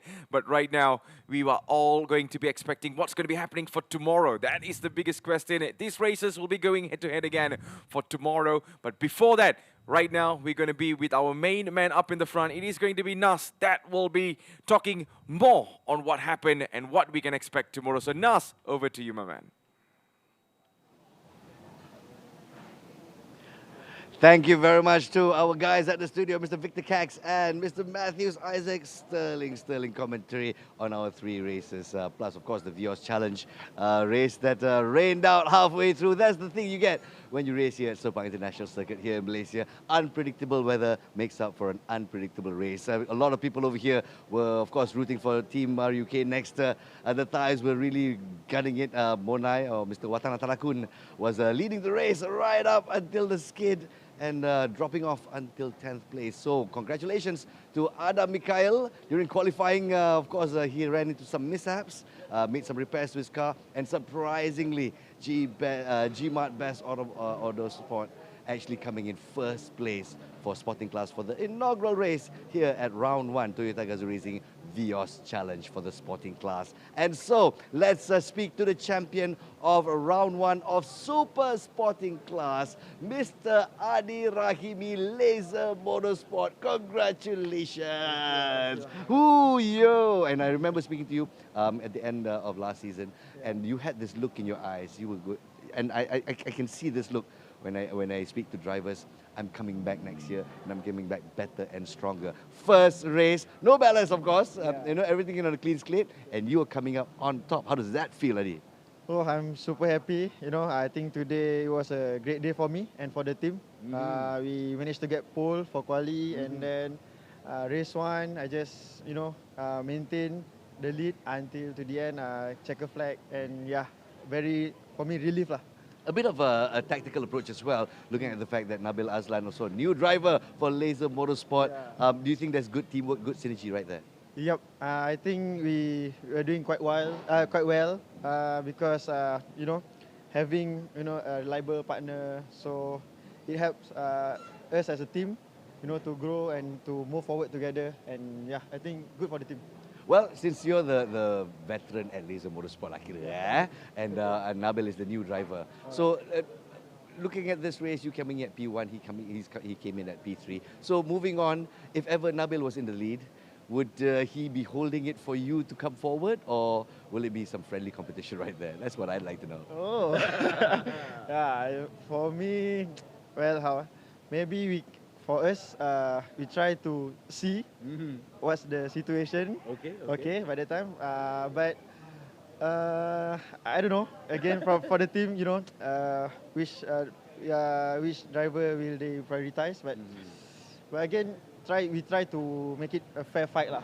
Fair fight. But then later on for the championship, maybe we will play, you know, as a team lah. Yeah. So there's no first driver, no second driver for now, yeah? Yeah, for now. Yeah. Excellent. So we're taking a look at how it is, and the call comes from Laser Motorsport, yeah? Yep, true. All right, taking a look at the tactics as well, with Freddie Ang sandwiched right in the center, and you know he's the defending champion. Yeah. What were your thoughts? Were there any particular strategies that you wanted to follow through? For that, yeah, Freddie, I think he gave me a challenge today. So we'll see tomorrow, because reverse grid. And then from there, we try to again do our best. And then we'll see to play with the points. And then also we are aiming for the championship this season for Laser Motor Racing, hoping to get the championship for team. So hopefully, again, round 1 this one is not double point. So maybe we're looking for round 2 double points and all. So we're playing strategy there. Exactly. So jangan nak terlajak dulu lah kan, nak melata dulu, sabar-sabar orang kata kan. So looking at the lineup this year, and looking at the results that you've gotten so far, the car feels good, the track feels good. Weather, tak boleh cakap lah, it will just change when it wants to change, right? So what are your chances this year? 1 out of 10. Sorry? 1 to 10, what are your chances for winning this year's championship? For me, I'm looking for 10 out of 10 from myself. But then, actually, to be realistic, maybe 7, 8, because another 2, 3 is rezeki and luck lah. Rezeki and luck, yeah? Excellent. Cool heads from cool drivers, especially those who have been here for quite some time. You know the drill, how it is. And so we look forward to race day 2. It's going to be reverse grid. Ballast for you as well? Yep. All right, last question. 2024 champion Mitchell Chia has been pretty quiet qualifying, and he had for me, I consider it a pretty quiet race for Mitchell Chia. Do you think he is also a contender this year? I think he was struggling a bit with his car. I'm not sure what's the issue, but then if maybe their team can settle it, I think he will come back. He will not, give not easily to give up. Excellent. You know Mitchell just as well as I do. He's not the kind to give up. TD Prima Pearl is also not the kind of team to give up as well. So it's all to race for in race day 2 here at round 1 of the TGR Vios Challenge 2026 season. Adi, congratulations once again. Congratulations, Laser Motorsport. And we're looking at the champion of race day 1 for super sporting class, Nazrul Rahman and Adi Rahimi, of course. Signing off for today. We'll see you bright and early tomorrow. And watch out for that live stream as we'll be racing race day 2 of Toyota Gazoo Racing Vios Challenge 2026. Assalamualaikum. Have a great day, everybody. We'll see you tomorrow.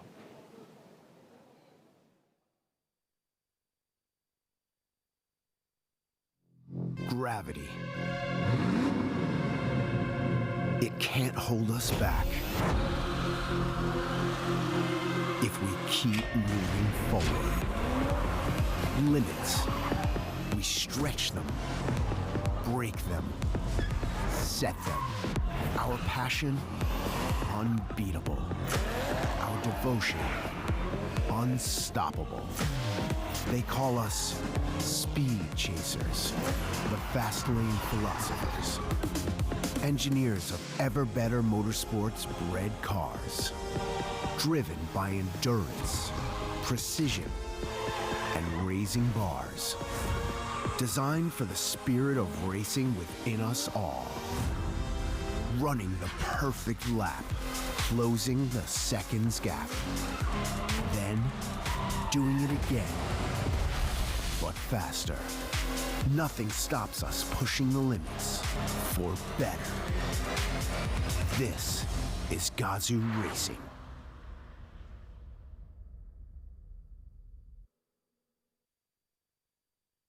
Just what on earth is Gazoo Racing? Gazoo Racing is a spirit. The spirit of pushing one's limits. It's more than just a badge, a symbol, or a poster on the wall. Gazoo Racing is Kaizen of competitiveness. It's the rubber hitting the road again and again and again. Fine-tuned on the world's most demanding racetracks. Powered not just by all forms of energy, but also by our passion. To accelerate, exhilarate, elevate the Toyota mandate of making ever better cars. Moving not just people, but the human spirit forward. This is our spirit. This is Gazoo Racing.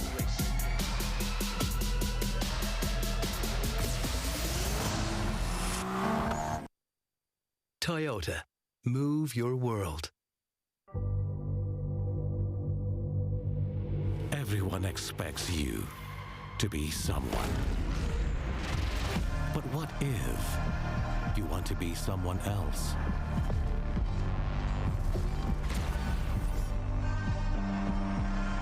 What if that someone is unexpected, unconventional, unaffected by what others think?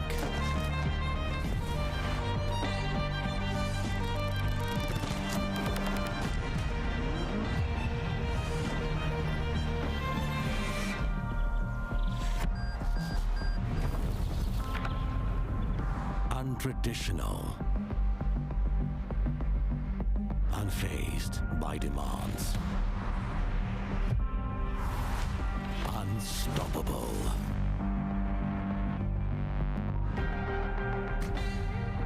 unopposed to change. That's when you become unordinary.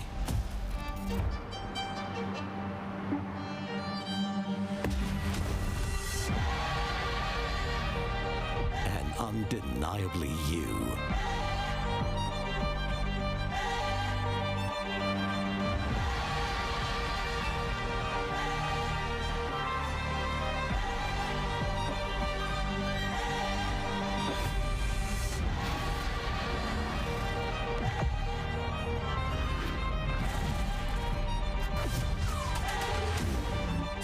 go on.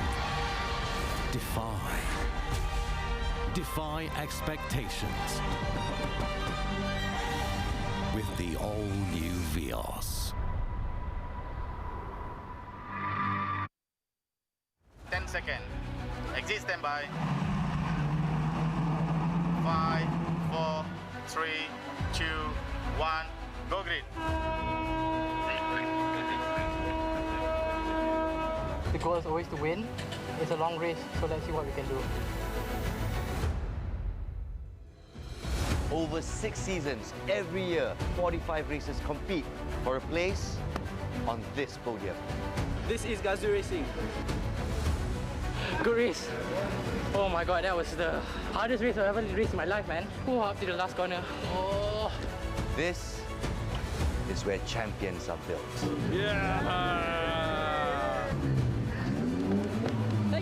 Ready to race.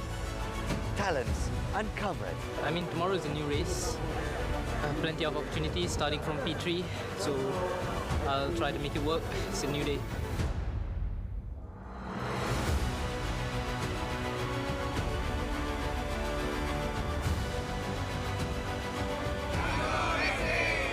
Rookies nurtured. Yeah! Yes, let's freaking go! We won, baby!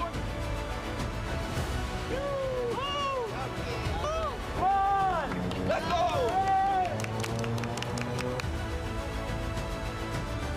We feel like we have the potential. We're gonna get this one.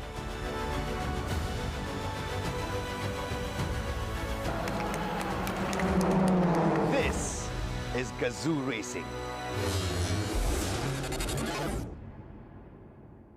Oh, honestly, it was pretty hot. Happy to bring the car home in first place and cleanly.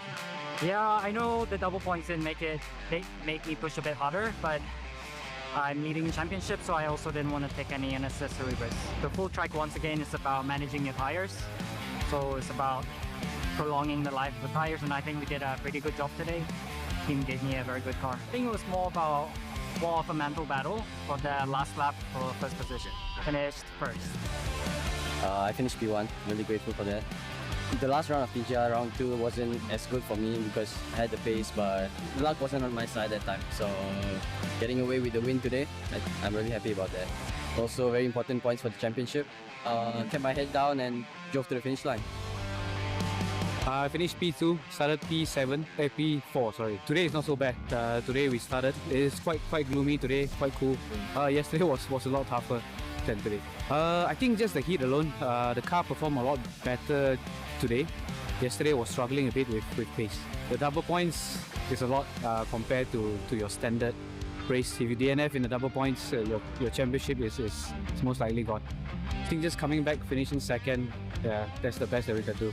I feel I can run 5K. This is completely normal. Well, race one was really a big setback. I think Justin hit me and I went into the wall. Unfortunately, I couldn't finish the position.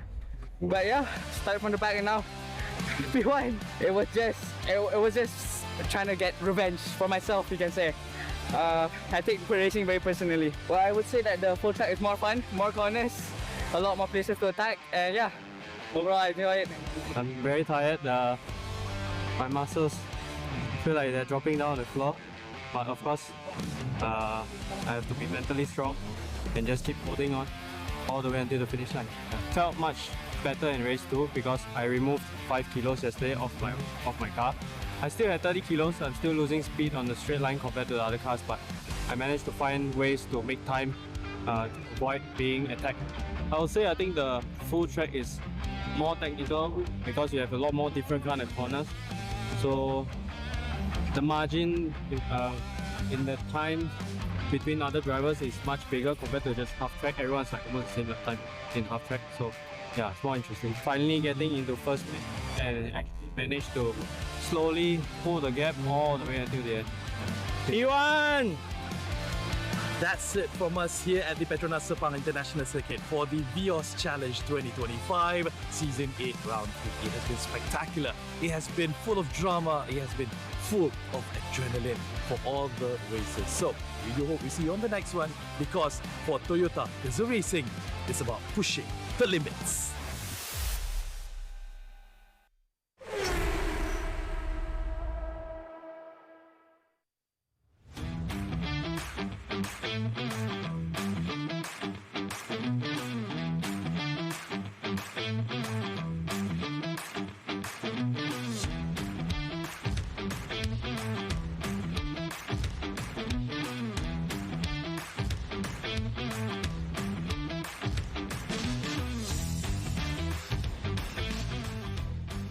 Toyo Tires.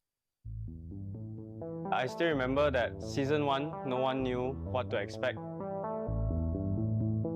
But it changed the whole motorsport scene in Malaysia.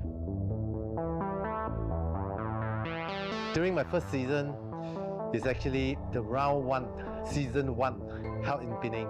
That is the most memorable in my life in Toyota Gazoo Racing. That was my first experience driving as a professional rather than me was rampating in the road. One day, I have a chance to came to know that Toyota have a seasonal race called Toyota Gazoo Racing. I'm so excited, I tell you, when the first moment I heard it.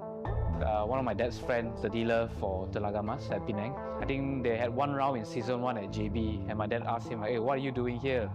And he said, oh, I'm here for a race, racing the Toyota Gazoo series. Then my dad was jokingly saying, hey, why not you put my son in? And yeah, that's how I got in. When I first saw the Toyota Gazoo cars was displayed at one of the sticker place. So that's where I was trying to inquire about this race, and that is why I was introduced. I was a very young boy then. At that time, I was 19, I believe, when I started TGR season 1. And it was a lot of pressure for me to start straight away in the super sporting class as a 19-year-old boy. Yeah, over the 8 seasons, as age catch up, I started off very young and now I'm over 30.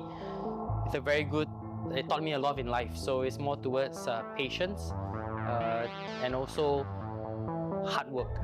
I think at the start, I'm always very doubtful, you know, always doubting myself or whether can I do it or not. But I think over time, I've been doing it so long, you know, just have to trust yourself that you're good and just perform. Giving up, there's no such thing because I love driving, and especially when it comes to racing, yes, that's a bonus to me. And giving me a platform such as Gazoo Racing as a one-make race, it gives me the experience to put myself in test. How good am I when it comes to a competition? I think the most memorable time in this 8th season will be probably my first win in Gazoo. I think it's season 2 or season 3 when we held the first race in Sepang doing North Track. Yeah, I think that was like the highlight, you know, getting my first win in this series. My proudest moment is having my son with me, racing together. Race 1, I got my first position. Race 2, I got my first position as well. I'll be able to maintain it. This last season, we won the sporting class. That I will never forget because it's so hard to win for me, life is 70% hard work and 30% luck. So the last season, we won the sporting class at last. My biggest support throughout my journey in Gazoo will be my wife. The biggest support will actually be my mom and dad that supported me all the way. My biggest support is my son, and I've been seeing him growing up. We sacrificed a lot of our time. We spent a lot of weekends testing, racing.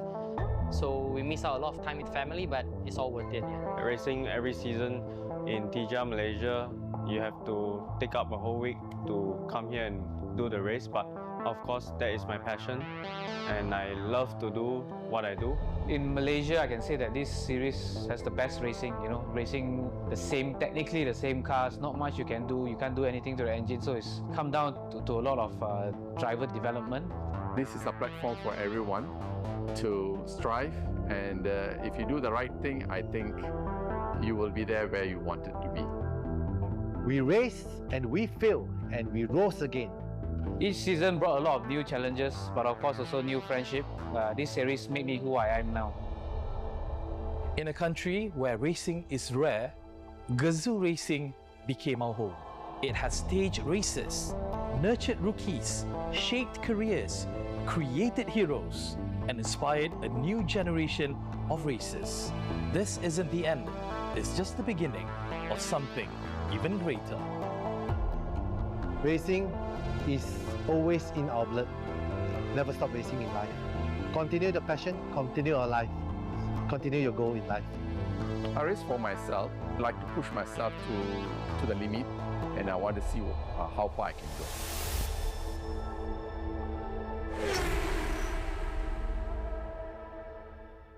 What's the one memory that gives you goosebumps? Beautiful girls. No, like can I say that? Don't say that, I was in trouble. What kept you coming back seasons after seasons? The money. Can say, all right.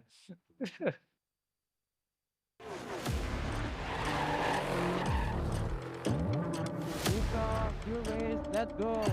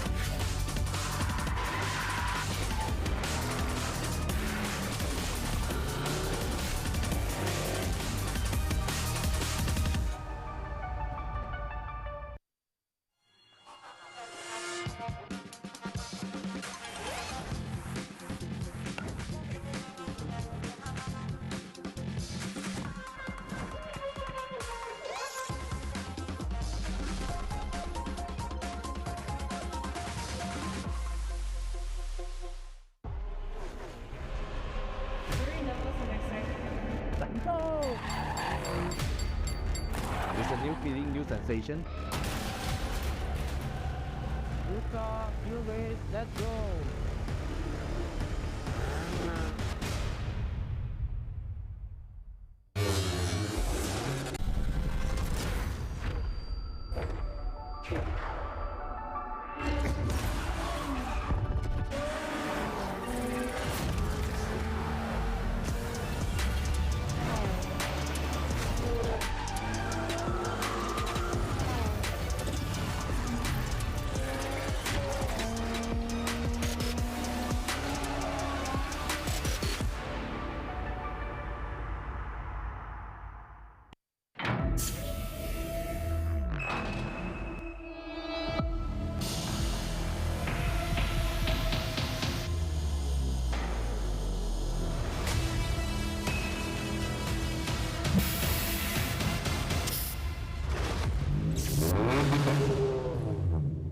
Oh, honestly, it was pretty hot. Happy to bring the car home in first place and cleanly.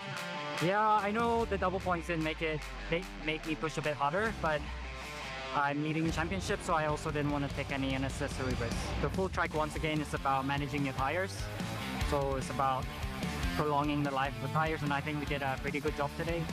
Team gave me a very good car. I think it was more of a mental battle for the last lap for first position. Finished first.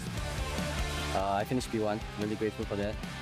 The last round of TGR, round 2, wasn't as good for me because I had the pace, but the luck wasn't on my side that time. So getting away with the win today, I'm really happy about that.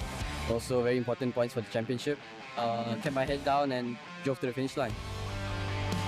I finished P2, started P4, sorry. Today is not so bad. Today we started. It's quite gloomy today, quite cool. Yesterday was a lot tougher than today. I think just the heat alone, the car performed a lot better today. Yesterday was struggling a bit with pace. The double points is a lot compared to your standard race. If you DNF in the double points, your championship is most likely gone. I think just coming back, finishing second, yeah, that's the best that we can do. I feel I can run 5K. This is completely normal. Well, race one was really a big setback. I think Justin hit me and I went into the wall. Unfortunately, I couldn't finish the position. But yeah, started from the back and now P1. It was just trying to get revenge for myself, you can say. I take racing very personally. Well, I would say that the full track is more fun, more corners, a lot more places to attack, and yeah, Overall, I feel it. I'm very tired. My muscles feel like they're dropping down on the floor. But of course, I have to be mentally strong and just keep holding on all the way until the finish line. I felt much better in race 2 because I removed 5 kilos yesterday off my car. I still had 30 kilos. I'm still losing speed on the straight line compared to the other cars, but I managed to find ways to make time to avoid being attacked. I think the full track is more technical because you have a lot more different kind of corners.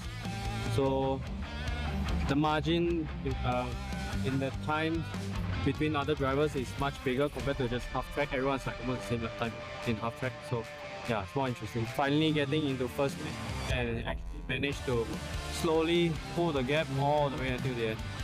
P1!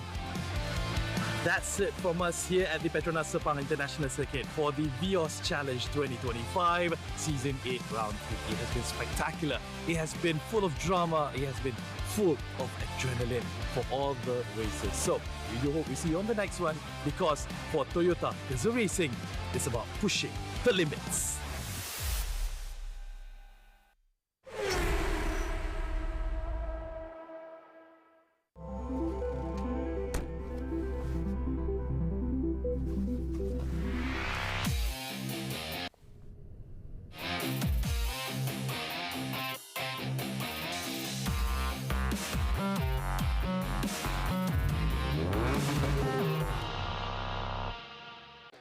Hi there. I started racing behind the screen, sim racing, chasing speed. When I got the chance to race for real, every lap taught me control, every corner taught me focus. But when the race is done and the helmet comes off, what I look for is comfort. Something easy, quiet, balanced. I go with Proxus Comfort. It's a premium tire built for comfort and safety that delivers strong grip, confident braking, and superior performance in both wet and dry conditions. What I like most is the grip. Braking feels confident and controlled. Even at higher speeds, the car stays steady, lane changes feel stable, corners feel natural. Proxus Comfort uses Japanese technology, and for drivers who value top-tier comfort, safety, and performance. For me, it's not about shouting performance, it's about trust. From the racetrack to everyday driving, this is my kind of comfort. I'm Nakib Azman, champion of multiple race series in Asia. Toyo Tires.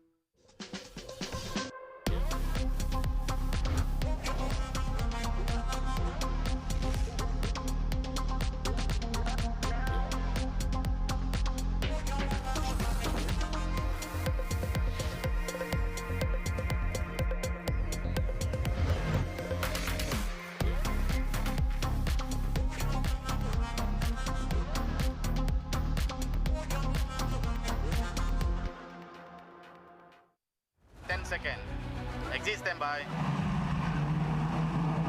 5, 4, 3, 2, 1, go grid.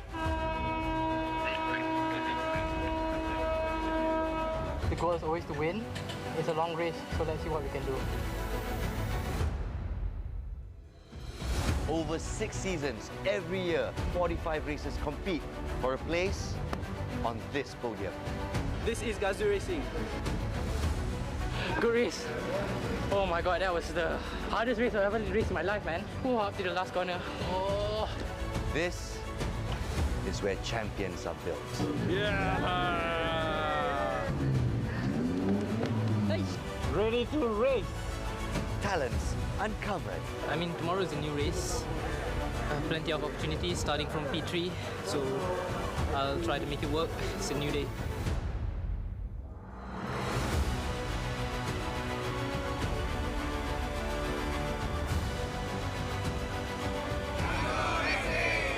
Rookies nurtured.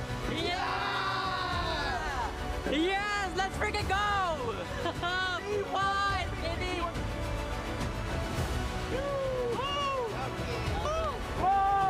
Let's go!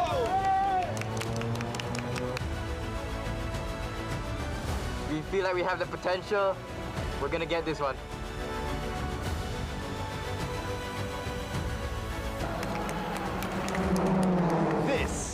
is Gazoo Racing.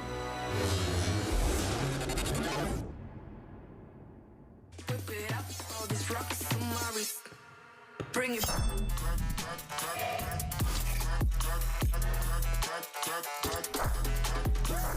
Keep it clap. Look at all this childish, bring it. Look at all this childish, bring it.